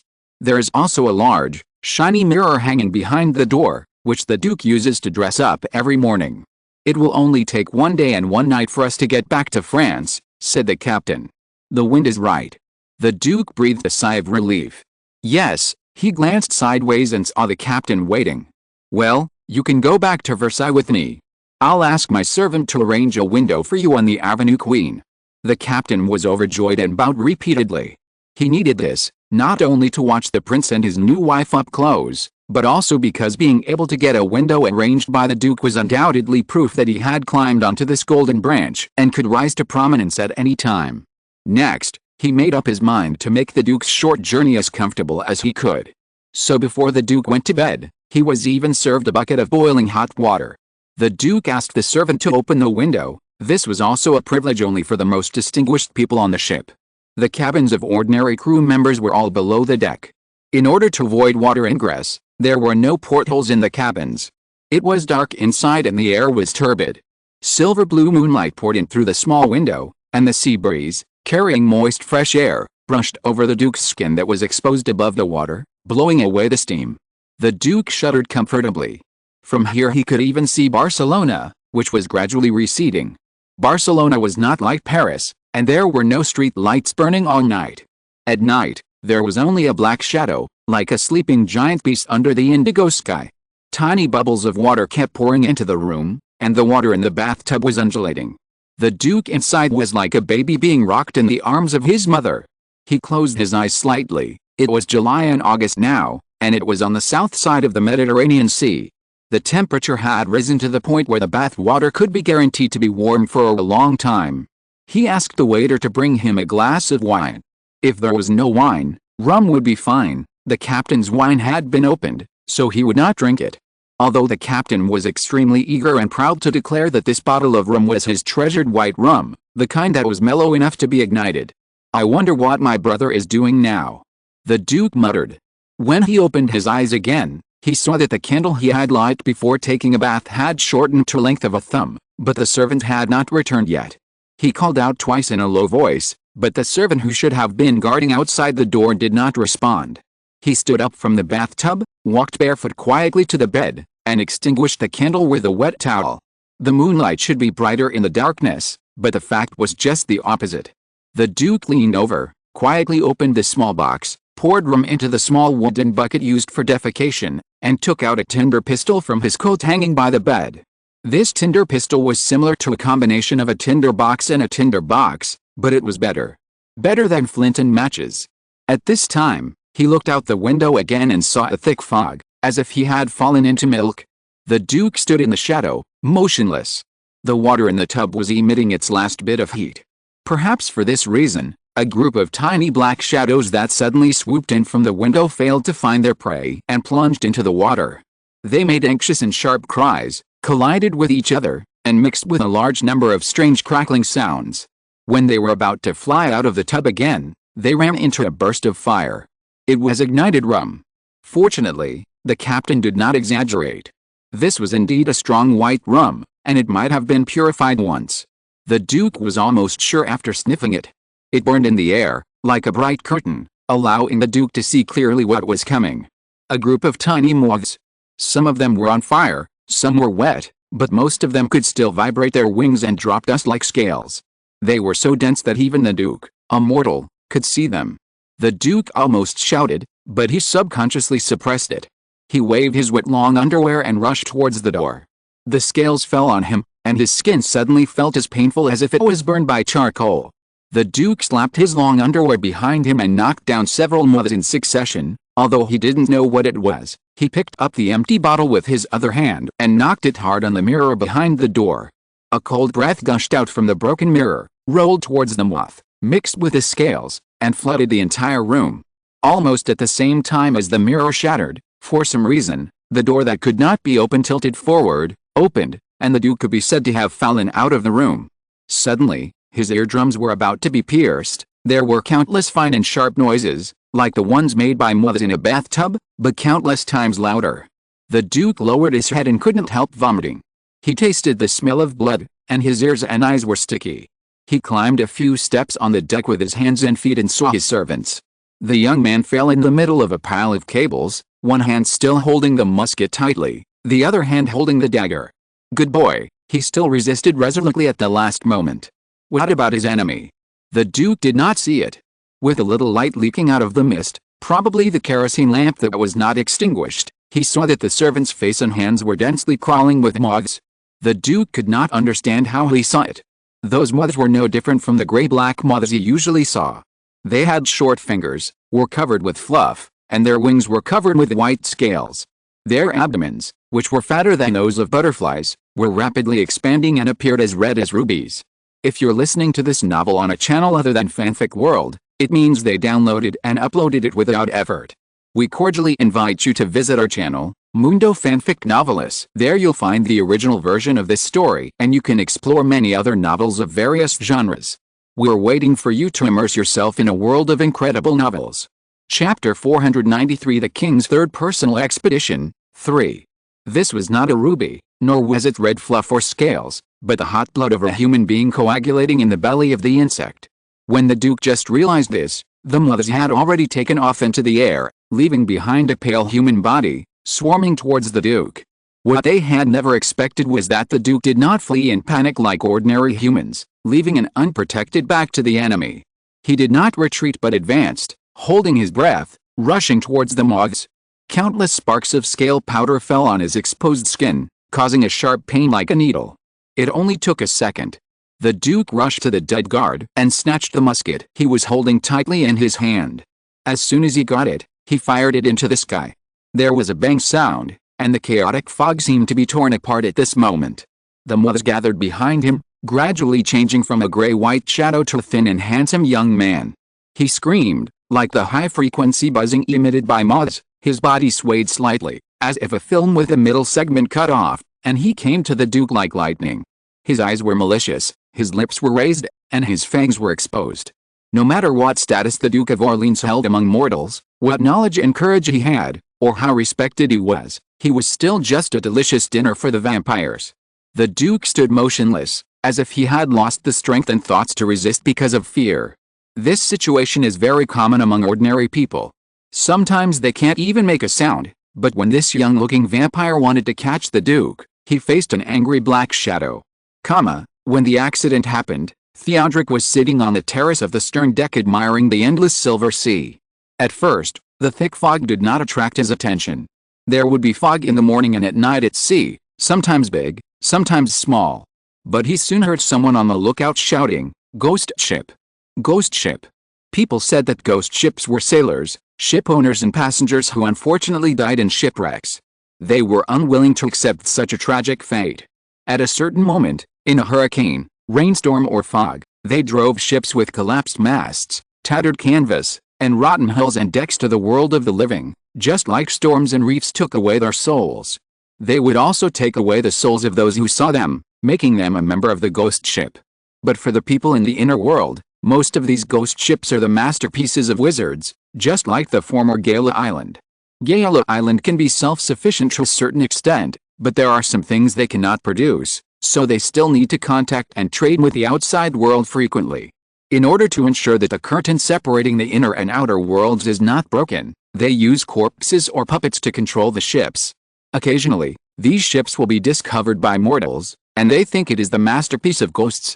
In fact, the ghosts of mortals are not as strong and stable as they think. Some ghosts will forget their past, and some ghosts will gradually dissipate over time. Ghosts that can touch things in the mortal world, make sounds, or affect living people are very rare, and they must have been extraordinary when they were alive. In simple terms, when you hear that a ghost often wanders somewhere, it is rarely a farmer or a maid, but a king's concubine, a minister, or at least a lord or general, who is qualified to stay in the human world for a long time. If it was just a ghost ship, Theodoric, in the form of a cat, would not have cared too much, but he immediately jumped off the balcony. Just as he was about to jump into the porthole of the captain's room on the poop, the cat's round pupils suddenly shrank into a thin line. The ghost ship was about to hit them. The ship was full of experienced sailors. They shouted "God bless you" and held on to anything around them. Their eyes reflected the figurehead of the ghost ship, a beautiful and plump goddess. The gilding and color had peeled off. Although her expression was solemn, her lips, which were still covered with red paint, were strangely wide open, and her long tongue stuck out from her fangs, with a terrible and twisted smile. Everyone was waiting for the earth-shaking collision, but there was no one. After several seconds, someone looked up in confusion. What made him cold all over was that he saw the upturned stern of the ghost ship sinking into their sails. The ghost ship passed through their ship like a dark mist. Maozi landed on the floor of the captain's room. He knew at a glance that a lot of things were missing in this suddenly larger room: the bathtub, the bed, the door, and the Duke of Orleans. At this time, he heard chaotic and fearful shouts from outside. He jumped out of the room and saw that the mast, sails, and cables were all missing. It was a strange way of missing, because no matter what it was, it didn't look like the damage caused by cutting or burning, but it seemed to be the original. If I had to describe it, it was like a complete oil painting that someone wiped off a part with dry bread. Maozi immediately turned to the direction where the ghost ship disappeared, but he could only see thick fog. His heart was occupied by a rare restlessness, and he couldn't help but scratch several deep marks on the deck. A group of sailors ran past him. Although they encountered such a thing, there were more urgent problems waiting for them to deal with. Part of the oars and hull planks were also missing. After losing power, they were facing the danger of sinking. At this moment, gunshots rang out. Maozi's eyes lit up, and he jumped onto the side of the ship and jumped towards the sea covered by thick fog. Only one crew member saw it, but he didn't know Theodoric's identity. He even thought he was a devil. After hurriedly calling the saint's name, he was driven to raise the sail again. The blue-gray cat began to stretch its body in the thick fog and landed on the ghost ship. When it landed on the ghost ship, it had turned into a blue-black cheetah, agile and ferocious. If the captain of the Escudo was here, he would certainly be shocked to find that this ghost ship was like the twin brother of the Escudo. No, it should be said that it was like a skeleton resurrected with the help of the flesh and blood of the Escudo. When this rotten ship passed through the Escudo, in addition to their prey, it also took away some of the Escudo's planks, masts and canvas, as well as sundries such as barrels and cables. Generally speaking, they were unfortunately around those humans. The faint smell of blood was quickly dissipating in the humid sea breeze, but Theodoric knew it was the smell left by the vampires after eating. Unlike werewolves, Even the most humble novel rarely made a mess of blood and flesh when eating, and only a little blood would flow in the air. People had many misunderstandings about the vampires, but one thing was right: they would kiss the bites of their prey after eating, so that the bites would heal quickly without leaving any traces. However, it also depends on the situation and the race. For example, the vampires like Vandris and Toledo, who live in the city and have frequent contacts with humans, not only eat moderately and move secretly, but also rarely kill people. Because if the person is still alive, the poor will become weak because of malnutrition, and the rich will think that they have bled too much and will not suspect that they have encountered a vampire. But if the person dies, those poor people who are not cared about by anyone are fine, but those who have status, surnames and assets are hard to say. Races like Gangro and Nuffle, although they are also members of the secret order and swear to stay away from the world, their prey usually has only one death, so they rarely hide the conical wounds left after sucking blood. Anyway, when the flesh and blood rot and only bones are left, even the wise Solomon may not be able to see the truth after crawling out of hell. As for the members of the Sabbath who never cover their tracks, it goes without saying. There is another situation, that is, when the vampires are sure that the prey cannot escape and cannot leave a complete corpse, they will do whatever they want. For example, on the sea. The vampires don't like the sea very much, but sometimes they will hold banquets on islands and ships, a bloody, gluttonous banquet, and the humans at the banquet will never be able to escape. And the only ones who often hold such banquets, in addition to the Giovanni clan, neutral clan, are the McCoy. The reason why the Giovanni clan held a sea banquet was because Giovanni's ancestral land was Italy.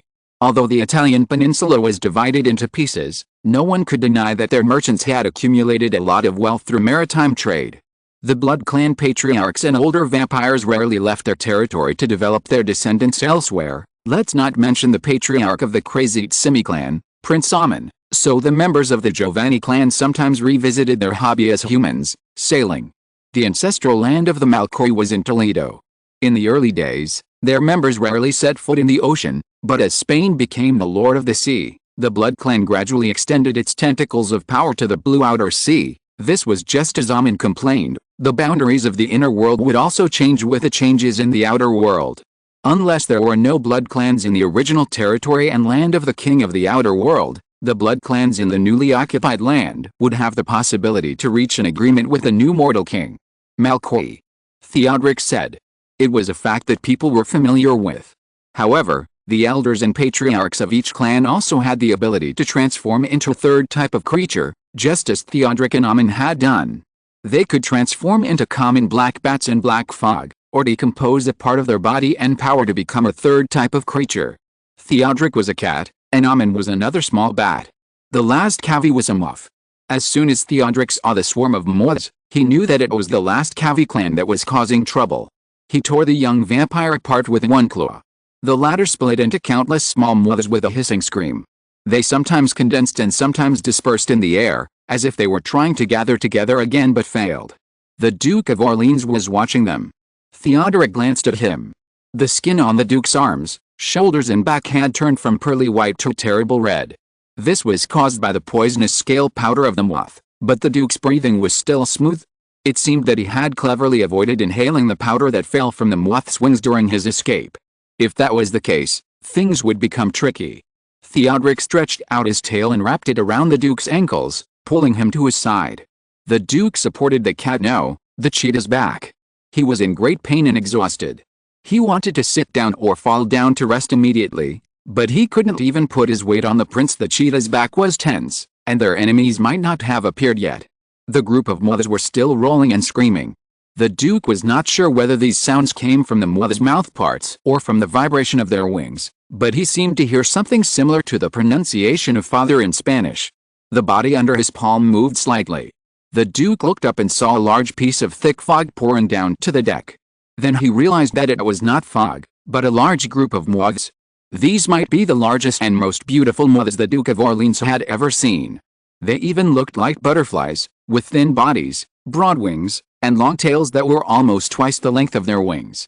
Their fluff and wings were extremely wholly milky white, and the tails exuded a moving blue light, just like the twinkling stars in the fog, with an indescribable charm. Prince Uriel. Theodoric said, nodding slightly. Prince Theodoric. A human voice came from the swarm of moths, And then the new swarm of moths suddenly shrank into a slender shape, and a vampire in a white coat walked out.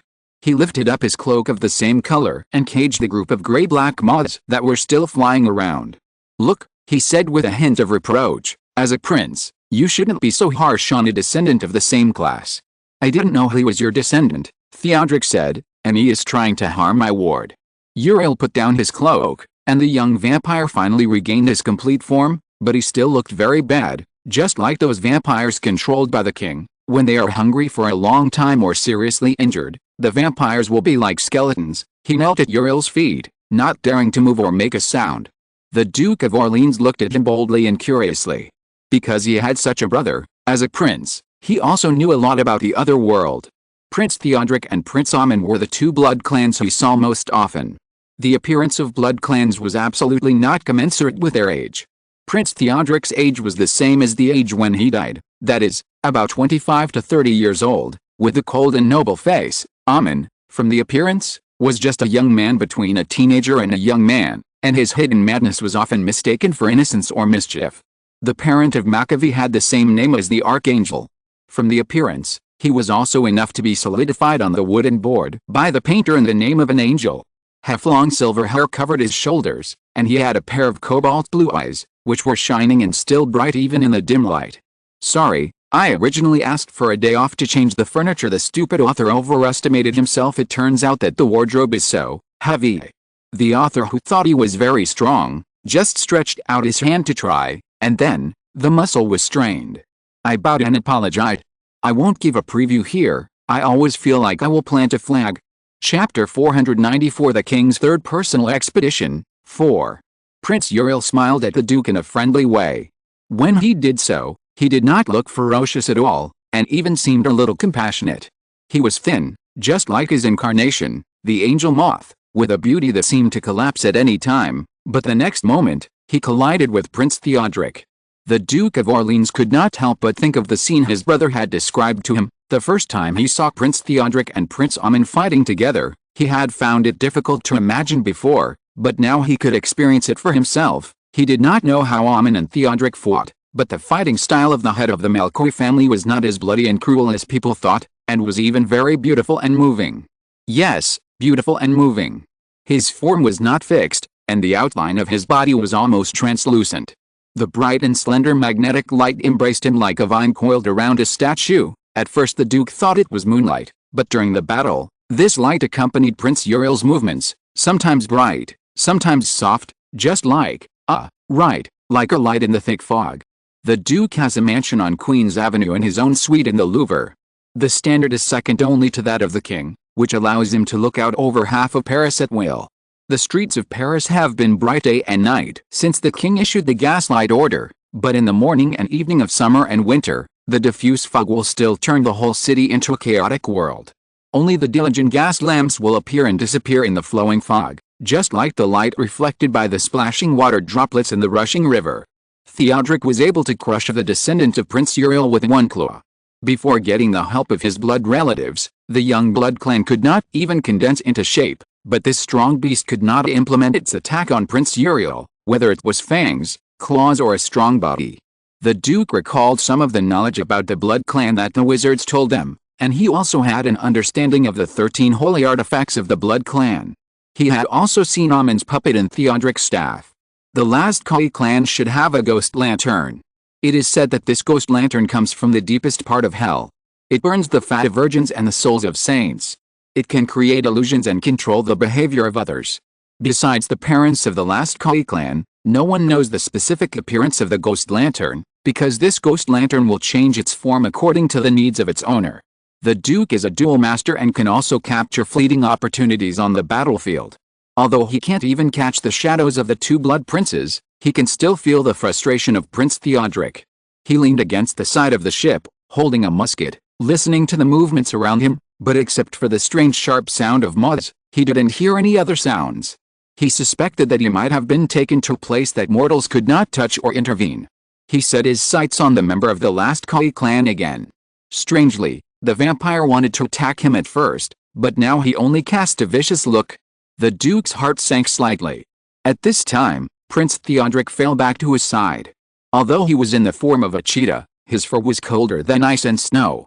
Perhaps this was the normal state of the blood race. In such a fast-changing battle, the prince had no time to control his own temperature, and naturally became the original state. After all blood races can be said to be unwilling dead, and the blood of the dead is always cold. Speaking of which, even if the two princes fought hundreds of times, it would only take a few seconds to calculate in human time. Theodoric. Uriel said, "You can't defeat me." Theodoric's power was ultimately only a small part, and in this ghost ship and around it, in the thick fog, there was no telling how many members of the Maccabee were hidden. "Give up," Uriel said again. "I don't want to kill the head of another clan because of this matter." "Then have you thought about it?" Theodoric said. "Once Louis XIV wins, how will the Maccabees, whose ancestral home is in Toledo, deal with themselves?" "This is why I came here," Uriel said bluntly. "First of all, I want to congratulate you, Theodoric. You have made an impeccable choice. Among humans, your king has defeated his enemies more than once. His glory shines on most of Europe, and he will put the crown of Spain on his youngest son's head. But you have also made an irreparable mistake. You indulged a mortal to extend his power tentacles into areas he should not touch. You allowed him to raise wizards, treat them as wolfhounds, and drive away our people." At this point he smiled. "Although Nephil is almost not recognized by us, it is still only almost. Your king has crossed a most important line. So even if you know very well that he is under the protection of Vanzo and Simic," Theodoric said, "you still took action." "We took action," Uriel said. "This is a decision made by more than 3 parents, dear Theodoric. Not to mention that Louis XIV's ambition not only covers the day, but also the night. Just saying that he is about to become a Caesar, Theodoric, we cannot allow it. We all know that a chaotic, dark, and ignorant Europe is the most suitable for us." "Ah, I understand," Theodoric said. "Indeed, humans are moving forward, but the vampires cannot keep up. Louis is already a threat to you." The Duke of Orleans listened to this, his heart tightening involuntarily. In fact, in the other world, the stubborn and conservative wizards did not have any good feelings towards the Sun King. In addition to the fact that the Sun King intended to include the other world in his territory, the king did not allow the other world to continue to live in a lifeless and calm manner as it had for the previous 1,000 years. Those young wizards only saw the freedom, light and ideals of the outside world, but could not see the imminent crisis that the old wizards could see. In the era of Merlin, mortals relied on only a small amount of black iron weapons, leather armor and strong bodies. They were afraid of wild beasts, floods, fire and lightning. They were so stupid and ignorant that they could only count on their fingers and could not even write their own names. To them, wizards who could control knowledge, nature and had talents were like gods or servants of gods. In that era and earlier, wizards were indeed often regarded as priests and servants of gods. Even though some of the separatists among the wizards later leaned towards the church, both the church and the wizards who stuck to their original positions were still superior to mortals. But it was these despised humans who eventually drove the wizards to the narrow inner world, forced the vampires to hide from the world, and destroyed the gathering places of werewolves. What about now? Since the reign of Louis XIV, the development of human science and technology has changed from slow walking to fast running. Although this is mostly driven by war, it is also because Louis XIV is a person who has no fear of almost all gods and extraordinary people. His tolerance is the biggest enemy of all non-humans. There are many wizards, werewolves, and even vampires who agree and support the king's equal treatment, just like Theodoric, but this is because Theodoric is the most human among all the vampire patriarchs. He has a deep affection for France, so he will support the royal family of this land, and there are also those who can see the future, but because of their personal peculiar hobbies, they would rather laugh and stand by, such as Amin. But more residents of the other world, especially the elders of the vampires who have been tempered by the years, are full of fear of Louis XIV. Louis XIV has remade humans into a sharp weapon, but paralyzed the entire other world with tenderness. He seduced wizards, bribed werewolves, and deceived the vampires, using all kinds of sweet means and words. He did not point his sword at the latter, so that the credulous people thought that he was willing to sleep with the wolves like a saint, but they did not realize that this arrogant mortal was putting a noose around their necks. Whether it was wizards, werewolves or vampires, he would firmly control them and make them useful to him. Nephil was driven out of France not only because they had tried to assassinate Louis XIV, but because they were useless to Louis XIV. Otherwise, look at Amin. He might have offended the king more than Nuffle, but Louis XIV was even willing to trade with the King of Sweden for him, exchanging an important military port for the ancestral land of Smithy. The problem is that in the short term, the vampires may be the most important card in the hands of this king, but the life of the vampires is so long, and the development of human beings is so fast. In the era of Merlin, the vampires had to retreat from the world. What about decades, 100 years, or 1,000 years later? If it were the vampires, even the entire inner world could be self-enclosed, and the inevitable dusk might come later, but would Louis XIV allow it? In his territory and land, there is another voice? Another king? Another law? But Leopold I and the anti-French coalition have little chance of winning. After a moment of silence, Theodoric said, "The ancestral land of the Macaulay will always be Toledo. Uriel, do you think the king will be threatened by you? I know this is impossible, even though he is the king's only brother." Uriel looked at the Duke of Orleans. The Duke was a human being, naked and covered with scars, but still standing straight and looking very proud. He gave him an admiring look. "So I want Mr. Duke to be my descendant," he said lightly. The Duke's heart skipped a beat. Chapter 495 The King's Third Personal Expedition, 5. Theodoric sighed. When you plant a seed, you know it will eventually bear fruit. The two riots of the Fronde made the once prosperous and powerful France lose its glory. Ambitious people at home and abroad were eyeing the Bourbon royal family, and even disregarded the agreement with the other world and drove werewolves and wizards to assassinate the mortal king, so that Louis XIV knew the existence of the other world too early. The king was young and vigorous, and had amazing courage and bravery. If it were 20 years later, he might have dealt with Nephel more properly, as well as the wizards of Gadula Island headed by Mancini, but these words were meaningless. The fact is that it might not be Louis XIV who unveiled the secret, but it was definitely the Sun King who tore it down completely. His light burned the creatures in the shadows, forcing them to go all out. The Spanish black wizards and the vampires joined forces to assassinate him once, and now it is the second time, but this should be a personal act of the Macaulay clan. The first incident was not a fault of the Malcois. After all, Spain still belonged to Carlos II of the Habsburgs at that time, and Louis XIV was their enemy. However, the situation had changed, and it was extremely ironic that the Malcois would usher in a ruler who had been assassinated by them. It was not surprising that Prince Uriel of the Malcois was worried about this. With Nuffle in front of him, why couldn't Louis XIV expel another blood clan from his territory again? Unless he had a reason not to do so. And this reason was behind Theodoric.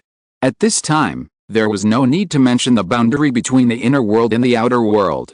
The head of the Tsimishi family of the Sabbat, Amin, had also directly invited the young Louis XIV without any scruples.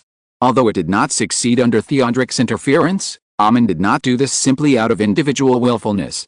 If Louis XIV was really transformed into a descendant by him, he would be immediately declared dead like Theodoric, and his brother Philip would succeed him.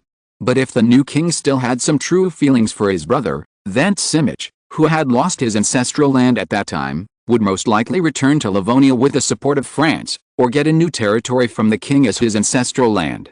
After all, France is so big, right? Prince Uriel and Amin had the same plan. Everyone knew how close Louis XIV was to his brother, the Duke of Orleans. He valued him and even indulged him. It was not the kind of indulgence he showed to children or women. He treated him as a brother, a general and a minister. In the past, the king's brothers, such as Gaston and York, were always feared by the king. Not to mention making achievements, even being close to the ministers would arouse the king's anger. They would be thrown into the Tower of London or the Bastille at any time. The worst thing would be to be beheaded by His Majesty the King on a false or real charge. But if Louis XIV's feelings for the Duke of Orleans were 1/10 true, then Macaulay would be able to continue to keep the ancestral land of Toledo. No, Theodoric said, not only that. He said that he was also the head of a clan. Although he had not left any descendants worthy of trust, he was also a descendant of the previous head. Of course, he knew how much power the father had over his descendants. This power was not based on force, wisdom and power that could change at any time, but directly penetrated the body and soul. Although he could not be called a puppet, as long as he was transformed into a descendant, the Duke of Orleans would inevitably have an irresistible admiration for the head who transformed him, and then obey him regardless of everything and accept any arrangement from him. This control was particularly obvious in the early stage of transformation, and it was also to ensure that the descendants would not run away privately before the end of learning and cause unnecessary chaos. The important thing was that this process could take at least 10 years, and at most hundreds of years. And Louis XIV, the Sun King, was still immortal even though he was powerful. He could still support 50 years, which was considered a long life. What about 50 years later? When his brother passed away, human emotions were buried under 6 feet, and Philip, Duke of Orleans, really belonged only to the last cavalier. Since you already know, Uriel said, you should understand that I am determined to win. You should know that your actions will bring the wrath of Louis XIV. As long as he doesn't care, this wrath will also burn his brother to death. It seems that there is no room for negotiation. Theodoric said. The Duke of Orleans felt the fur of his men standing up, and immediately stepped back and leaned against the side of the ship. Prince Uriel of McCoy really flew up in the next moment. Countless low and sharp noises suddenly sounded in the thick fog, not contradictory, they were vague, but they could pierce people's heads. The Duke held his throat to resist the urge to vomit and scream. A pair of hands gently held the Duke's shoulders. The Duke of Orleans' first thought was to kill himself. He still held a musket of his attendant in his hand. Perhaps because he thought that such a human weapon could not hurt a vampire, neither Prince Uriel nor Prince Theodoric cared. But the Duke then saw a somewhat unfamiliar but impressive face, the face of a smiling young man, Prince Amin. He breathed a sigh of relief, and the mist surrounding the Duke suddenly became crazy, but Amin just gently lifted the Duke up, threw him out, and threw him into the sea. The sea water was cold, but for the moth like Macaulay, they were not so willing to enter the water, because the wings of the moth would get wet, sticky and shrunken when they touched the water. Prince Amin then jumped down and stretched out an arm to hold the Duke. In the dark water, mortals could not see anything, but the vampires had no problem at all. Amin took the Duke and swam about 800 or 900 feet in the deep sea water as if they were passing through a glass passage, and finally got rid of the range of the ghost lantern held by Uriel of McCoy. He lifted the Duke up, as easily as lifting a doll, and handed him to the Tsimishi people on another boat. Entertain our distinguished guest well, Amin said with a smile. There was not a single damp or wrinkled spot on his hair and clothes. Even if someone said that he had just come out of the banquet at the Palace of Versailles, someone would believe it. His descendants took the Duke of Orleans and pushed him to the room at the stern of the ship. The Duke only turned his head when the door opened, and then he saw that the prince was transformed into a large group of small black bats, rushing towards the group of white moths. Don't worry, your highness. Although Prince Uriel is also very powerful, a vampire said, he is rivaled by my father and Prince Theodoric. On the Escudo, the Duke certainly had the best room, but compared to the vampire's ship, the ship of a mortal was nothing. At least for the Duke, this room at the stern was almost the same as his bedroom in the Palace of Versailles. There was even a bathroom attached to it. The gilded faucet on the bathtub could also gush out hot water when turned on. In the message the Duke received, the vampires of Tsimit should be a group of crazy, reckless lunatics, and to the vampires, humans were just food, but these vampire attendants acted as if they were entertaining a vampire prince. The Duke thought to himself that either the Tsimit clan was not as bad as their reputation, or Amin's position in Tsimit was absolutely not open to perfunctory, refutation, and questioning. He suddenly laughed, and a vampire who was combing and massaging his hair asked curiously, "May I know what you are laughing at?" "An escudo." "You can give me a gold Louis," the Duke said. Since Louis began to mint French currency to replace Spanish currency, before that, the currency in circulation in France was mostly Spanish currency. As the king's brother and minister, the Duke of Orleans certainly set an example. No matter when, there were only French copper coins, silver coins and gold coins in his purse. "I am just surprised that I am just an ordinary person, but I have such an adventure." "Indeed," said the vampire attendant, "we have almost never seen the Battle of the Three Princes." He felt that the Duke did not say what he really thought, but since Prince Amin had said this is a distinguished guest, as attendants, they certainly could not be aggressive to the prince's guest. The Duke thought that if his brother led a pig to the Venus Hall or the Jupiter Hall and declared that it was the king's guest, a group of dignitaries would also bow to the pig and greet it. But now he is the pig. Although they were considerate, when the vampires wanted to serve someone, they moved very quickly. The Duke could hardly see how they moved. It was as if only a few breezes passed by him and he was made clean and handsome. The Duke was indeed the most handsome and elegant one in the Bourbon family. Even though there were a group of chimish here, they did not feel wronged to serve such a human being. Do you want to rest, or? A vampire asked. The Duke of Orleans shook his head. Can I go to the deck? Yes, said the vampire attendant, but you may not be able to see anything. Before, the Duke of Orleans was still wondering why the young vampires did not go to the deck to watch the battle between the three powerful vampires. When he came to the deck, he found that the surroundings were still occupied by darkness and fog. If the attendants around him picked up the lights could only illuminate the fog.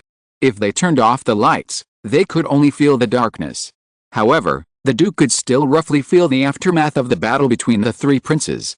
It was a feeling that was difficult to describe, like a bell or vibration coming from a very far away place.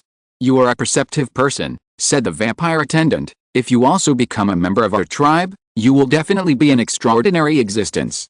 I think I must say this. The Duke responded, I am deeply honored, sir. It's a pity that your brother will never allow such a thing to happen. The vampire attendant said. It seems that he is still very much liked by Armin and knows more than other vampires. He stared at the Duke with his deep red eyes. It's a pity. We can't go against your brother's wishes. Anyway, your highness, he has regained the ancestral land for Tsimishi. Chapter 496 The King's Third Personal Expedition, 6. It was not surprising that he said this. In people's legends, dramas and novels, when vampires choose their descendants or even victims, they will subconsciously prefer those who are pampered. This is not surprising. In fact, when kings choose officials, generals choose soldiers, priests choose choir members, teachers choose students, and craftsmen choose apprentices, they will unconditionally prefer those with status and surnames. It has nothing to do with discrimination. When medicine and education have not yet been popularized to everyone, only people with rich wealth can have health, morality and beauty. Poor people cannot get enough nourishment in their mother's belly. After they are born, they have to face hunger, disease and the torture of insects and rats. After they grow up, they have to work hard in the fields. We also know that after high intensity and strong physical labor, people will be so tired that they don't even have the energy to think, let alone study and take care of themselves.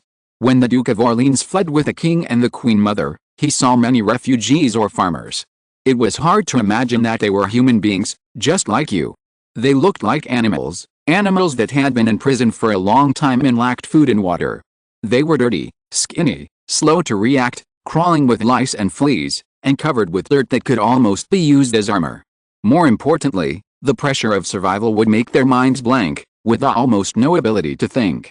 They would not think about anything except finding food and drink, and would not place hope on the future. You could not communicate with such people with words, and even sticks and whips did not work. Even the Nuffle, when they were selecting their descendants, they would try their best to avoid the homeless and beggars who shared the sewers with them. Another point is that if the blood clans transformed a lord, or even just a wealthy manor owner, when selecting their descendants, they could develop their own power and look for prey in this territory as they pleased within a dozen or even decades, such as the famous Vladimir and Elizabeth Bathory. However, if Amon did what he did and chose a young man who already wore a crown, it would be too arrogant. But even if he achieved his goal, the value of Louis XIV would drop greatly, and it might not be as considerable as a lord with a dukedom or an earldom. In this way, the Duke of Orleans suddenly found that he was still worthy of being converted. He had money, territory, and the king's favor. But now even Amon, a crazy member of the Demon Feast, no longer had such extravagant hopes. His brother was just like his title Sun King, always showing his existence with glory and heat, and tens of millions of people were dependent on him. No one could bear such a heavy and huge responsibility. Prince Uriel, the head of the Malcoy family, must have regretted it. Of course, he did not expect things to deteriorate to this extent. The King of France will become the father of the King of Spain. Even if the two countries cannot rule together, they will at least introduce laws and systems from France. According to Louis XIV's idea, the Spanish underworld will never be at peace. Malcoy and the Black Wizards have old grudges with Louis XIV, and Louis XIV will not have any mercy on them when he punishes them. Prince Uriel's desperate gamble did not achieve any good results in the end. It is difficult to say whether the Duke of Orleans' actions were a conspiracy or a trap. Theodoric was originally an excellent warrior, and Amon, as a member of the Sabbat, was undoubtedly also very good at fighting. Under their two-pronged attack, Prince Uriel did not even have the chance to escape. Most of his descendants were killed, and he himself suffered considerable damage. So the Duke saw that Theodoric and Amin brought back an exquisite coffin. "This is Prince Uriel," Amin said. Theodoric waved his hand gently, and the vampires on the deck retreated silently without a single one left. "We will take him back to Toledo." He looked at the Duke of Orleans. "He may have to sleep for decades. The vampires are one of the most powerful forces in the other world. Without Mancini, Charles will be able to avoid more threats in the future. If you ask me, we might as well tear him apart and share him," Amin said with a smile, as if he was not talking about a bloody and terrible thing, but a prank that was not worth mentioning. "What about a prince, good sir?" he said to Theodoric. "If we take away Mancini's power, it will take them at least 100 years to create a prince and a head of the family again. Wouldn't it be better for our little Louis?" "Don't talk nonsense," Theodoric pressed his forehead. "Although the vampires would not have a headache, do you want to start a second bloody war?"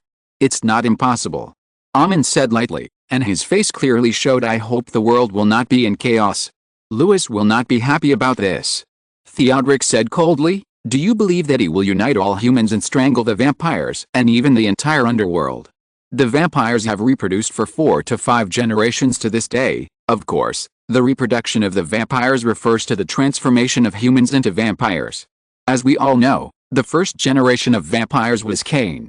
He and Lilith, Satan's lover, bred the second generation of vampires.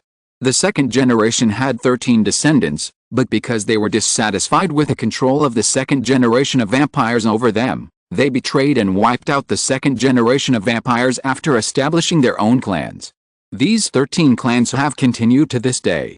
Because of their different philosophies, they have fought many wars among themselves, but more of the fights were because the vampires could make themselves stronger by eating their own kind. Before the authority of the church was established, the vampires were not as hidden and gentle as they are now. They launched large-scale wars like humans and hunted humans wantonly until some of the wizards split into priests of the Inquisition and gradually restrained themselves. Although the clans of the Sabbat and the Hidden had long since parted ways, they were quite consistent in one point, that is, the hunting and predation of the same clan, especially the descendants' usurpation of parents or superiors. Any descendants with such signs would be executed immediately, and only the princes had the power to hunt the vampires. If it weren't for the fact that the war between humans in the surface world had seriously affected the inner world and the vampires, the 3 princes would not have fought each other to this extent. However, the Duke of Orleans could see that Amin was just teasing the serious Theodoric. In addition to the tacit understanding between the vampire princes, as Theodoric said, if the vampires started a bloody war no less than that of 1484, causing uncontrollable chaos and panic, he would definitely stand on the side of humans first and bury the vampires in darkness completely.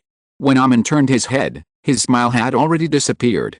As a member of the demon feast, he longed for the Blood Clan to completely rule over humans just like a shepherd herding sheep, but the facts prove that the possibility of this was getting smaller and smaller with the rapid development of human technology. In 1484, they had to succumb to the number of humans and chose to live in seclusion. Now, in addition to the number, human weapons are better than the fangs and talents of the Blood Clan. Think about it, there are always some stubborn idiots in the 13 clans who shout that they don't want to be raised like wizards. They probably can't imagine that compared to wizards, Blood Clan may not even be worth being raised. It's not necessarily that they all perform magic tricks. When he thought of this, Amin really wanted to go crazy. The Duke remained silent. Although Theodoric and Amin seemed to have come for him, he also knew that he had no say on this ship of the Blood Clan. Just like the arrangement of Prince Uriel, a food was not qualified to give orders to the master, but even if it was as Amin said, if Prince Uriel died, the Macaulay would need 100 years to choose a new head of the family. 100 years is a long time for a human, but it is so short for the Blood Clan and a country. Louis XIV was able to expel Nephel from France because Nephel had the lowest status among the 13 clans, and Nephel violated the treaty between the inner world and the outer world. Even so, his brother could not hang Nephel's head of the family on the lamppost in Paris. He just expelled Nephel, which caused dissatisfaction among the Blood Clan for a long time. If he did it again, he would have to face a group of real, unscrupulous devils, and even Theodoric would not favor the human king again. The Duke of Orleans landed the next day. The only thing worth being happy about was that he thought a dead servant was just unconscious due to excessive blood loss. Perhaps Uriel wanted to appease the Duke who was about to become his descendant, so he did not condone his descendants to slaughter the Duke's servants. However, there were also unfortunate victims, several crew members and the first mate. The Duke gave their families a generous pension and set off on his journey home with a heavy heart. Thanks to Louis XIV's continuous hard work for 20 years, there is a flat road from the port to Limoges. The people of Limoges became very rich because they were hired by the king to build the Palace of Versailles and later became the king's ceramic craftsmen. There is no doubt that everyone here is a supporter of the king. The Duke can settle down here, not to mention that there is a wider and safer road from here to Orleans. Orleans is the Duke's territory, but he did not alarm the people in the city, but drove light and continued to go to Paris. At Fontainebleau, not far from Paris, the Duke of Orleans had to stop to rest.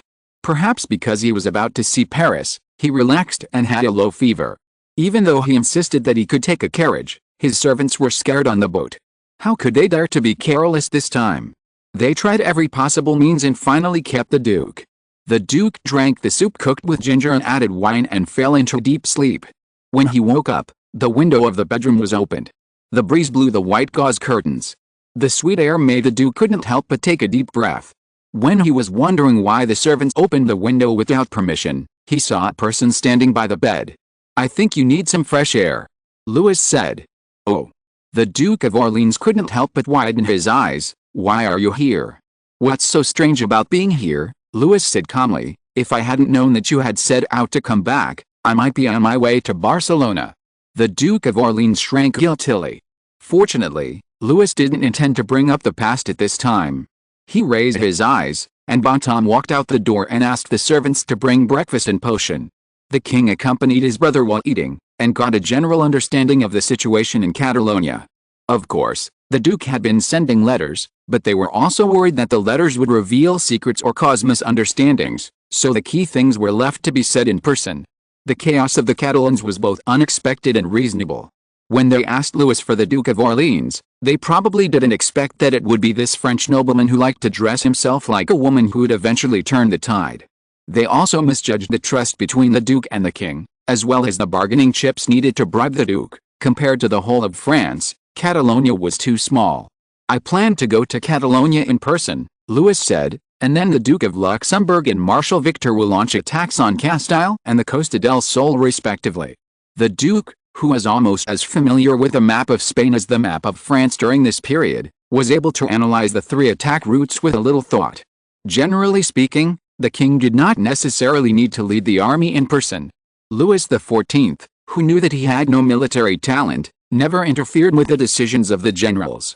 Gaining Catalonia meant that France had cut off possible support for Spain, if Leopold I of Austria could pass through the Mediterranean from Italy. But Catalonia was in the upper left corner of Spain.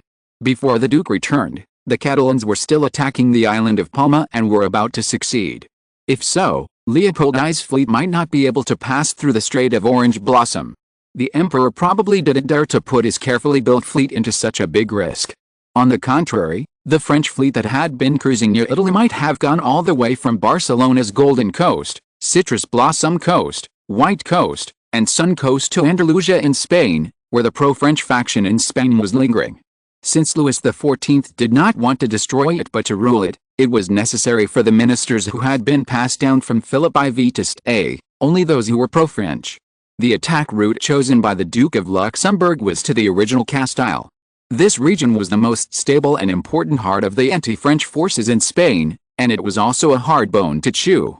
Once the Duke of Luxembourg could win here, it would be like Paris losing Reims and Orleans, and Toledo and Madrid without the hard shell would be nothing more than a soft nut.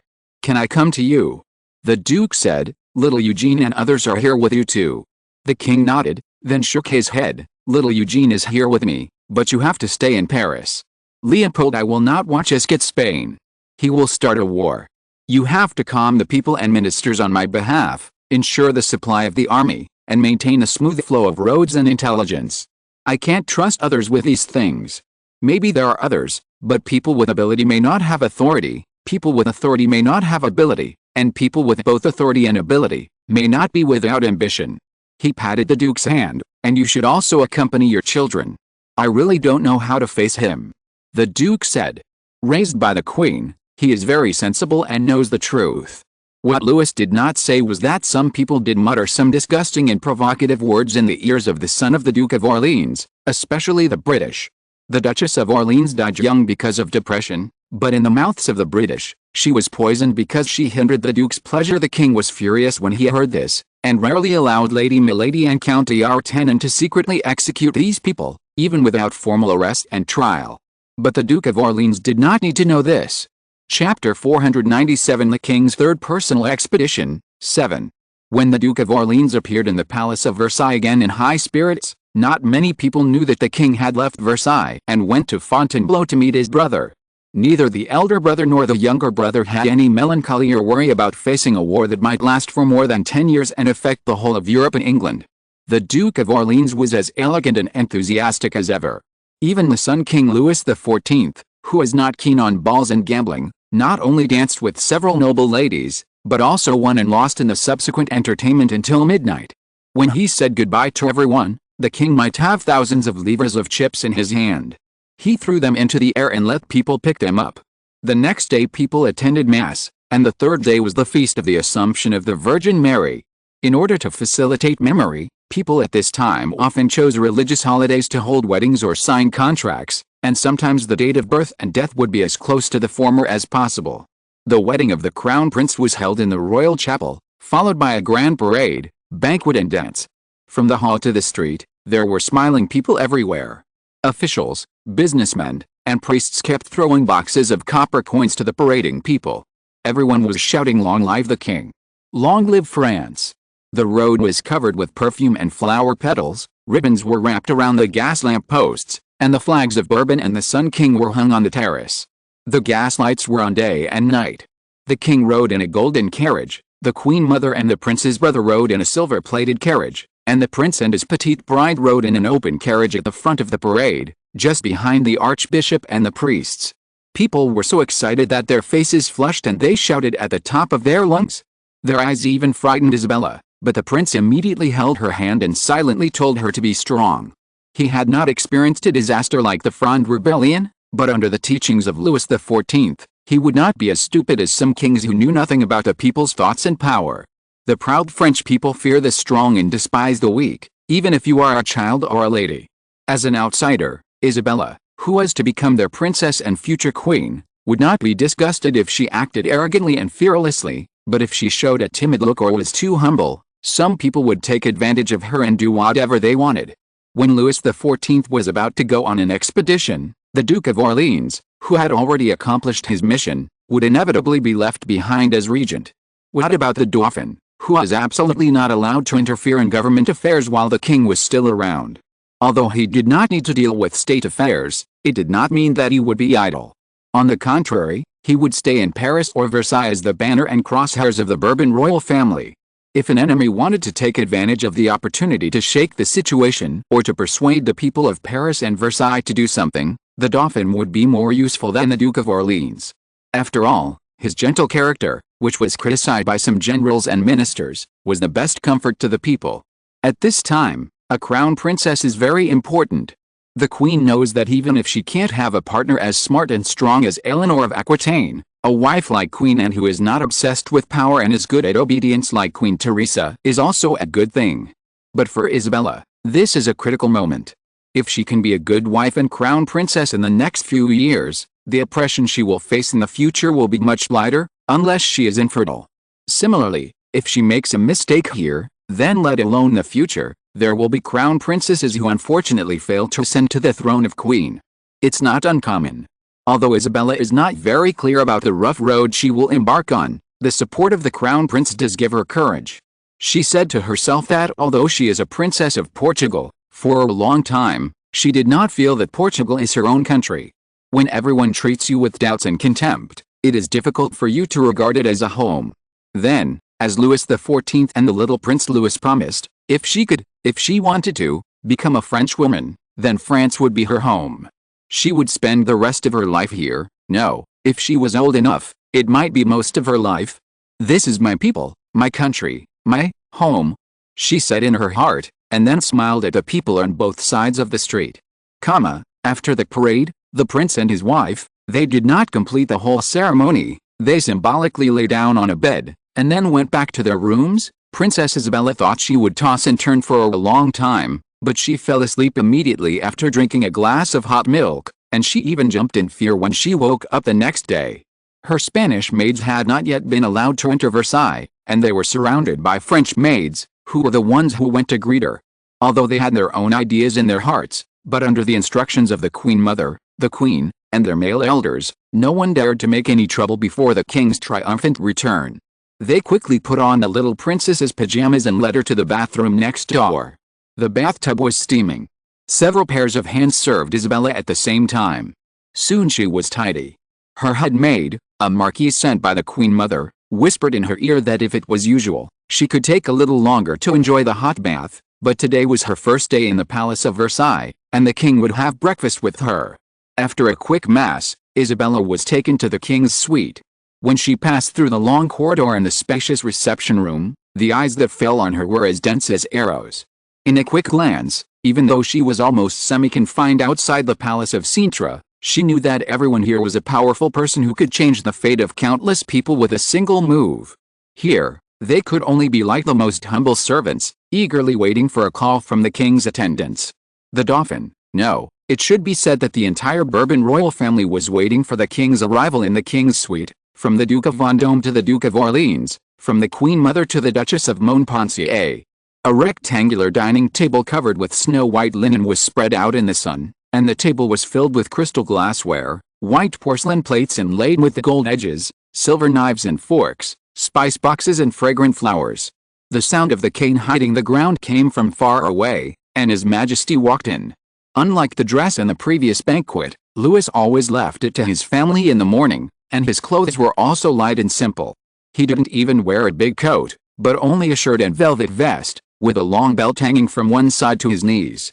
I don't know if it's because he doesn't have a beard, he doesn't look like a man in his 40s at all, because Isabella's father, Pedro II, was born in 48, nearly 10 years younger than Louis XIV, but he looked older than him. The king pressed his hand before sitting down, and everyone sat down one after another. The attendants and servants began to bring various breads, jams, butter and other meals in an orderly manner. The Sun King's breakfast was not luxurious, but like every meal of his, there were cold and hot dishes, fresh ingredients and excellent taste. Isabella was allowed to sit next to the Dauphin. "You can be more casual," the Dauphin whispered. "Everyone is relaxed at this time." Isabella nodded immediately. She carefully watched what others did. Indeed, everyone was relaxed, from the clothes to the gestures. The Duchess of Montpensier even boldly asked the king to pass the pepper to her, and the king obeyed.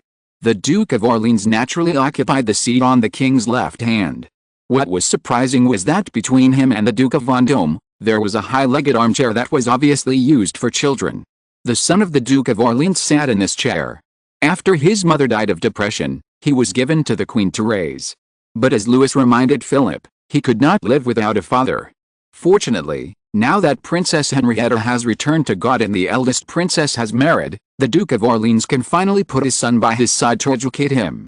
Like all Bourbons, the Duke's son has curly light golden hair and cheeks like pink rose petals, but his eyes are inherited from his mother, which are dark. He is now just a child, but he has an unusual melancholy temperament. He is extremely attached to his father, which even Princess Isabella, who just met him, can see. At the end of breakfast, the king announced that he would leave Versailles on the first Monday after the feast of the Assumption of the Virgin Mary. "May God bless you and bless us," said the Queen Mother, and everyone at the table, including the Duke of Orleans' son, made the sign of the cross and said, "May God bless the king." Isabella was a step slower, but the king just smiled at her and said that he didn't mind.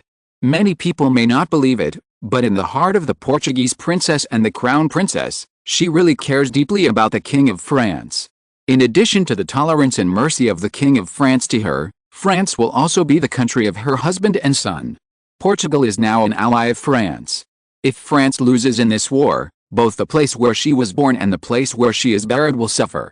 Especially Portugal. If France fails, then relying on the power and achievements before Louis XIV, it will not be difficult to maintain the original territorial integrity, but Portugal may not be. Even if it is to embarrass Louis XIV, Leopold of Habsburg will definitely return Portugal to Spain. In this way, Isabella's identity will be questioned. How can a princess without a country be recognized? She may no longer have a place to live in the world. She likes it here, and maybe she will fall in love with it in the future. She doesn't want to leave here. What the little princess thought was not within the scope of Louis XIV's concern. He taught the queen, the crown prince, and even Madame de Montespan and the Duchess of Montpensier that they were all under his control. He was not worried at all that they would lead Isabella in the wrong direction.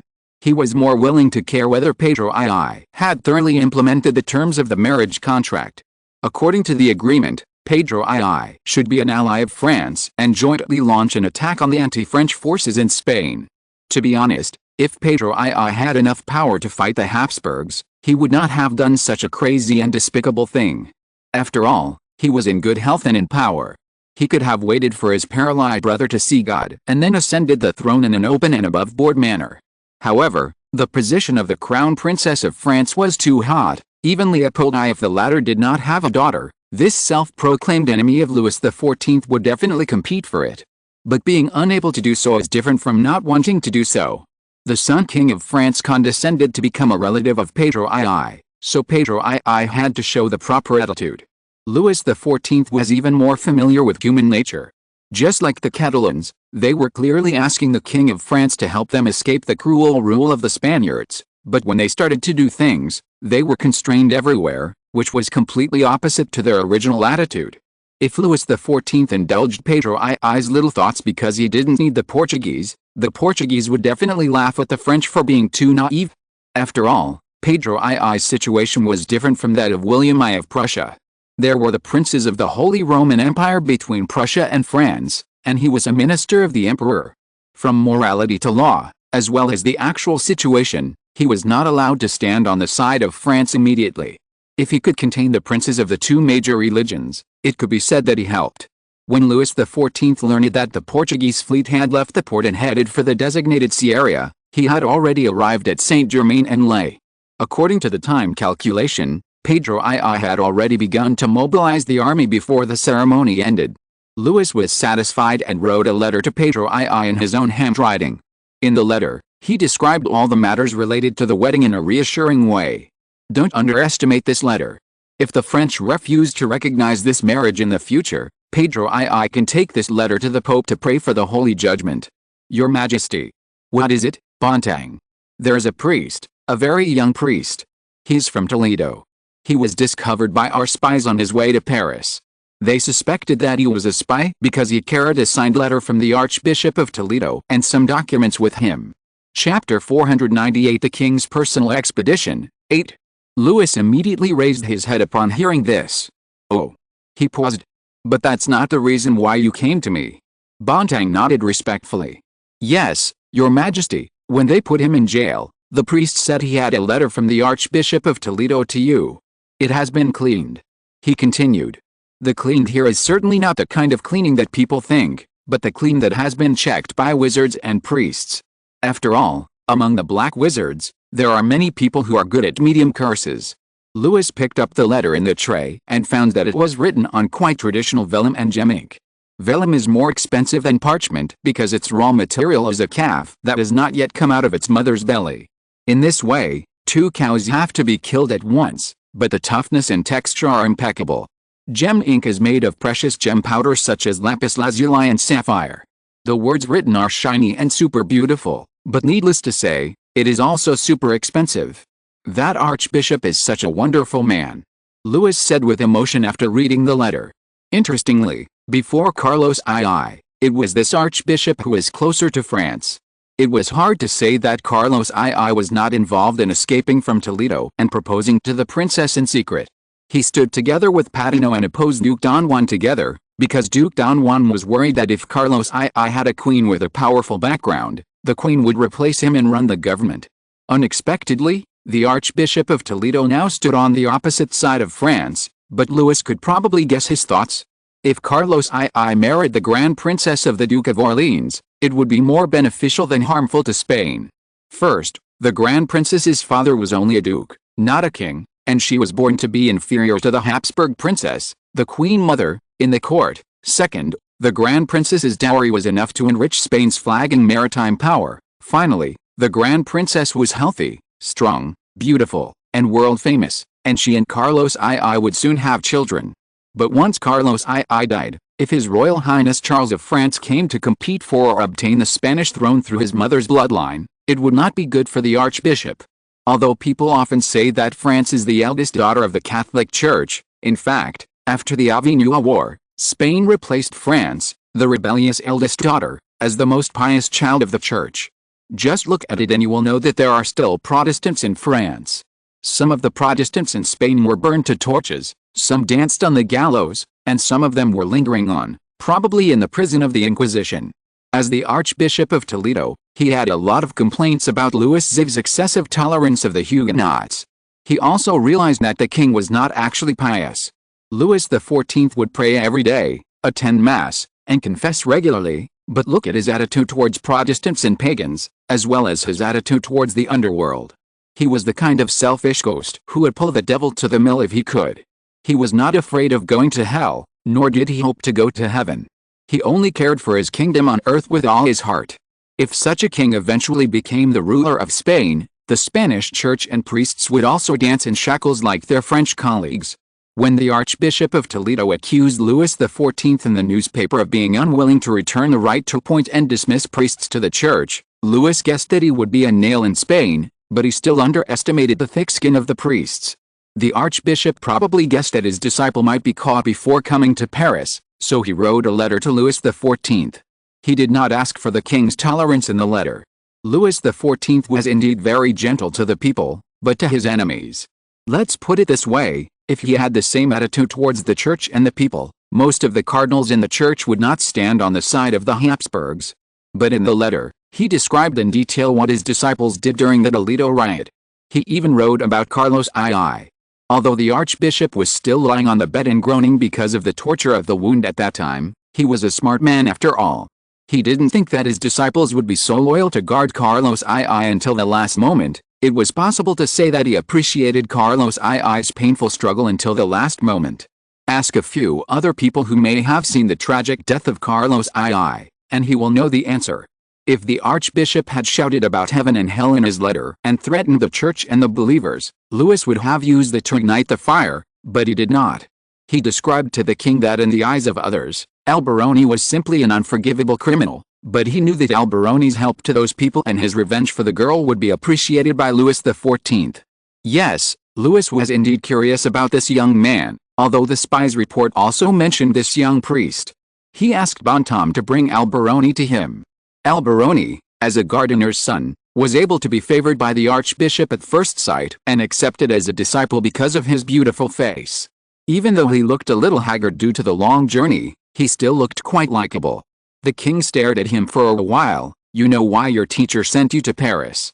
Alberoni took a deep breath and cried almost uncontrollably. He had always believed that his teacher must hate him, and he was ready to accept any punishment. He was even a little dazed when he was taken out of Toledo by two priests overnight, but how could he not understand now? His teacher had decided to be martyred, so he sent him out, and sent him to the safest place for him, France. Yes, if he were in any other place, I'm afraid he would not be willing to become an accomplice of the king or the Lord. His heart is still pure, his blood is still hot, he was once a lower-class citizen, and he knew the suffering they had to endure. Louis XIV was not a devout believer, but he was definitely a good king. Only under his command, Alberoni would not either die an untimely death or live a mediocre life. Your teacher guessed right. I will not vent my anger on innocent people, Louis said, but I want to ask you one thing, Alberoni. Which do you like, the French church or the Spanish church? Alberoni was silent for a while, and then he said as if he could not bear it any longer, "Excuse me, Your Majesty, I did not see the French church, but I saw your church." Bontam heard the king's laughter outside the door. "Isn't it true?" Alberoni's face flushed red. He did not pay tithes to the Roman Church, nor did he pay any fees such as clergy inheritance, copying money, donations, etc.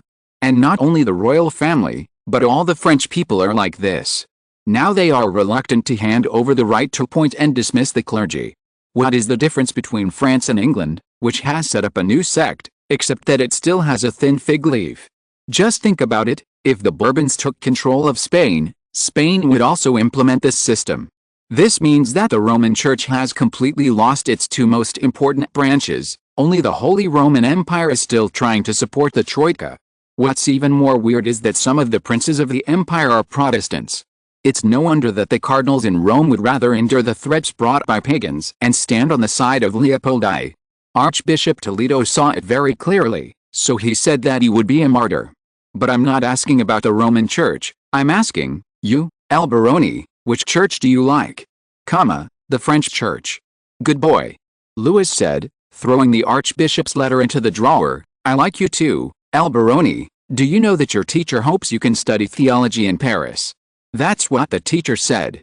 If you still want to continue to be a priest in the future, I don't recommend you to study theology in Paris, Louis said. The seminary in Paris is not suitable for children like you for the time being. In fact, the seminary in Paris is more about training philosophers than training priests.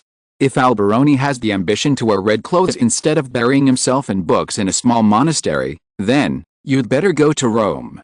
Alberoni looked up in surprise. But I also want to tell you that Rome is not peaceful now. Although Innocent I was a moderate, he was too old and ill to control the Red Princes. The pro-French forces on Eulalius' side were now fighting with those stubborn guys, from verbal, paperwork to swords and curses. At this time, Alberoni was sent to Rome, and there was no doubt that he would be immediately assigned to Eulalius' side. No one knew what would happen in the future. I accept any arrangement, Your Majesty. Unexpectedly, Alberoni said without hesitation, do I need to do anything for you? If I have the qualifications. I don't think a child can do anything for me. Louis softened his tone. Maybe someone will ask you to do something. If you have the courage, you might as well show me what kind of talent and courage you have. You will see. Alberoni moved his lips. When Louis thought he would plead with him on behalf of the Archbishop of Toledo, he endured it and did not do anything, not even till he left the room. There was a reason for sending Alberoni to Rome, because Ilario had mentioned not long ago that he needed a clever child to do something for him. It might be related to some important secrets. Fortunately, Alberoni was originally a disciple of the Archbishop of Toledo, who was the leader of the most stubborn force against the French. The Red Princes in Rome might not have thought that he would be a spy on the side of the French. Innocent I's condition was getting worse day by day. He might die at any time, and a new pope might be elected at any time. Louis was worried that Leopold I would desperately recommend a pope who hated France to take the throne. With the instigation of the cardinals in the Vatican, the Roman Church would become the most annoying obstacle or constraint in this war. He sent Ilario to Rome with the ambition of letting Ilario take the throne, but Ilario was a priest from the other world after all, with a weak foundation and easily causing all kinds of fear. Too young, too young. Since the collapse of the Roman Empire, the age of the Pope has been getting older and older. Today, a Pope in his 70s can still be called in his prime, and there are also popes in their 80s and 90s. Hilarius was only a few years older than Louis XIV. If a Pope in his 40s or 50s came to power, wouldn't his successor have to wait for decades? This is really terrible. What's more, the long reign period allows the Pope to implement several reforms. The previous reforms that could be completed in one term were rare, and it was also common to complete them in several consecutive terms. Sometimes they would be overturned by the Holy See with different opinions. But what if the Pope could survive all the opponents? In short, a young Pope would never be able to do that. In comparison, the fact that the Cardinal was the King of France was a small problem. There was a reason for sending Alberoni to Rome, because Ilario mentioned not long ago that he needed a clever child to do something for him. It might be related to some important secrets. Fortunately, Alberoni was originally a disciple of the Archbishop of Toledo, who was the leader of the most stubborn force against the French. Those Roman princes in red might not have thought that he would be a spy on the side of the French. Innocent I's condition was getting worse every day. He might die at any time, and a new pope might be elected at any time. Louis was worried that Leopold I would desperately recommend a pope who hated France to take office. Coupled with the instigation of the cardinals in the Vatican, the Roman Church would become the most annoying obstacle or constraint in this war. He sent Ilario to Rome, with the ambition of letting Ilario take the throne. However, Ilario was a priest from the other world after all, with a weak foundation and prone to all kinds of fears. Too young, too young. Since the collapse of the Roman Empire, the age of the Pope has been getting older and older. Now the Pope in his 70s can still be called in his prime, and there are also popes in their 80s and 90s. Ilario is only a few years older than Louis XIV.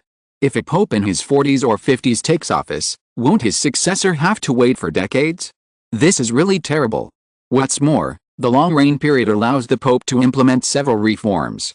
The previous reforms that could be completed in one term are rare, and it is also common to complete them in several consecutive terms. Sometimes they are overturned by the pope with different opinions. But what if the pope can survive all the opponents? In short, a young pope is absolutely impossible. In comparison, the fact that the cardinal is the king of France is a small problem.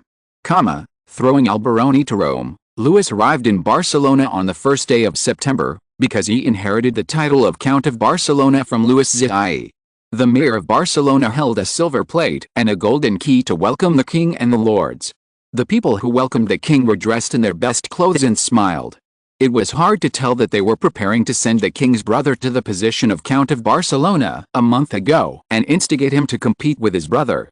However, even the mayor of Barcelona could not compare with Lupo, the leader of the mercenaries. First, he was the first to express his loyalty to the Duke of Orleans. Second, he was indeed the strongest force among the Catalans. In addition, the Duke of Orleans did not break his promise and recommended this person to the king. Like all mercenaries, Lupo was a bit slippery, but he was very serious when facing the king. Louis tried to ask him some questions, and he was able to answer them all, not limited to Catalonia. It seemed that he had done his homework seriously before. Louis asked 2 or 3 questions casually. Lupo saw that the king's most trusted attendant moved slightly, and he immediately knew that it was time to leave. He carefully turned his back to the door as the mayor said, and slowly backed away facing the king. When he was about to leave the room, the king suddenly asked, "Mr. Lupo." "I'm here, your majesty, what can I do for you?" Lupo said hurriedly. The king seemed to carelessly stroke the ring on his hand. "If I give you the power to recruit soldiers, how many people can you give me?" Lupo was stunned for a moment, and then fell into great ecstasy. Chapter 499, French and Spanish. Raoul is a young Catalan. His family is a typical Catalan family, father, uncles, mother and sisters, and a little brother. He still remembers that his grandfather once took him to a cliff on the coast, pointed to a fortress that was about to collapse, and said that their ancestors had served a Catalan nobleman in this fortress for 30 years, and he was almost allowed to become a knight, but unfortunately, before the nobleman fulfilled his promise, he was framed and imprisoned in the conflict between him and the Castilians, who had no children. The Castilians sent a count to manage this place, and the count hated the gloom and narrowness of the fortress, so he found another place to build his own castle. The man who had spent his life returned home in frustration. He became an ordinary farmer, making a living by growing olives and grapes. However, when he worked for the nobleman, he still accumulated a little money. This little money would not even make those nobles move their eyes, but it was enough for him to open a small pressing workshop on the edge of the field. He had 3 sons, all very strong. They worked hard day and night and finally saved a sum of money to send the youngest brother to a merchant ship. The youngest son later escaped from a shipwreck by chance. He brought back a money bag with a considerable amount of gold florins, Italian currency. They secretly used the money to buy more fields, expand the scale of the workshop, and each married a wife and had children. By the generation of Raoul, the number of people in the family had expanded to 157, but it quickly shrank in the past 2 years. The first to be taken away were strong young men, and Raoul was among them. However, his father managed to use their workshop to pay off the military debt. Otherwise, Raoul would have to be like other young people, far away from home. If he was lucky, he would come back with an old and broken body after a few years, a dozen years, or even decades. If he was unlucky, his family might never know where their loved ones were buried in the end. No, maybe they wouldn't even have the chance to be buried. But soon, the Spanish wolfhounds began to chase the Catalans again, levying various taxes on them. The head tax was a must, and the war tax was always decided by the adults in Toledo or Madrid. Before it fell on them, the officials and the governor would also increase the tax layer by layer. The fields in their hands soon disappeared and turned into clinking pistors, Spanish gold coins, falling into the hands of their greedy enemies. When the conscription came again, Raoul's father could no longer pay. Raoul could only be driven away from home by the soldiers amid the tears of his mother and sisters. But this was not the reason why he finally decided to resist. As an ordinary person, it was difficult for him to take the risk of his life, not to mention that the Spanish would always pursue his family.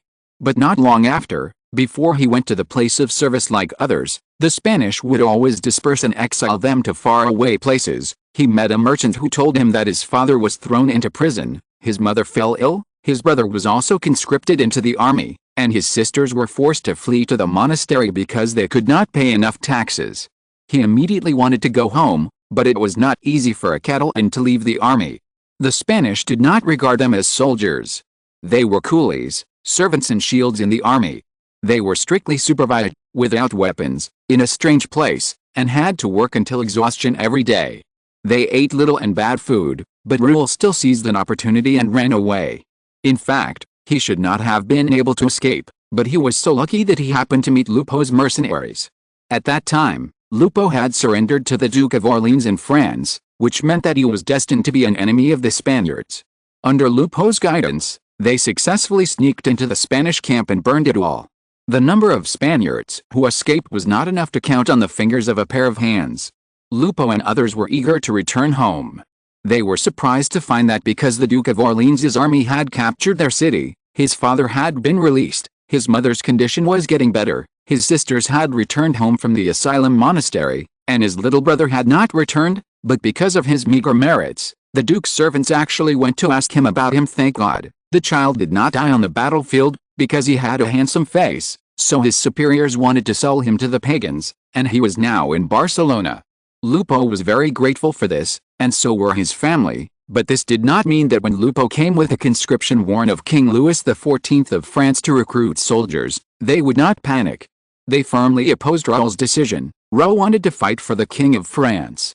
Of course, for many Catalans, this was a good thing that showed their courage and noble character, but there were also families like Raoul's family in the world who just wanted to spend the rest of their lives in peace. They did not expect their children to succeed, but only hoped that they would be safe.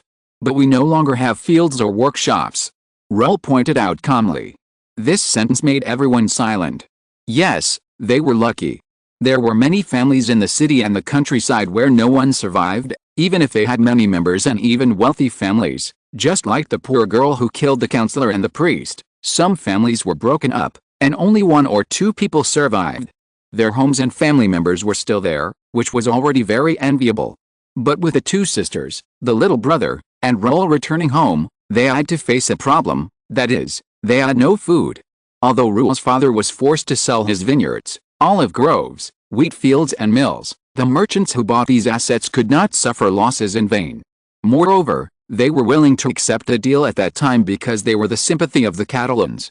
Everyone knew that the Spanish taxes would become heavier and heavier. People could run away with money, but the land had no legs. They now relied on the bounty that Raoul received from the Duke-in-Chief Lupo. This bounty was extremely generous for one person, but it was a drop in the bucket for a family, especially a large family. Moreover, Raoul's father received help from many people when Raoul disappeared, and now he should repay their kindness.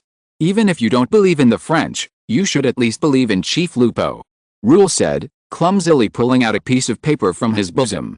It was carefully folded, and the words on it were all printed.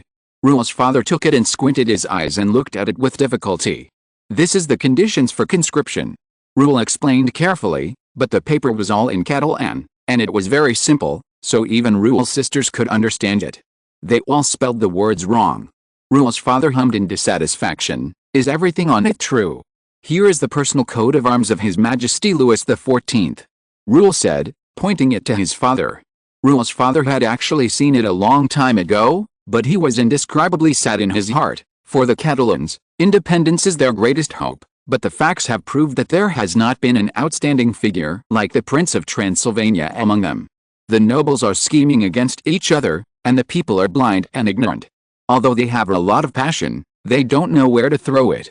It can be seen that it should be printed in large quantities, and the paper distributed later clearly states that the young people of Catalonia will serve as the reserve army or auxiliary army of the French army, or be put into the logistics troops.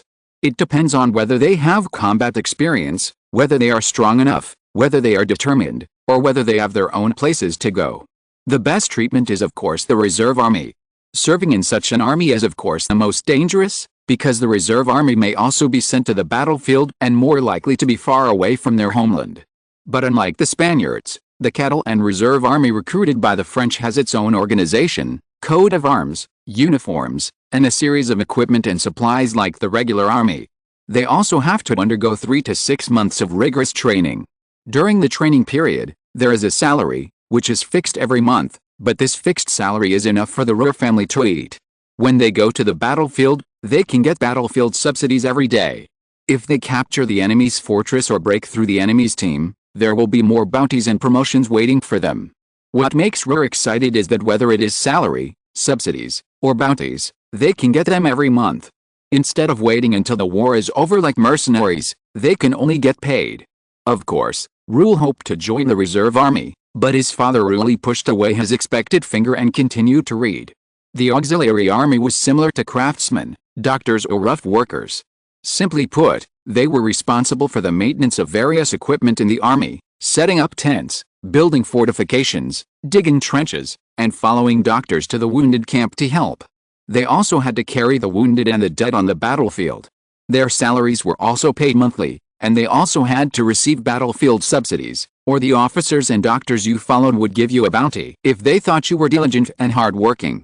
But the safest one was the logistics troops. What they did was almost all about carrying armaments, building roads and warehouses. They were more like workers than soldiers. They were far away from the battlefield, no doubt. They were not required to fight the enemy.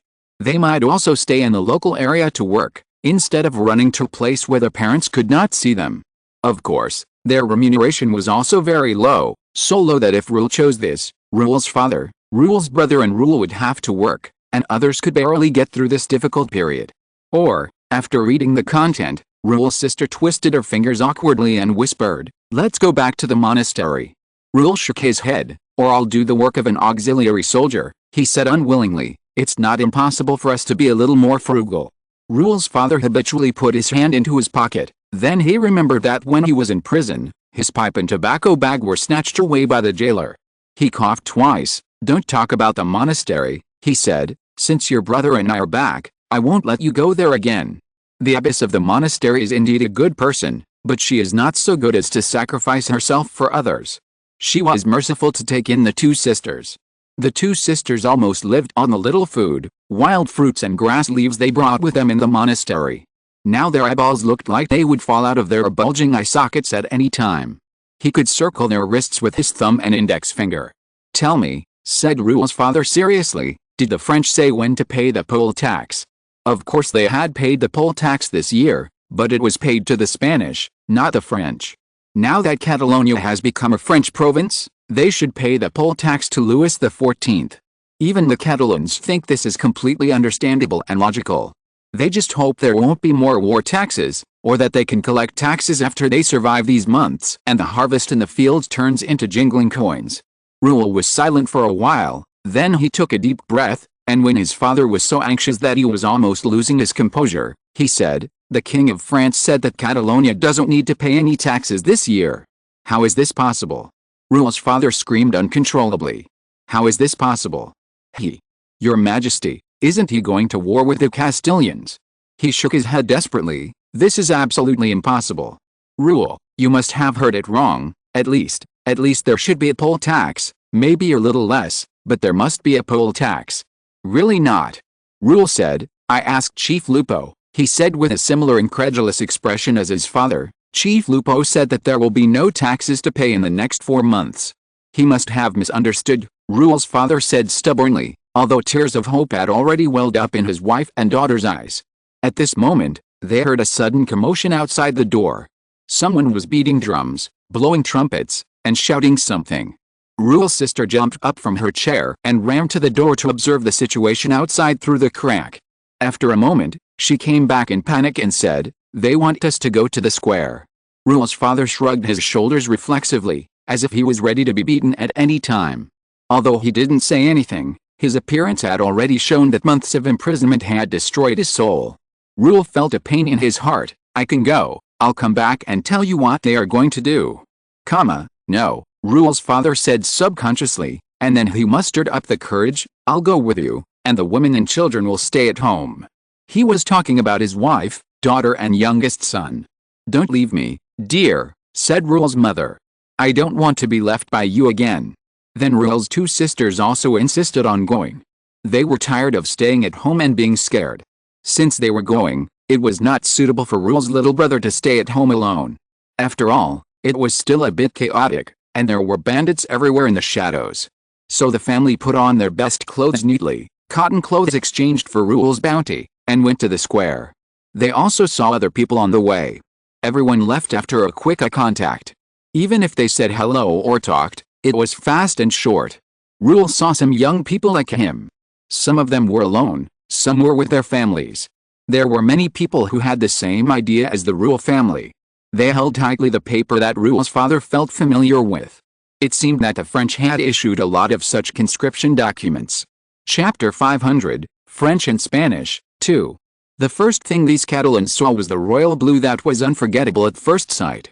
This elegant and pure blue was designated as the royal color by the Bourbon royal family, for a reason.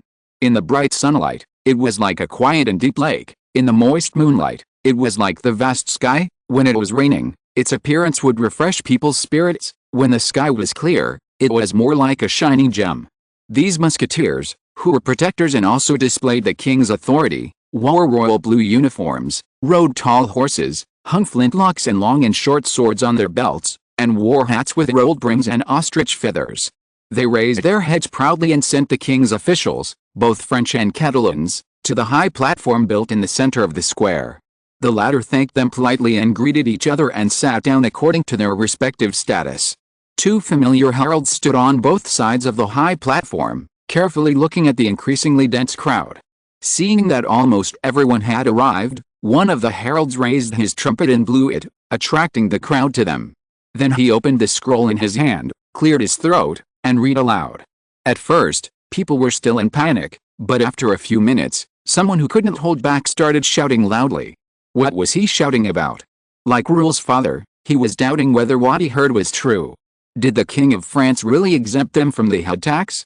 They didn't need to pay war taxes, window taxes, livestock taxes, or some other taxes. The Catalans were used to being exploited. It was no exaggeration to say that as long as Louis XIV didn't impose piles of war taxes, they would be grateful. But no head taxes? They must have heard it wrong.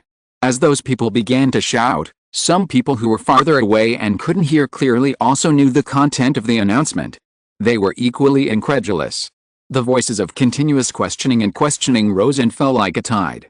Even if the herald had a good voice like a famous opera singer and blew the trumpet again, he couldn't continue to convey the content of the document.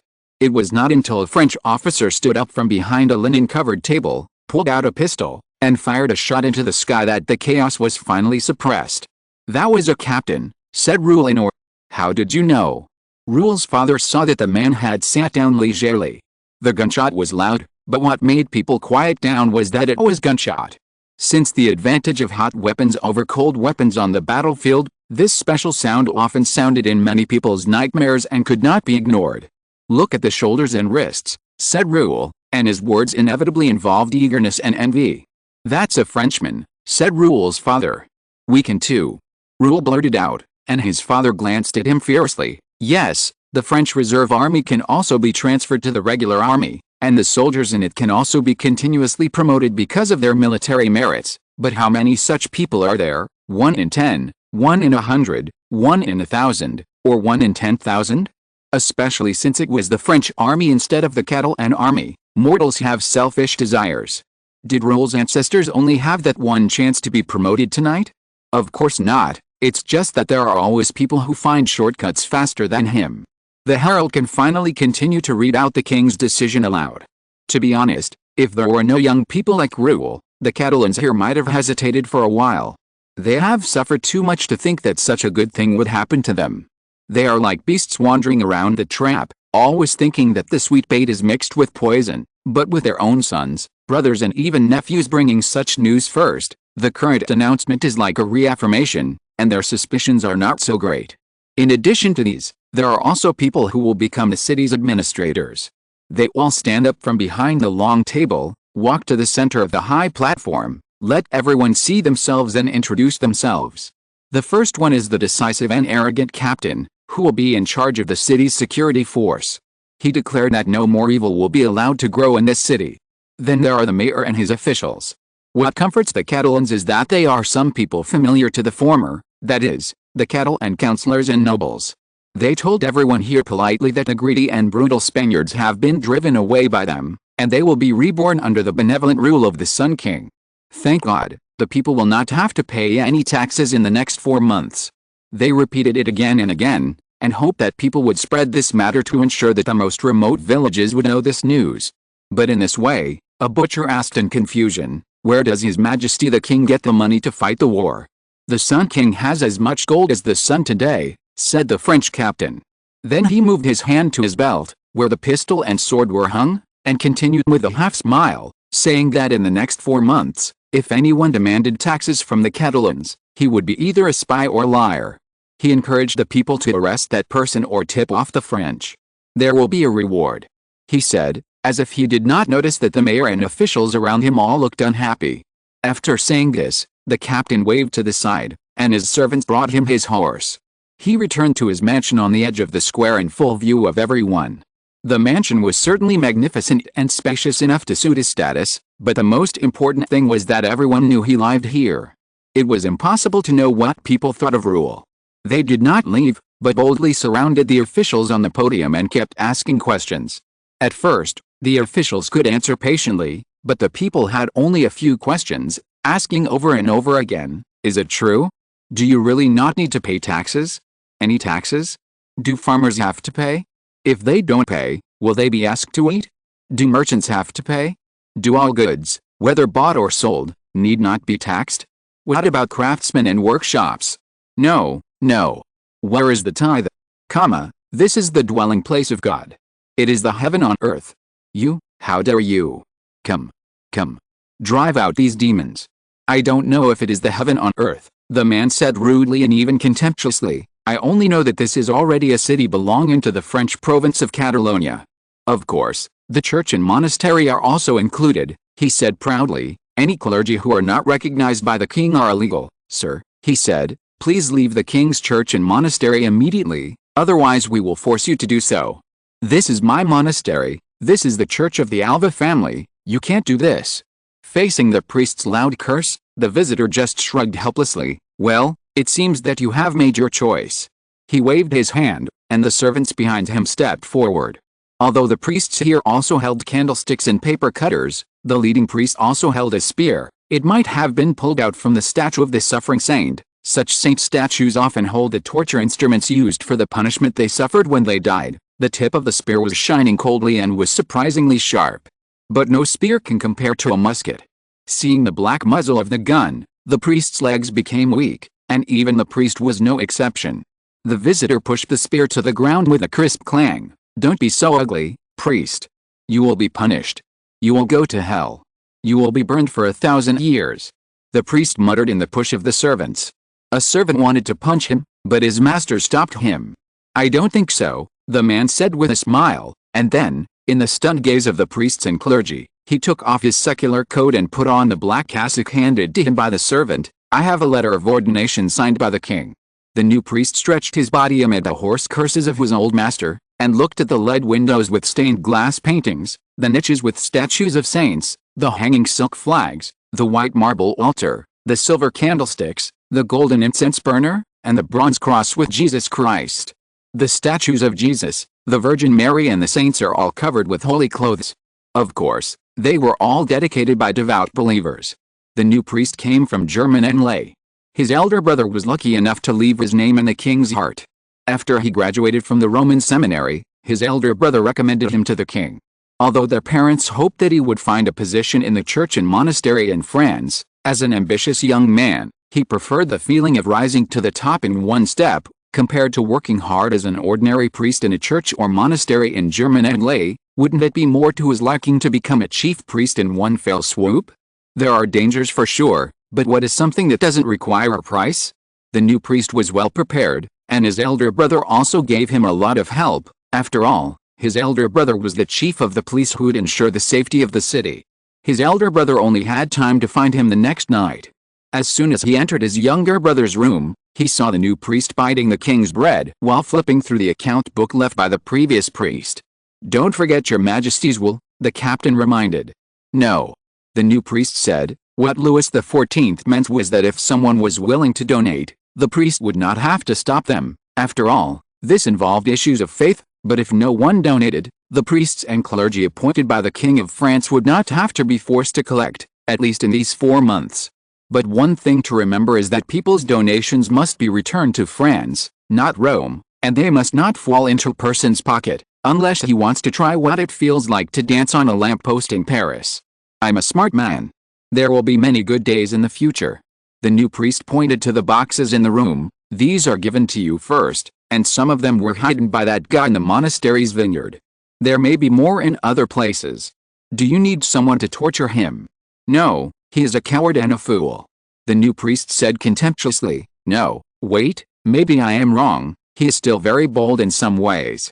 How do you say that? The new priest showed his brother the account book. Look, this guy collects taxes, not the 10th tax, not the 9th tax, the 8th tax or the 7th tax, sir, he collects the 5th tax. This time even the well-informed captain was surprised. How did these Catalans live before? The 5th here does not refer to Labor Day, everyone, it means that the hard-working people on this land, in addition to paying the king's head tax, the lord's rent and labor tax, the war tax or other miscellaneous taxes of no fixed number and frequency, have to pay the church's remaining income 5th tax, as the name suggests, from the original 1/10 to 1/5. No wonder they couldn't believe that the King of France would cancel all their taxes for 4 months in one fell swoop. Now even the captain felt sorry for them. If there are still guys who try to rebel, I will definitely not show mercy. He said that if he were a Catalan, he would be willing to put Louis XIV in the niche of the saint's statue. But this also has something to do with the Spanish. The Spanish would not leave such a lucrative position to the Catalans. For example, the Alva that the original priest shouted was the surname of all the nobles in the Castilian court. This greedy clergyman must have been an Alva before he became a priest. Of course, they would not have any mercy on the Catalans. The captain walked over and opened the box. There was a golden light shining in the box, at least tens of thousands of livres. It's hard to imagine that this is just the wealth that the original priest has accumulated in this small town in a year, not to mention what he handed over to the Roman Church. Your Majesty's decision is really wise, he said sincerely. End of this chapter. Thank you very much for reaching the end. Don't forget to like. Looking for more exclusive content and immediate access? Subscribe to our Patreon. Remember, every like, subscription, or donation encourages us to continue. Thanks to everyone. See you in the next video.